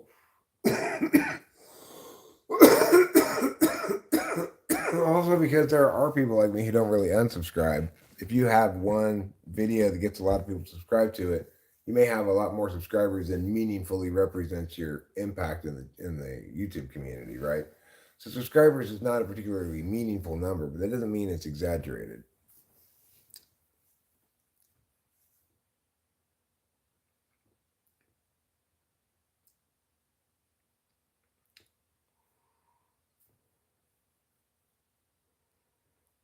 "966 says, I don't know if the opportunity will ever present itself again.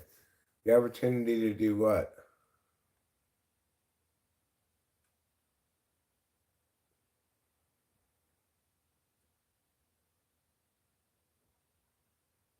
What's pish posh today?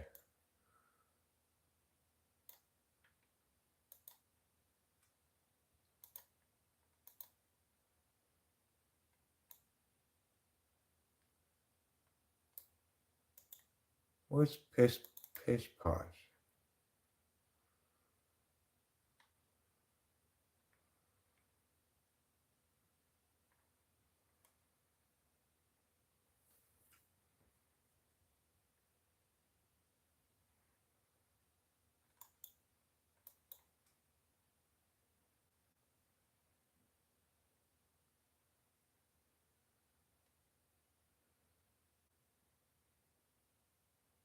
I don't know what pish posh is. Well, it says, I got a chance to use pish posh today and I blew. What's pish posh, though? British what?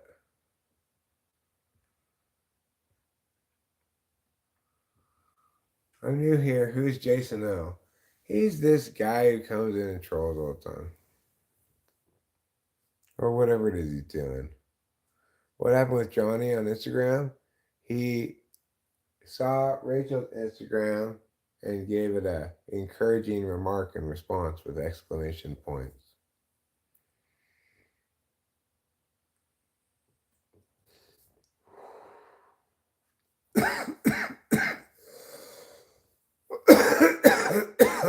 Pish posh is fun to use. Happy National Papaya Month. It's National Papaya Month.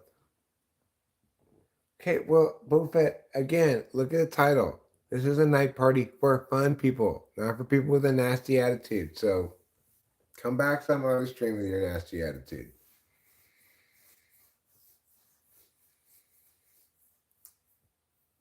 Farmville, huh?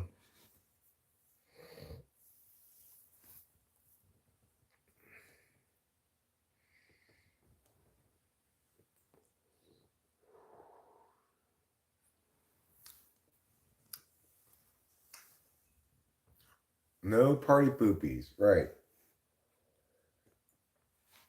If you want to poop on some party, go poop on some other party.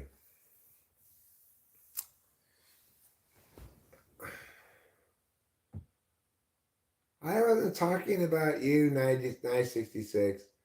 I was not talking about you. I was talking about Jason L. Okay?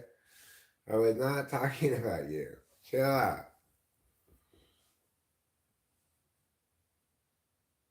I was not talking about you. Somebody said, who's Jason L? I think it was Acacia. And I said, oh, he's this guy who comes around here and trolls all the time. That's exactly what you do, Jason L. You talk about blinkers, you make up make-believe conflict with people, etc. I was definitely not talking about you, 966, at all.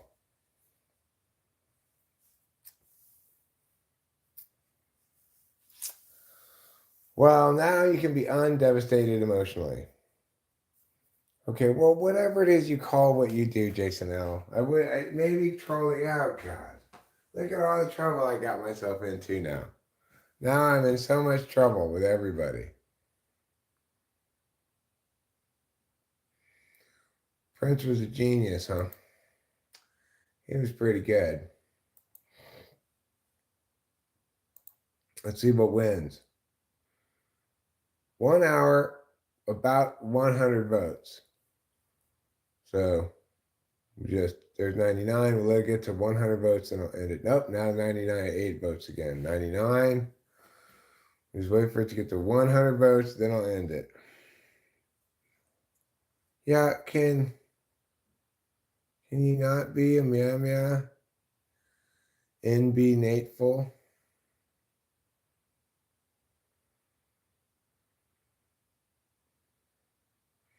Just waiting for one more vote. One more vote will make it 100.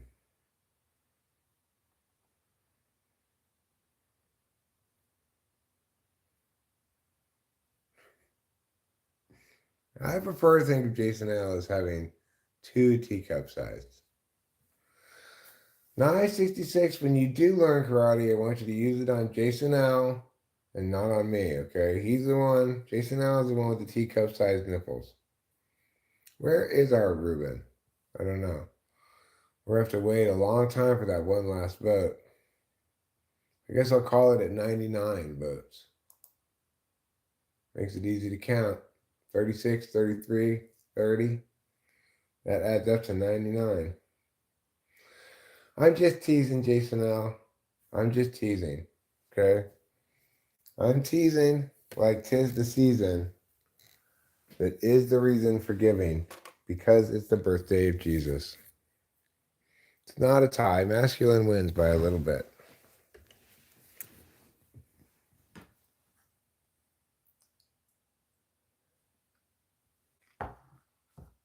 No, I did not partake in more teabagging today. I didn't need to, Buddy Cat. Because I've been pooping actually quite well. I've been having a lot of poops. I pooped a couple poops today. I've been feeling like regular. Rachel, on the other hand, has graduated from teabagging to actual stool softener from a box, you know, your X-Lax, your Dulcolax, those kind of things. She's moving up the laxative chain. Yeah, teabagging is what we call drinking our smooth move tea that helps us to poop. It's kind of like the chutes and ladders game, right? Rachel climbs up the ladders of the laxative treehouse until she finds the right chute, in which case she slides all the way down to the bottom. That's how the game of laxatives and chutes works. Or ladders and laxatives, really.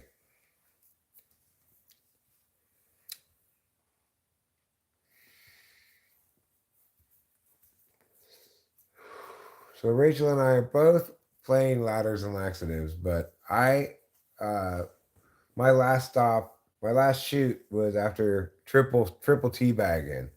I triple teabagged 3 bags of the smooth move tea in one cup of water, right? So you've got you're saying, I want my moves to be very smooth if I can possibly get it. So I'm going to triple teabag here. And, well, thank you, Brism McPot. Thank you for coming back to tell me you love me. I appreciate it. It's very kind of you. Anyway.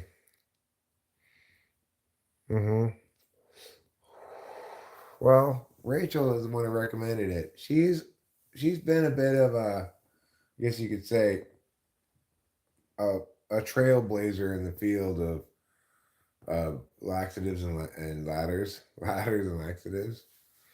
Oh, Ruben slide to L.A.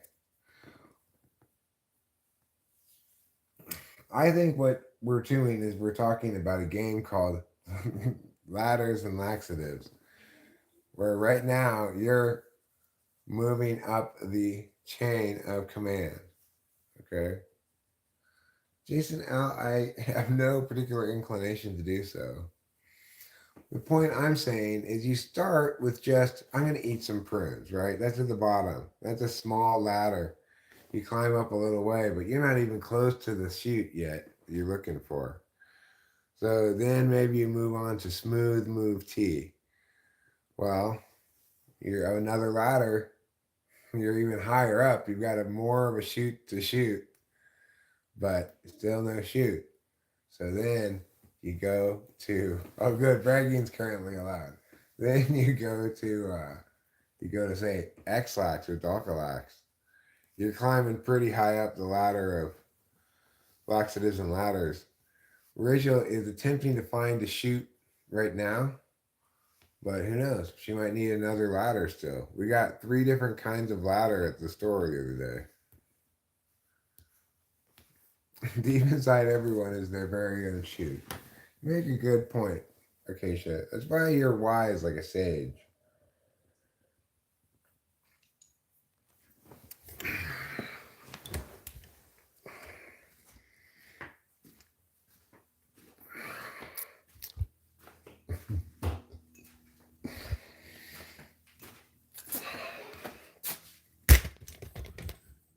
You know, Acacia is the one also who personally knows the is everywhere family. So I was really pleased that she was able to tell me about them.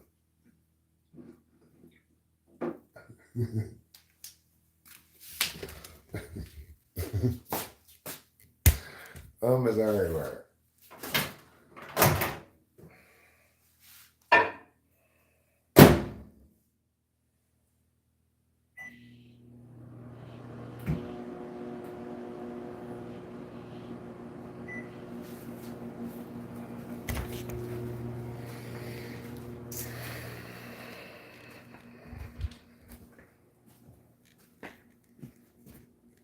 Yeah, it was really nice to meet Mike.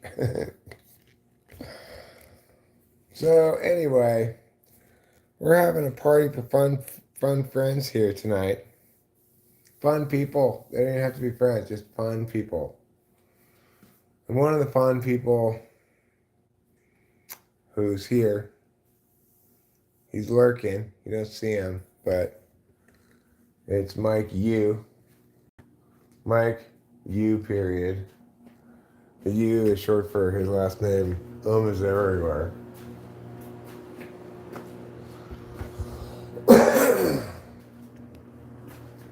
I'm making another cup of coffee. Someone said, I bet this place is a rental because you don't have it decorated with anything the other day. I said, looking at this, I guess, you know. No, it's not a rental. But also, we don't have it not decorated with anything. Thanks to Acacia and Ruben's wisdom, I believe. Probably Acacia's mostly. We have this. We have this Bible of television, the Growing Pains book.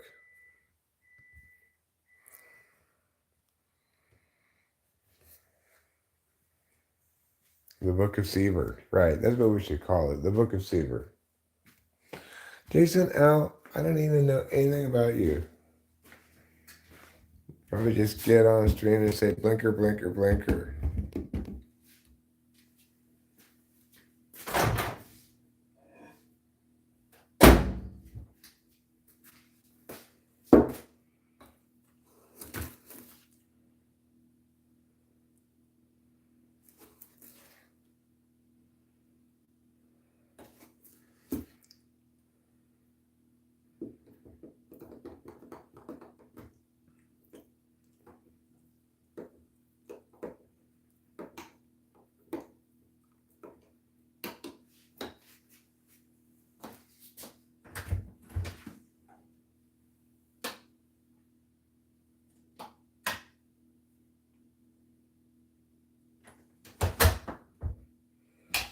All right, she changed her mind. First, she wanted to go outside. She's like, nah. I was just joking.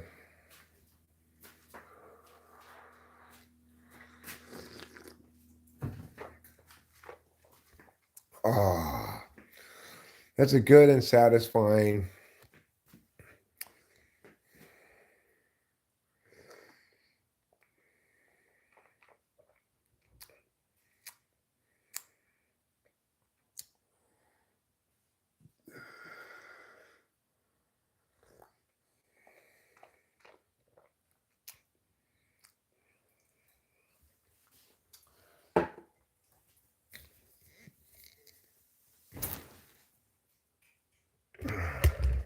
Wow.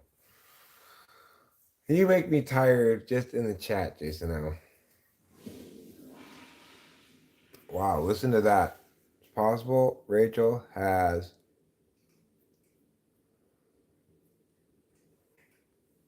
accomplished something. Well, Jason L, just. I have a lot of friends already. I don't need more friends, okay?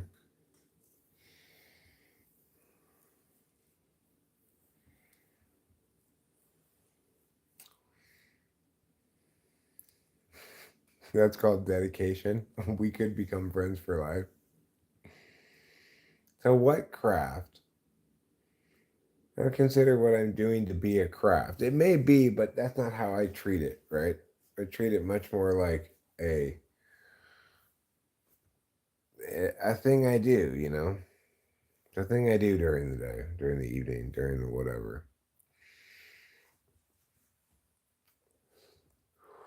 How do I do it? Exactly like this. We'll probably wrap it up soon.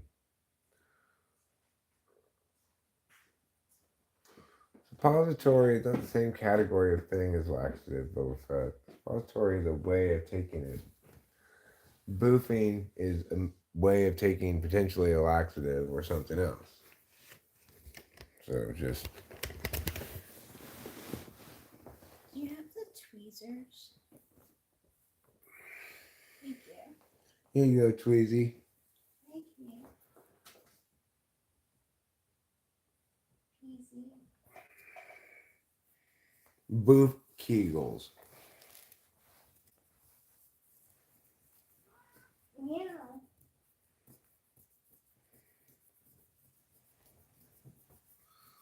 Well, I think we'll just let Rachel handle her own pooping by herself.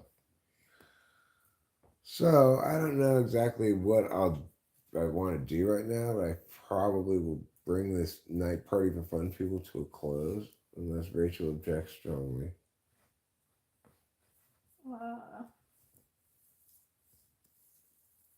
You'd rather it stay on.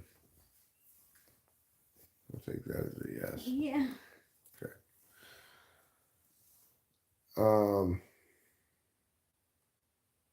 Hi Ruben R. I'm glad you're here.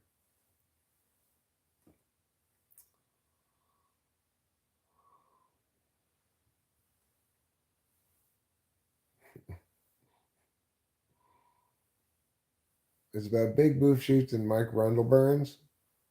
Mike Rundle Burns is fantastic. Mike Rundle Burns. Right.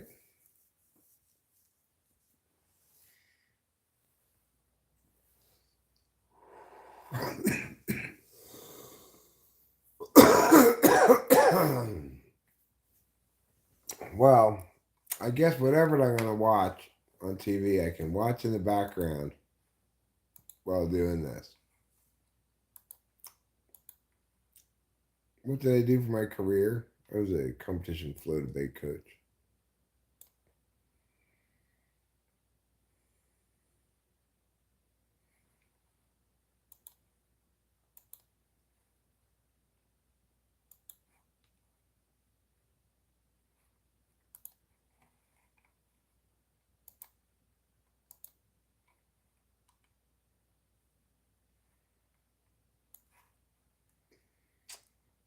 So,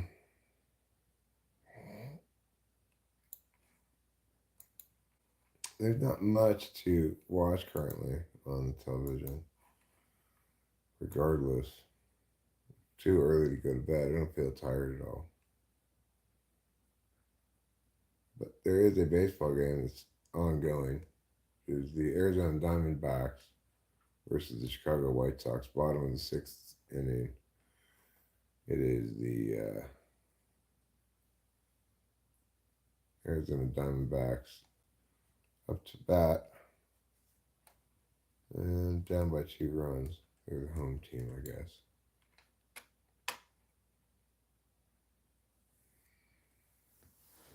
I mean, my thoughts on government spending are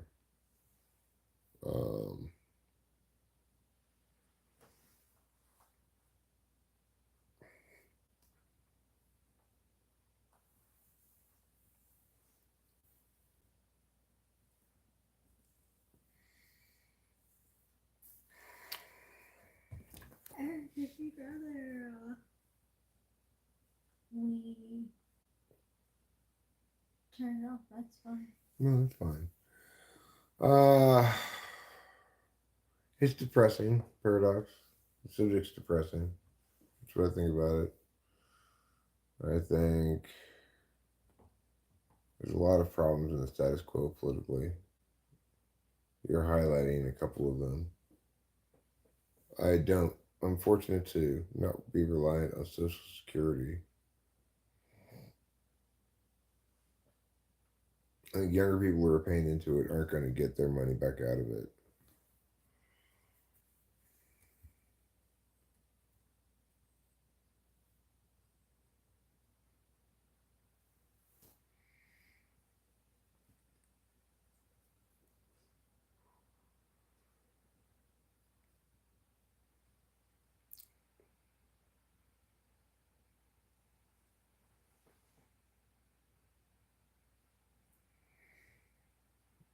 No, it certainly would not be. It's certainly an issue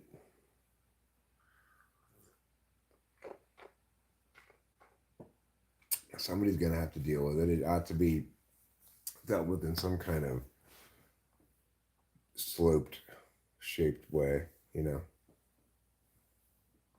Like, but the government should be honest with younger people that they're not going to get much of their investment, quote unquote, back.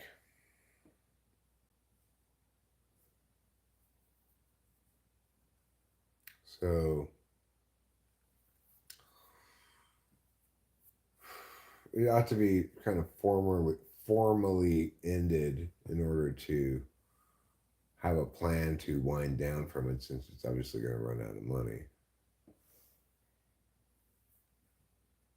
Rather than just let it happen, have it be some alarm, have some emergency spend to tide it over, and then have to broker some weird compromise thing then. It's like, come on, just deal with it now.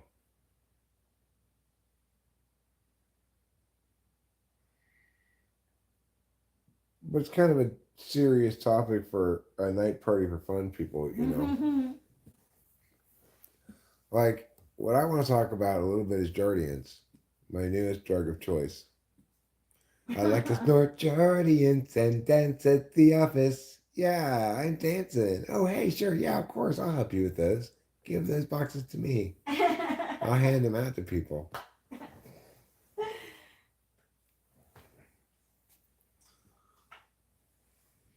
Acacia and Ruben are tag teaming. Ruben tags in. Acacia tags out. Look at this. I want to show you guys this. I'm going to have to just show you a little bit of this commercial because this woman. You still see it work? First of all, I want to show you how much fun she's having at work. Okay? This is my first thing. Let's talk a little bit about Jardians here. Okay. I love this right now. This is the Jardians lady's boss or her co-worker. I guess it's her co-worker, maybe her underling. I'm not sure. Okay. Possibly her colleague. Now, what's going on here? We're dancing. I'm having a great time. I'm on Guardians. Okay. Now look. Wait, I'll help you. Yeah, I'll take those. Sure. Let me have those. Oh, there. I got it. Now I get them to all these people. And look how thoughtful this guy is about it. And this lady's like, oh my God, what is in this box?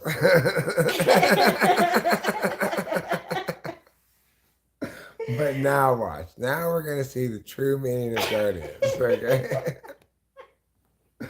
Let's go. Here we go. Oh, we got the wrong boxes. Oh, there it is. Now, here, the true meaning of Guardians. What's going on? You didn't have it plugged in. Oh, wah, wah. She's helping solve problems. Do you see that, everybody? The problem was he didn't have it plugged in. It was that simple. Fortunately, that lady's on Guardians, and she was able to help him. And just to let you guys see this part too, at the end you'll see how much her office mates really celebrate her efforts. Here, watch. So remember, first of all, she's helping this guy. What's going on? Oh, you didn't plug it in. What? Oh, I should take Guardians too. Here, have a cup of coffee, lady. We're rocking. It's Guardians time. Now everybody's celebrating. Look what a good job you've done at work today. It's all about you, Guardians lady. You see? See how that works? It's just how it is in real life if you take Guardians. That's why I want to take it. I've been wanting to take it for a while now.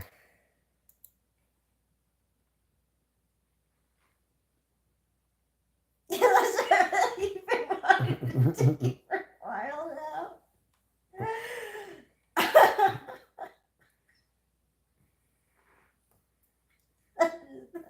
That commercial's extremely.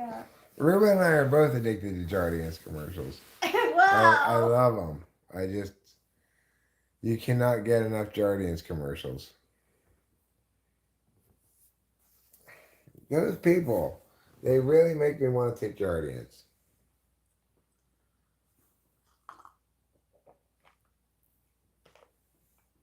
Should I have Guardians?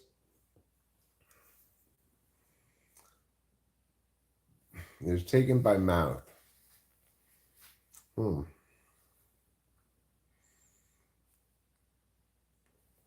Impact.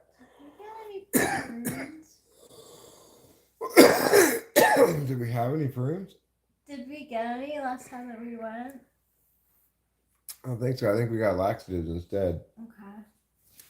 What kind did you take last time? The laxative. Remember, there are two different kinds. You take one of each. One's a laxative that's like a stimulant for your bowels. It makes your muscles go. The other one is a stool softener. Makes your poop softer by letting more water go to your poop. Yeah, I'm wondering if I should eat. Like, I feel it coming, and I know I'm backed up. Eric, chosso or regular sliced cheese? What's chosso?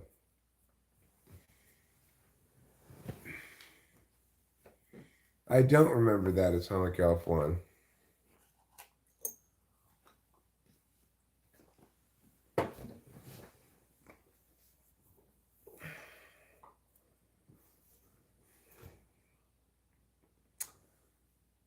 You mean queso?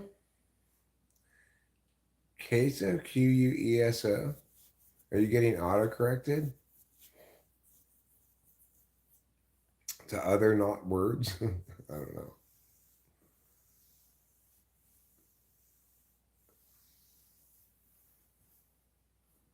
Backed up or fronted down? For me? Now, Ruben says, that's why they say it's better to be backed up than fronted down. Mm-hmm.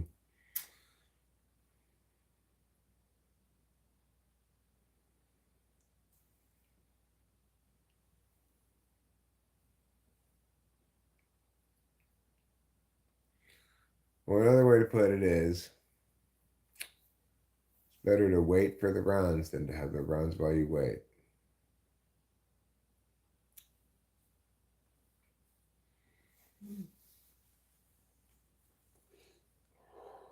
Wise words by Eric. Queso or regular cheese slices? Raquel and Eric. You're now Raquel. I hardly ever have queso. Queso is kind of like a specific kind of white, crumbly Mexican cheese that I rarely have as well. They usually put it on real tacos. We go to real Mexican food. Yeah. We normally go to American Mexican food, so we don't get a lot of queso. We end up with like the 3-cheese Mexican cheese mix instead. Queso is just Spanish for cheese, not Spanish for Spanish, Atomic Owl. Boy, Spanish for Spanish is Españolish. Hablo Españolish means I speak Spanish. Have I tried probiotics? You mean like, have I eaten yogurt before? Yes, I've had yogurt. That's not a bad choice. We didn't get any yogurt. Sour cream probably also has that. I could eat that. I'm Spanish, so less joking, man. Well, listen, no joke. I'm going to tell you this. Check your surroundings, Alex R.A., because hay demasiado chupacabras in tu pueblo.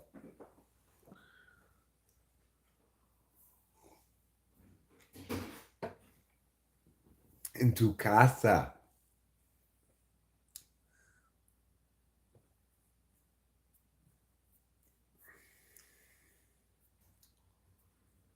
No, there are too many chupacabras in your Mexican town. That's what it means, what I said. Queso fresco just means fresh cheese. Yeah.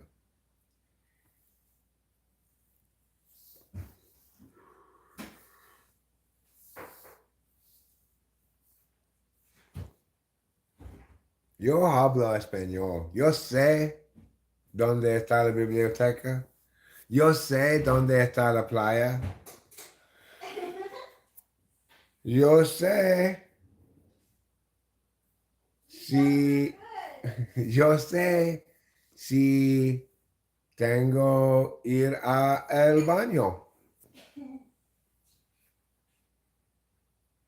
Yo sé qué hora es.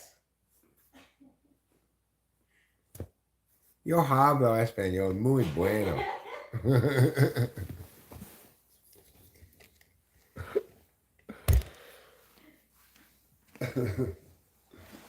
Do I know where Spain is? It's in Europe someplace. Next to, I don't know, China or something. I'm just kidding. I know it's not next to China.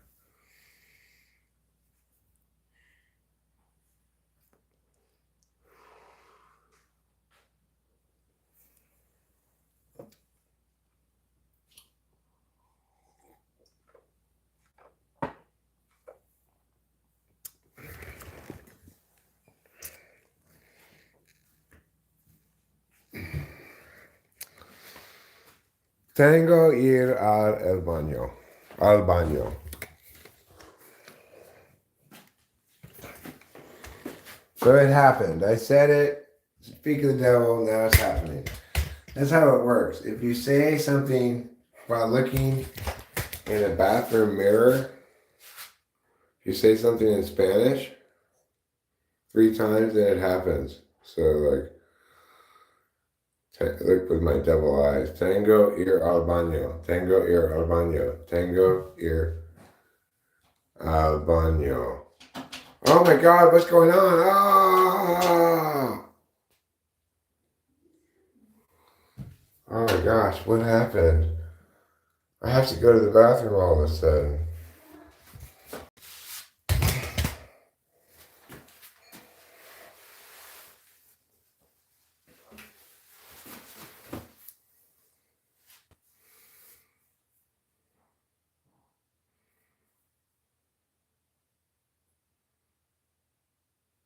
Here comes Kitty. You can't see Kitty because that'd be too risky. I mean, you're getting a big camera full of unacceptable member. That's what YouTube has named my member, is unacceptable member.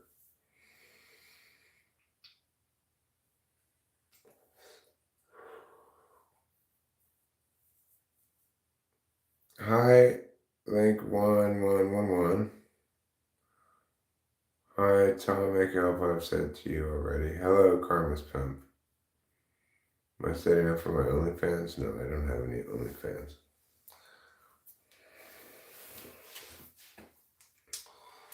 Although at the moment I would say in this live stream there are OnlyFans.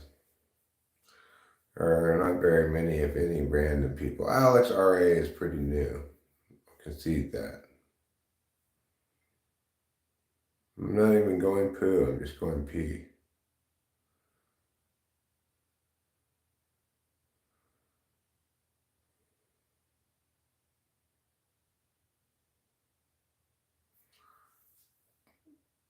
Look, Ruben R., your question is too complicated. Just give me a plate full of Mexican food.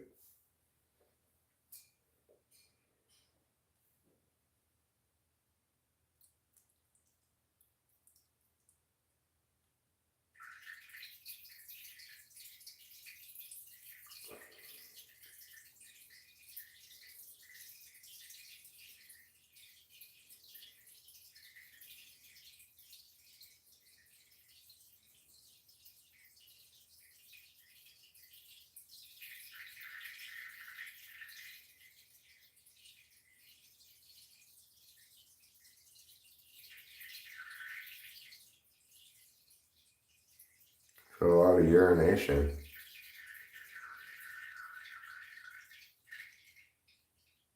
I said it's a solid 4.5 gallons of urine.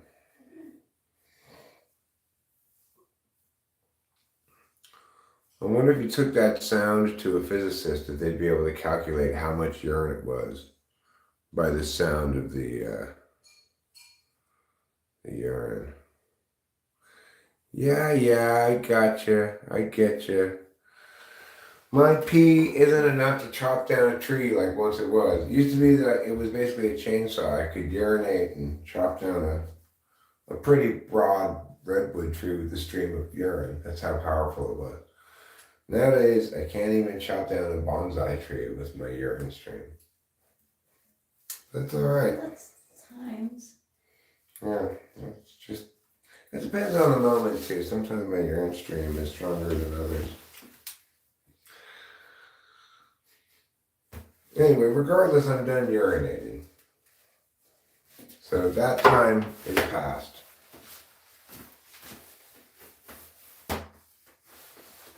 My husband looks good with bun huggers. Thanks, darling. You're welcome. I think I look pretty good in them too. That's good. Oh wait, I am your husband, that's right.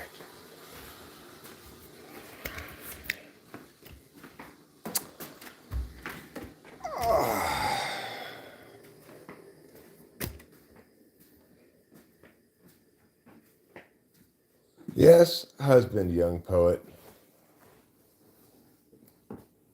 Yes.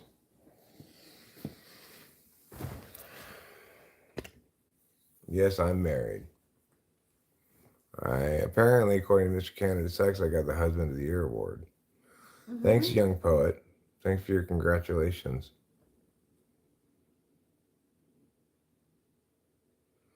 Don't pee on your fish, advises Mr. Canada Sucks.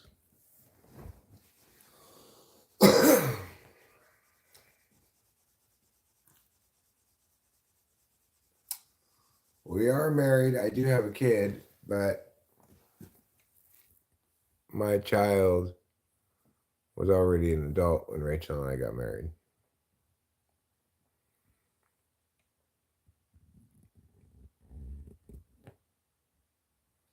Hi. And there's my wife, Rachel. I'm 39. In case anyone's asking. She's 39. I am 139. So I'm 100 years older than Rachel. Wow, so you're alive in the 20s? I guess so. If that's what the math says, yeah. Wow. I'm so curious about that era. I was alive before 1900. Oh my god. I was, in 1900 I was 15. 1900? Just 1900? So you've been in 2 millennia. 1885 is when I was born. I'm 139 years old. So it's pretty good. It's pretty good. I look pretty good for 139. I used to travel around with pots and pans and sell them to farmers and stuff, and mend pots and pans. It used to be my job. Really? You used to mend them? Yeah. Then came around the horse's carriage, and my profession changed. No fortune to inherit. And Rachel's doesn't work like that. Regardless, that's not what this relationship's about. I'm 53, she's 39. It's a decent age gap, but it's not a huge age gap. It's not like Bill Belichick, No.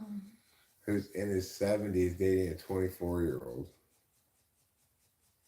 Well, 14 years. it'll that's sound hard, better. It's not so bad. It'll sound better when you turn 40, right? Rachel's 40, I'm 54. She'll turn 40 before I turn 54. So there'll be a moment where, I'm 53, she's 40. That's going to sound a lot better than I mean, 39. it's just that 39 is like you're fully capable. Right. You're not going to grow out of who you are. Right? No. When we got together, you were in your mid-30s. Mm-hmm.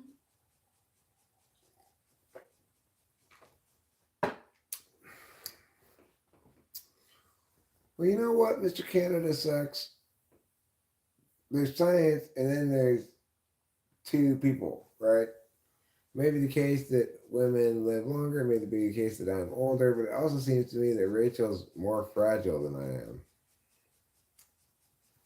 So who knows what wins out in those terms, and let's not get too morbid and think too far ahead towards death, right? Sometimes it's a good idea to think ahead and plan like for that kind of shit, and sometimes you're just being needlessly morbid at the moment. So, can we go out on the day of our anniversary? Sure, of course. That'll be July the 9th, I believe. The 8th. The 8th. I'll keep track of it. All right, cool. Sounds good. Um, Tom Excel's first job was selling vacuum cleaners. it's a Monday.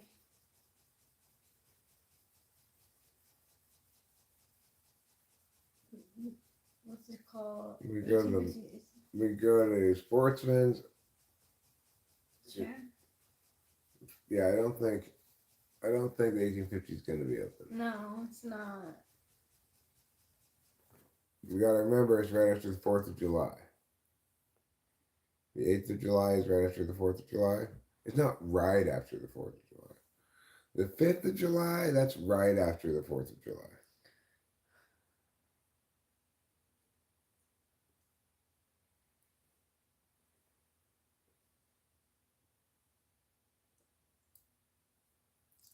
Is anything open on Monday? Mexican restaurant is, we could check when we go to town. Maybe Frederick's is, maybe one of those places is. If the Mexican place is open, that's fine. Well, you might want to go someplace a little nicer than that for our anniversary. If you wanted to get super hype, we could go to the steakhouse at the Indian Casino. We've never been there. No, we haven't. They do have a decent steakhouse there. Then maybe. I mean, I don't know if it's decent or not. I mean, it's like positions itself as a good steakhouse. So that sounds good. all right, well, let's try that then. Canada Day is the 1st of July, said Mr. Canada Sucks.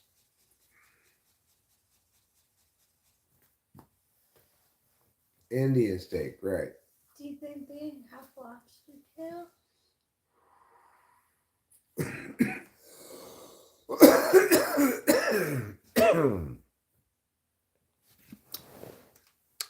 let's look it up with the thing called the internet that it sings and tell us all about the stuff that we know. And we don't. Mm-hmm. Casino. Wait, what's it called? Chuchansky Gold Casino.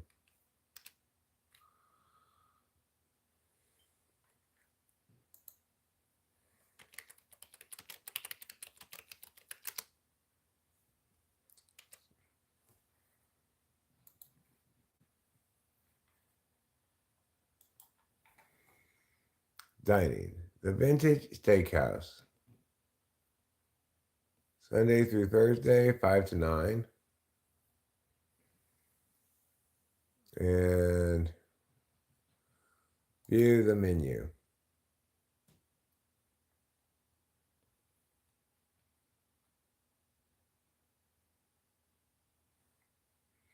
We've got a surf and turf that has lobster. Got another surf and turf that has lobster. I'm not seeing just lobster, Oh. but I would suggest maybe you get one of these surf and turfs. Okay. I'd probably get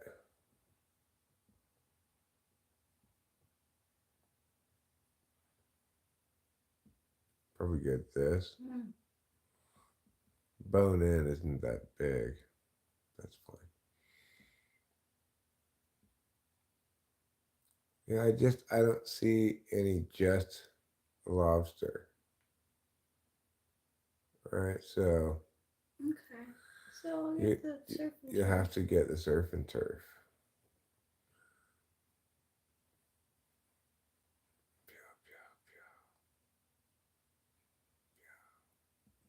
Or if you feel like crab legs, they have crab legs. I don't know if you like that or not. How do I do that? How do I eat it? Well, you just gotta get it with your crunchers. If you don't want to do that, then just go I for your. haven't done it in a long time. It might be good. You know, then like you get the lemon with it and you dip it in. It's pretty good. So you'll I note believe here. in your faith in me. I think you probably would go for. You'd be fine with this one. The size of the lobster tail is the same. This one has a 7-ounce steak, or this one has a 12-ounce. Either one. Seven. Or the crab. Well, whatever you want to get, darling. I'm not suggesting that you get the crab over them. Yeah, I'm saying they also have that. It's in the same vein. The Charles Street Dinner House has lobster. We don't like that place anymore. So does Frederick's. Frederick's has lobster. We like that place better. Yeah. But we've never been to the casino to have dinner, so we might as well go there.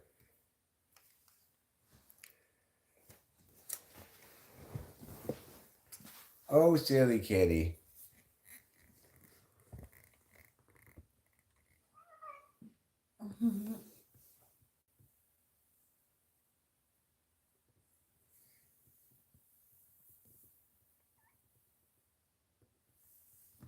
Where did the hat go?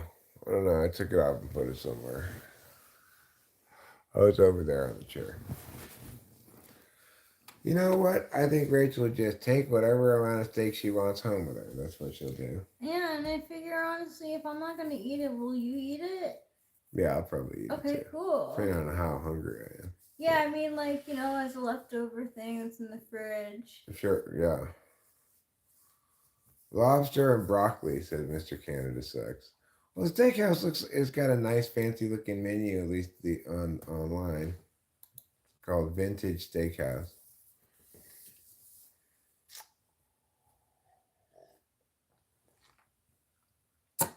So the Chicago White Sox are defeating the Arizona Diamondbacks by a score of 7-2.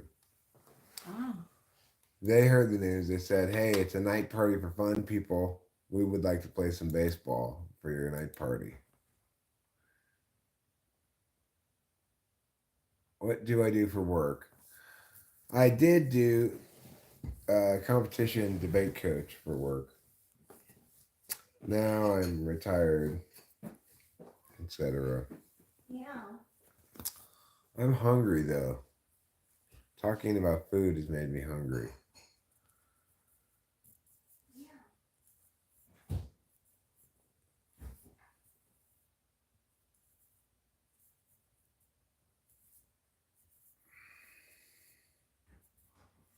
I wonder what I should eat.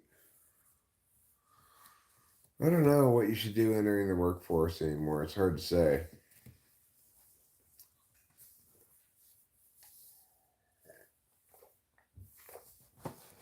I mean, the world's changing so rapidly.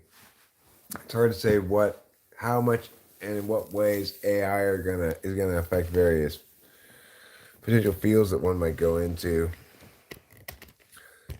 It's a really challenging time to say try this or that or anything in particular. I'd hate to give bad advice, and I don't feel like I have enough of a grasp on where things are going to give good advice. Military is probably not a bad choice in general.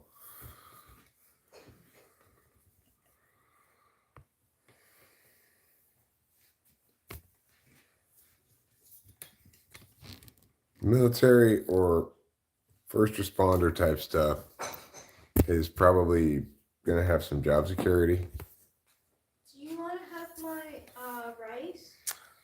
Yeah, I would like to have that. Okay, cool. That'd be great. Thank you. Sure.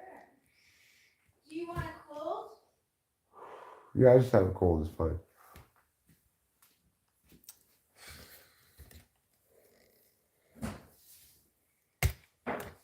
So it seems like, to the extent that the economy falls apart as per Rome, like too much of the budget going to people on the dole getting pensions, whatever, which is conceivable. I think the last people that not get paid are going to be your military and first responder types. I'm a little worried about. I feel a little doomsday about the state of affairs. It's not a very fun people topic, but thank you, Rachel.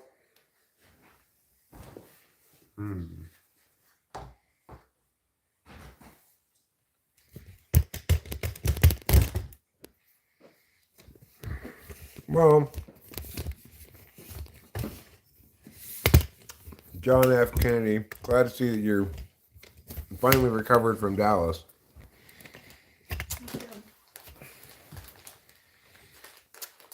Hi, Corey, that's you. With you.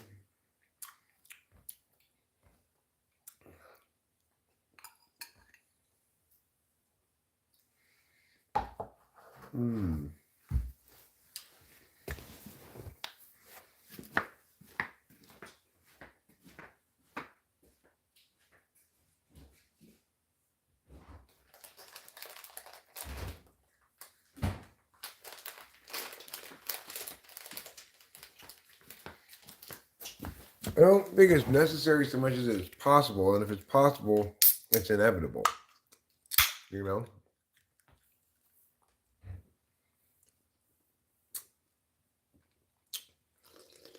I use it for girly stuff that I don't want to pay money for. She asked it questions about her skin tone, stuff like that. Mm-hmm. Now, think about other doomsday stuff that's really not necessary. For example, the U.S. participating in and funding research on germs that can be used for germ warfare, right? Like, that's not necessary. But that doesn't have really any harmless incarnation like some lady asking questions about her skin tone.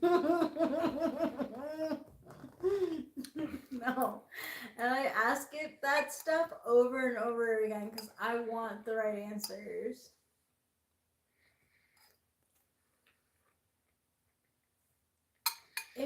if I do like if I'll be like Rachel Christine Strauss and is born 1/16/85 and Eric Dale Strauss born 4/27/71. What is the compatibility? And they do the addition wrong somehow, like I'll correct them and stuff. Like I want it to like be accurate.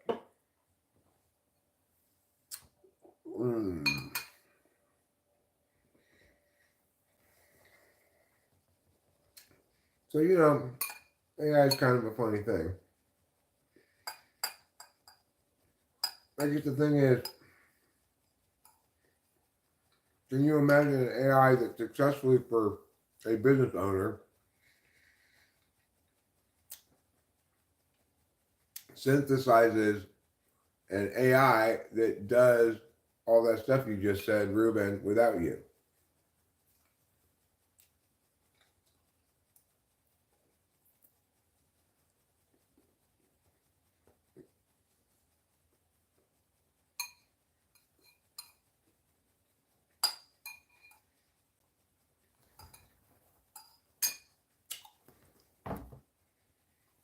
Just have to believe that my colon blow will happen. Well, it'll happen, darling. Hi, Vibrato Marino. We're doing well, I think. I'm doing well. I'm doing well too. It's the fun party. It's a night party for fun people. The night party for fun people.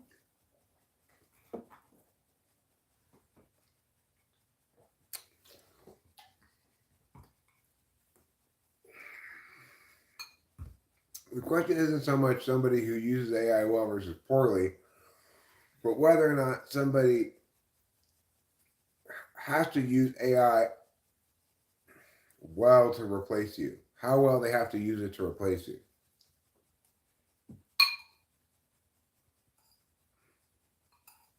Astrologers won't be replaced very easily. I don't think mathematicians either. It's not that good at math yet. Well, who is the Antichrist? It sounds like a great name for a party game. That is.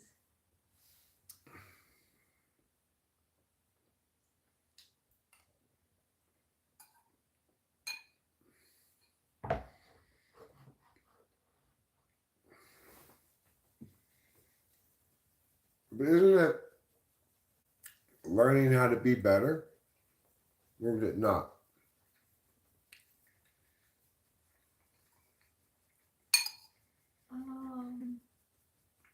The light for the dishwasher is off, but everything in there is clean. I have to take it out, but I'll take it out tomorrow.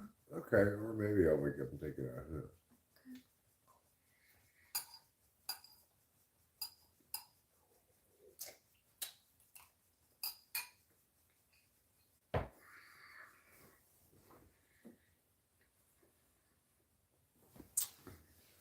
Jurassic woolly mammoths, huh? Woolly mammoth, Jurassic Park, is that what you're saying? Is it because we want to get their wool?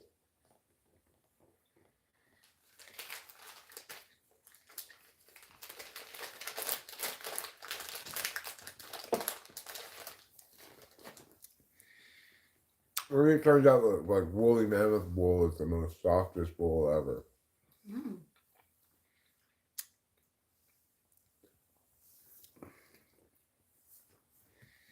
Who is the Antichrist?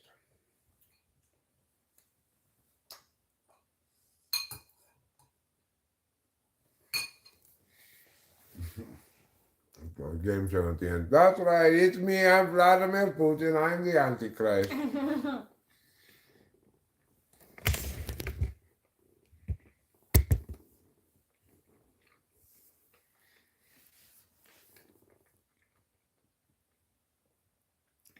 What's my favorite animal?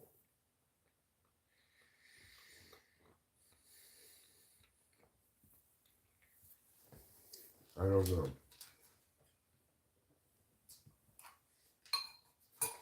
An emu? a llama, an alpaca.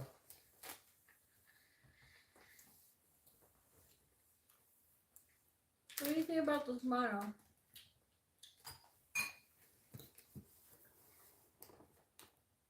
Warner, ready for everything. Still family owned, despite all the arguments. I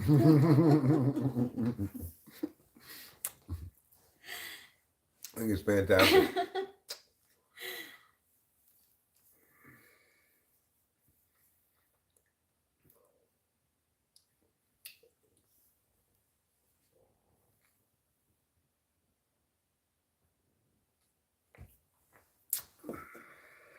Let's see. You think I'll always be able to some way, somehow be able to whore out my humanity? Because of my biological advantage? I wonder if there'll be people who will scan your face and like pretend to be you. Maybe. Deep faking me? Mm-hmm. That's why I could demonstrate that I'm not a CIA mask. Yeah. Look, it's real. Mm-hmm.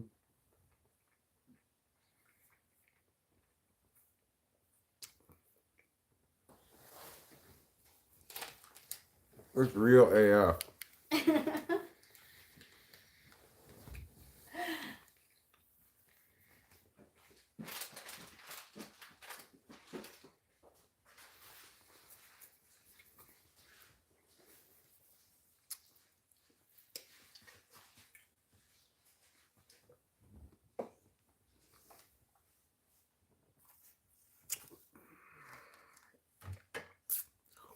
Well,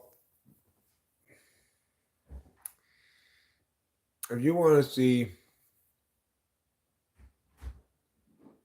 in the status quo a sudden disappearing of most of the world's problems, imagine a massive pandemic that kills 20% of the world's population, including 20% of America's population. That would be 80 million people, maybe 100 million people or something dead. That would be crazy, right? Now, let's reimagine. Now, let's imagine our housing crisis after that happens, right?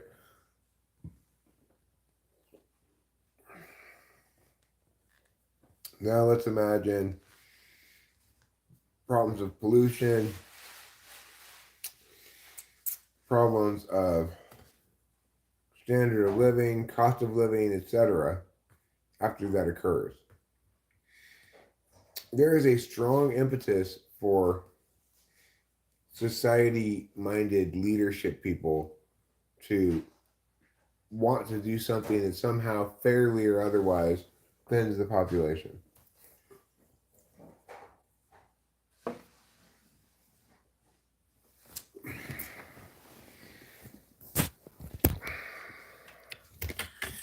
Plenty of people could and have argued that it's the best thing to do.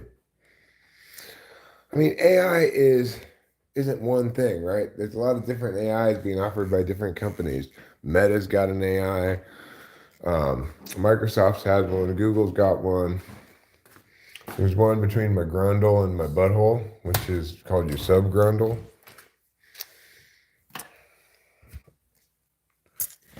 Oh, it's a cool night. Reminds me of Bananarama's song "Cruel Summer." So over here we see a trash can that the animal tried to get into last night. If I am wise, which I probably am not, but I'm going to do this anyway. I'm going to put these trash cans in the garage where no animal can get them until Sunday night or Monday morning when I have to take them up to the street.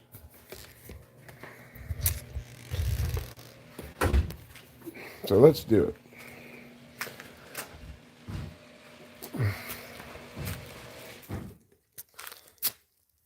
Let's set the world on fire by reaching for our dreams.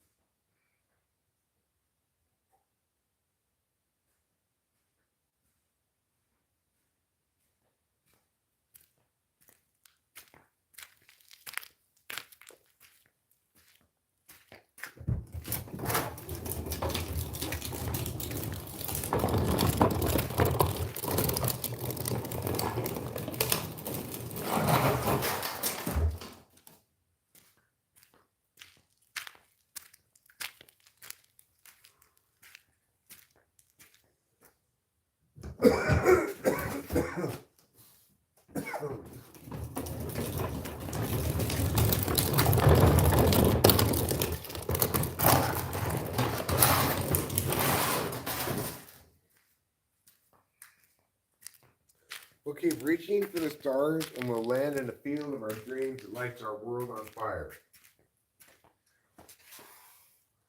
That's how it works around these parts.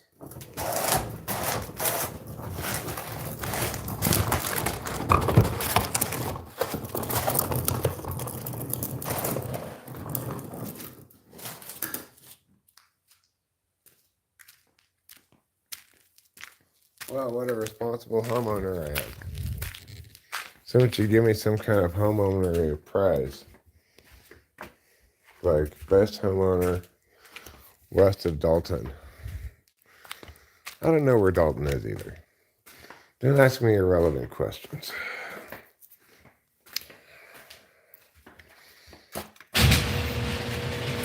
Ah.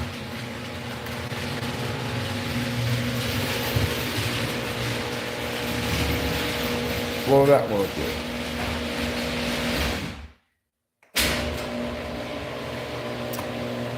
What I need to do is turn off the light and leave the garage door open. And I changed my mind at the last second because I forgot that door is locked. Now we'll go in here. Then we'll go like that, and there you have it.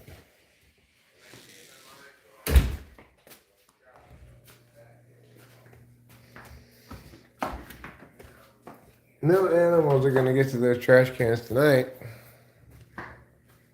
Good job. Thanks.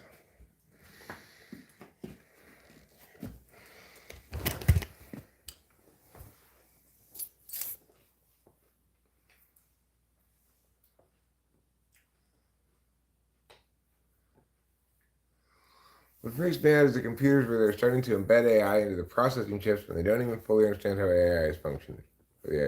I'm not sure about that. Linear versus exponential. Linear growth is steady. Exponential growth becomes explosive. Well, we'll see what the growth curve for AI looks like ultimately.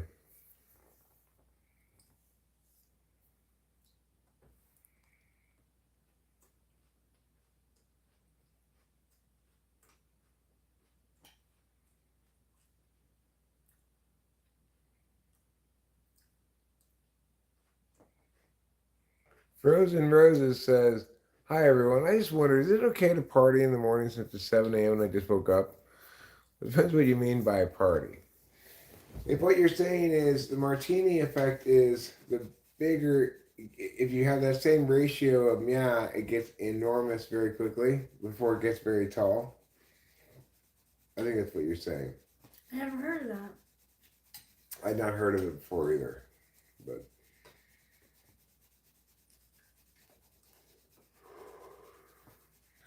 Are you having an existential crisis or me? I'm not having an existential crisis. Rachel and I both had this infused tea today. And what that means, of course, is it puts a little bit of a hit in the head. I think this one hit a little less than yesterday, but we've been going on these edibles for a bit now, so it makes sense that it hits a little less hard at the end of that train. You're having an existential crisis. Well, good news for you. You exist, You should exist. You want to continue existing. You should try to love yourself and like yourself, even though both those things can be difficult sometimes. At times.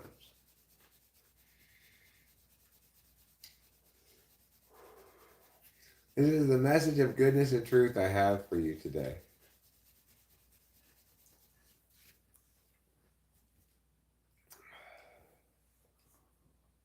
So, Look at your sister like that.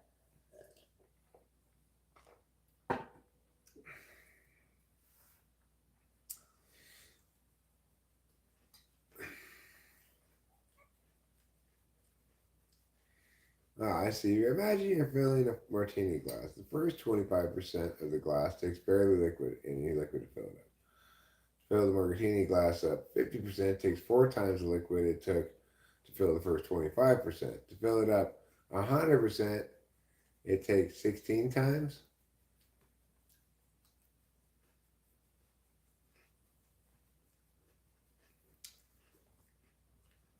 Right.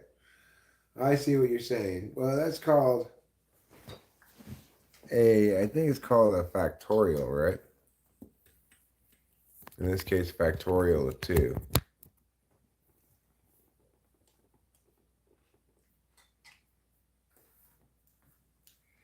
If you like factorials, you'll love martini glasses.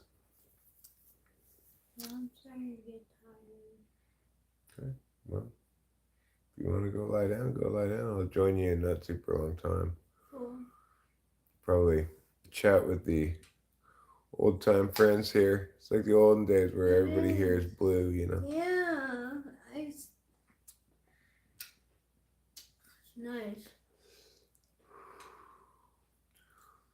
So, anyway, then I'll probably be coming to bed pretty soon myself. I'm looking forward to trying to get up on the early side tomorrow because I've got 3 big soccer games to watch. Hi, Rika Dioy. Rika Dioy.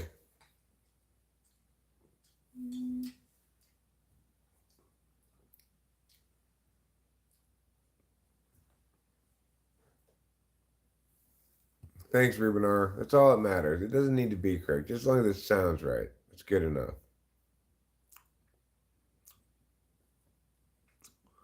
Oh, yes. So we have daylight throughout the night up here at the Arctic Circle. And what I would appreciate is dark at night. Yeah, that would bother me too. You should just get some really heavy curtains. Rika Dioy. I don't get it. I was trying to get it, but I don't get it. Rika Dioy? I don't get it. Do you get it? No.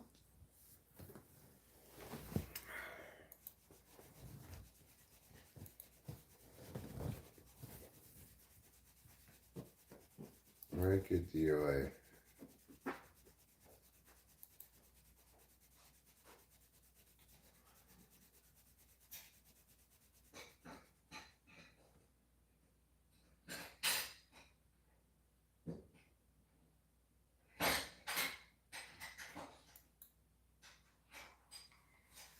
Well, I lose the understanding contest. I still don't get it.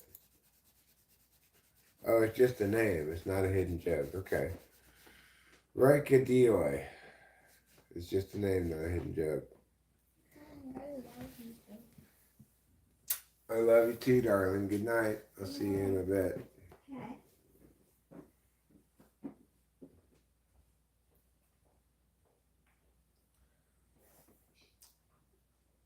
Tokelau is the dependent territory of New Zealand in the southern Pacific Ocean. Well, good for Tokelau. Good for Tokelau.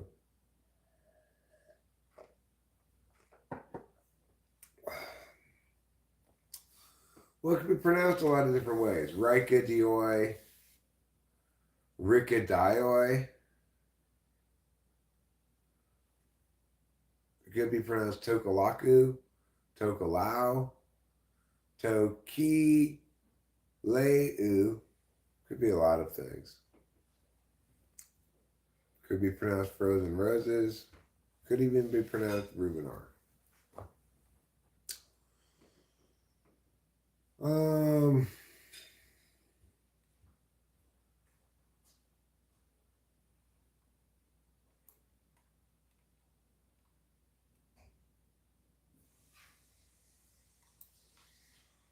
So, it's been a busy day. We've got 3 big soccer games coming up tomorrow. Your first child, you're going to consider Rika Dioi for the name. I like it. I like it. I think it's a good idea. Rika Dioi. Rika. Rika is a weird, kind of a strange pronunciation of it. I think Rika or Rika, it makes more sense.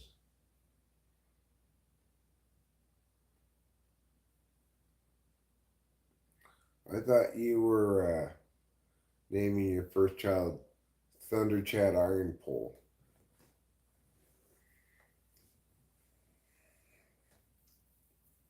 Thunder Chad Iron Pole is a good name for your first son.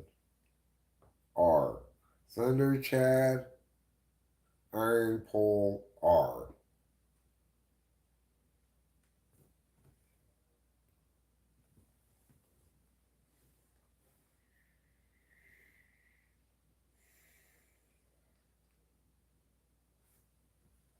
Yeah, young Thunder Chad. Hey, look, it's Rachel.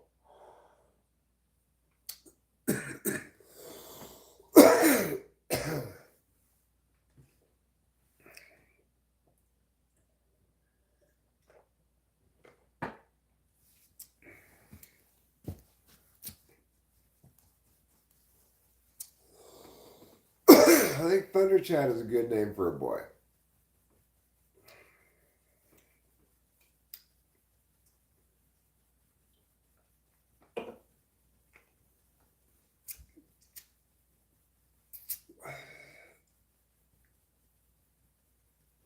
If you want to give him a Hawaiian name, you can name him Luau Poi.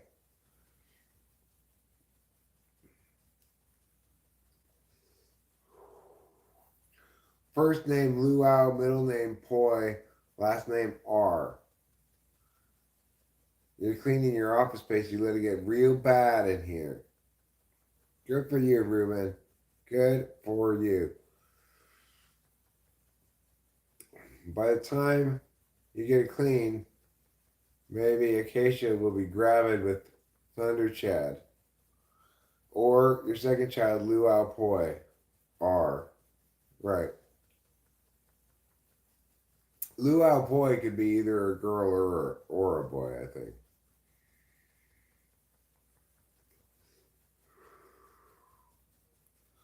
Luau Poi R and Thunder Chad Iron Pole R. That could be your son and your daughter. Your daughter could be Luau Poi and your son could be Thunder Chad Iron Pole.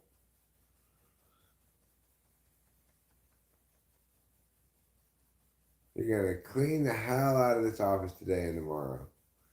Rachel finally changed her sheets. Pretty good. Good news. She waited a long time because she knew that would make me suspicious. Why did you change the sheets for? I'm just joking.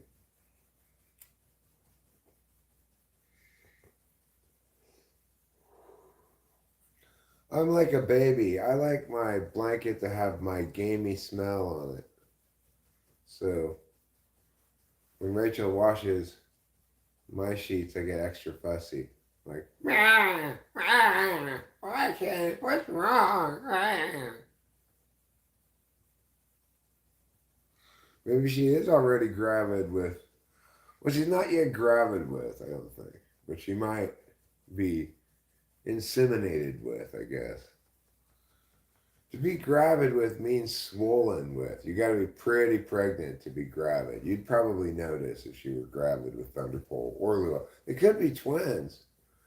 Fraternal twins. One girl, one boy.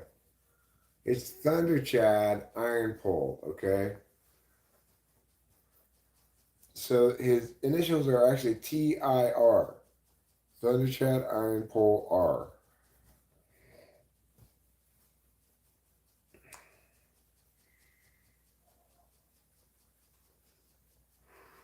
And then LPR, Luau Poi R. Yeah, she could wear it really well. Maybe they're very, very small babies.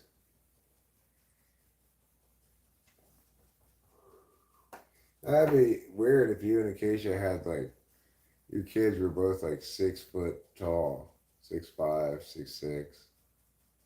That'd be surprising. I'd be surprised by that. It's an introverted pregnancy.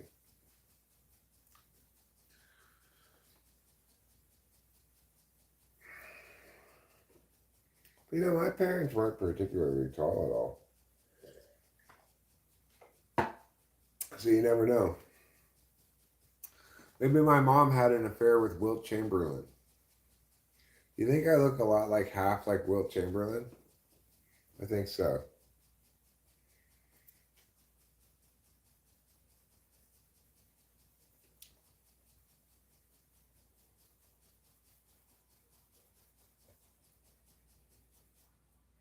I've always felt like I'm probably half Wilt Chamberlain and half Jane Strauss.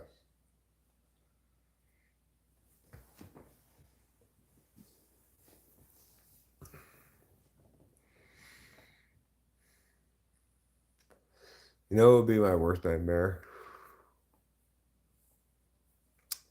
Turns out that my real father was Bill Walton. Bum, bum, bum, bum.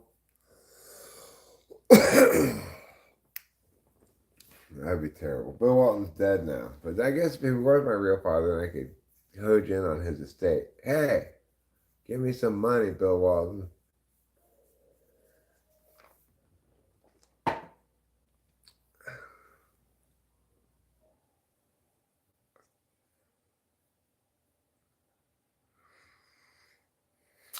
Doctor Who, where it says I'm half man, half amazing.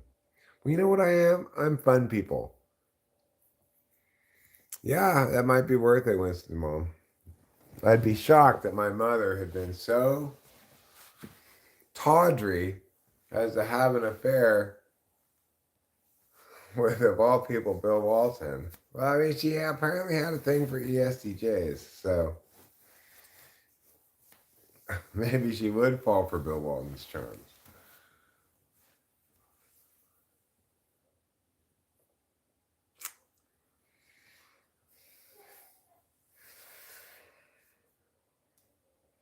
But really, now that I'm looking at myself, I'm actually thinking it's probably Kareem Abdul-Jabbar. Except, I think I got more of the Lou Alcindor from him. But I look a little bit like Kareem.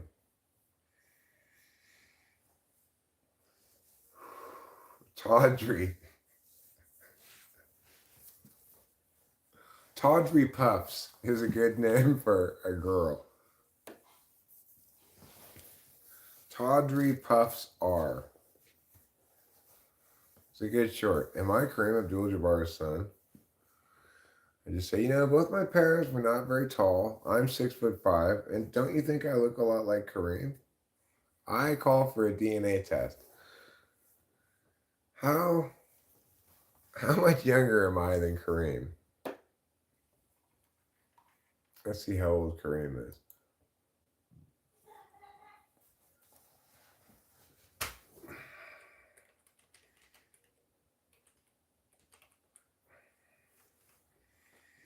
Okay, Kareem Abdul-Jabbar is just Google it.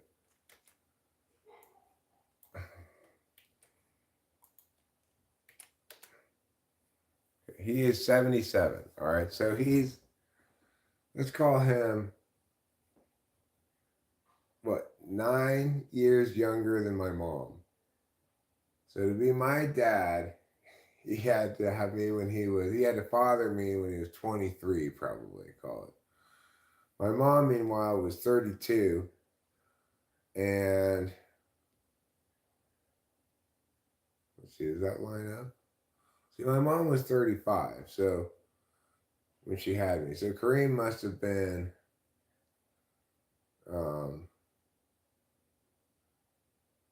Kareem must have been, let's see, 26. Okay, so Kareem was 26, my mom was 35.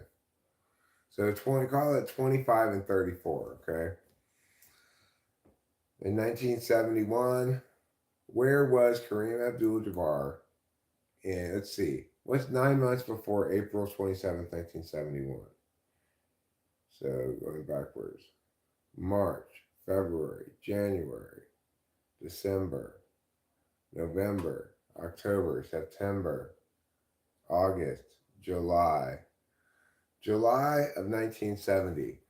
Where was Kareem Abdul-Jabbar in July of 1970? Let's Google that. Where was Kareem Abdul-Jabbar in July of 1970?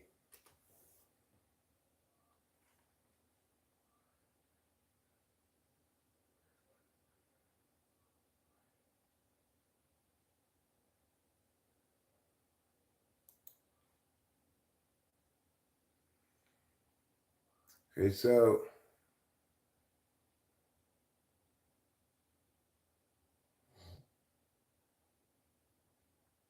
in 1970, 71 year, he played for the Milwaukee Bucks.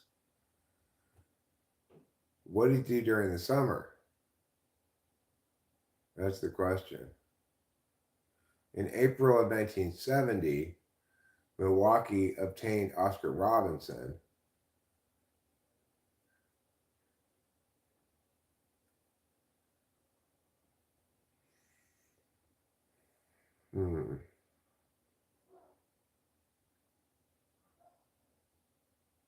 So listen to this. He played during the early 70s for the Bucks, but he longed for a return to big city life. And he was granted his wish and traded to the Lakers in 1975. Why? Could it have been because he wanted to be close to his 4-year-old secret love child who lived in Los Angeles? Could that be the reason why? Did my mom perhaps visit Milwaukee in July of 1970 or after the season was over? This is after the NBA Finals. Did Kareem make a surreptitious trip to Los Angeles for a summer break to visit the beach, to visit Hollywood? He ran into a young, dashing Jane Strauss, and one thing led to another. She was swept off her feet by his fame and celebrity. And obviously, neither of them could say anything about it, you know. Ruben says, question, where was Kareem Abdul-Jabbar in July 1970? Answer, your mom. My mom. So look, Kareem Abdul-Jabbar was maybe still Lou Alcindor in 1970. I always felt more like I got kind of Lou Alcindor's genes than Kareem Abdul-Jabbar's. Yeah, it's through their love of jazz music. Kareem and my mom. My dad took my mom to a jazz show, and Kareem was sitting nearby, but then my dad felt sick, and he went up to the hotel room. My mom stayed to watch the rest of the show, and things got a little bit afterwards with Kareem.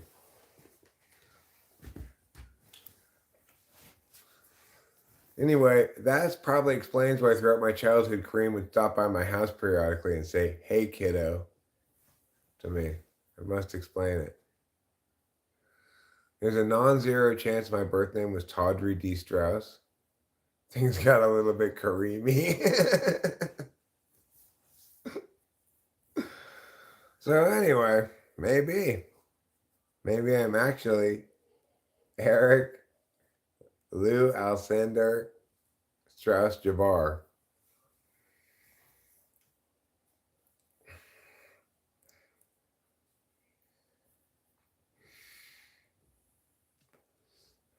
Yeah, maybe my mom and Kareem were twin flames. They have a twin flame relationship.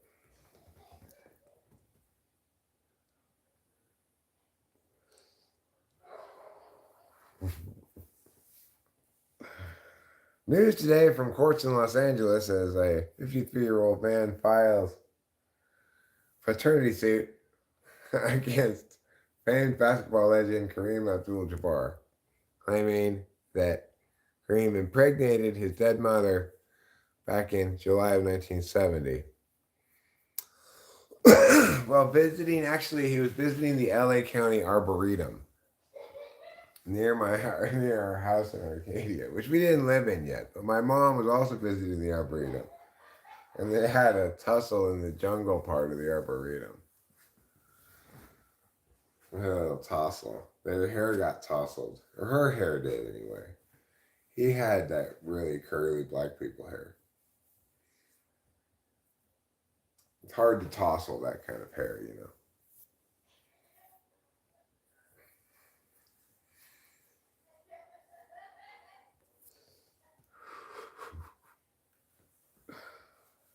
So anyway, that's the story of where Eric came from. My dad never knew. I'm glad he never knew. It would have broken his heart.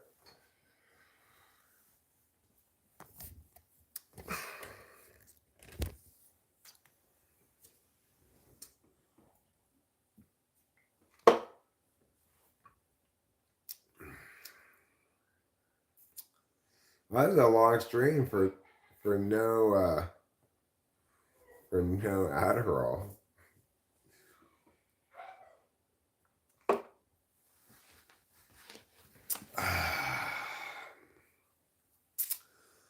Well, you want that news line, right? I want that too. Kareem's like, what? Who are you? You know who I am, Kareem Abdul-Jabbar, or should I say Lou Alcindor? My name's Eric Alcindor. That probably caused a lot of controversy if I insisted on being Alcindor because he was Lou Alcindor when he impregnated my mom, or refused to be Abdul-Jabbar. Then everyone would say I was Islamophobic.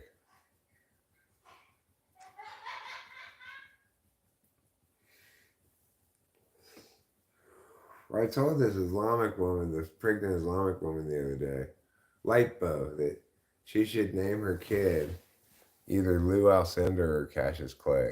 That'd be pretty trick for like instead of an Islamic couple naming their kid Abdul Hajib whatever.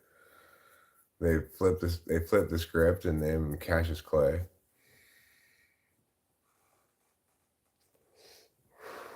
Tawdry Manx. That's what Lou Alcindor wanted to name me, was Tawdry Manx Alcindor, but my mom said no. David Strauss can't know. And Kareem is gonna say like, well, won't he be able to tell when the baby comes out? And my mom just said, fingers crossed, he comes out very light skinned. And she was right. And that's probably partially why I'm fluidly transracial. What I have a harder time explaining is why I'm so bad at basketball.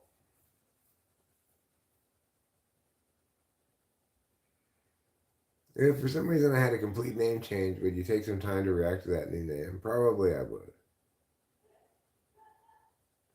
I mean, if my name were changed to Tawdry Manx Strauss, it would probably take me a while to respond to Tawdry Manx.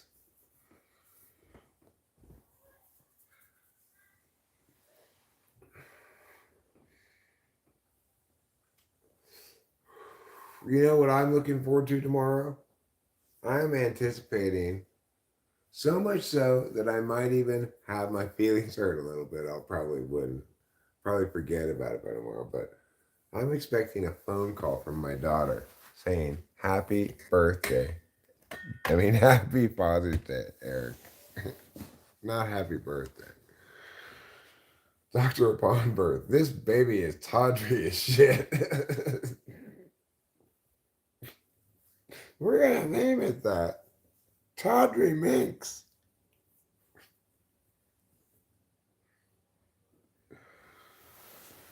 I think Tawdry Minx's last name should be McCallahan, though.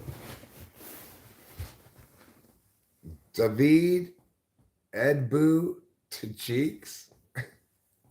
David Edbu to Cheeks. I don't know what that is supposed to mean.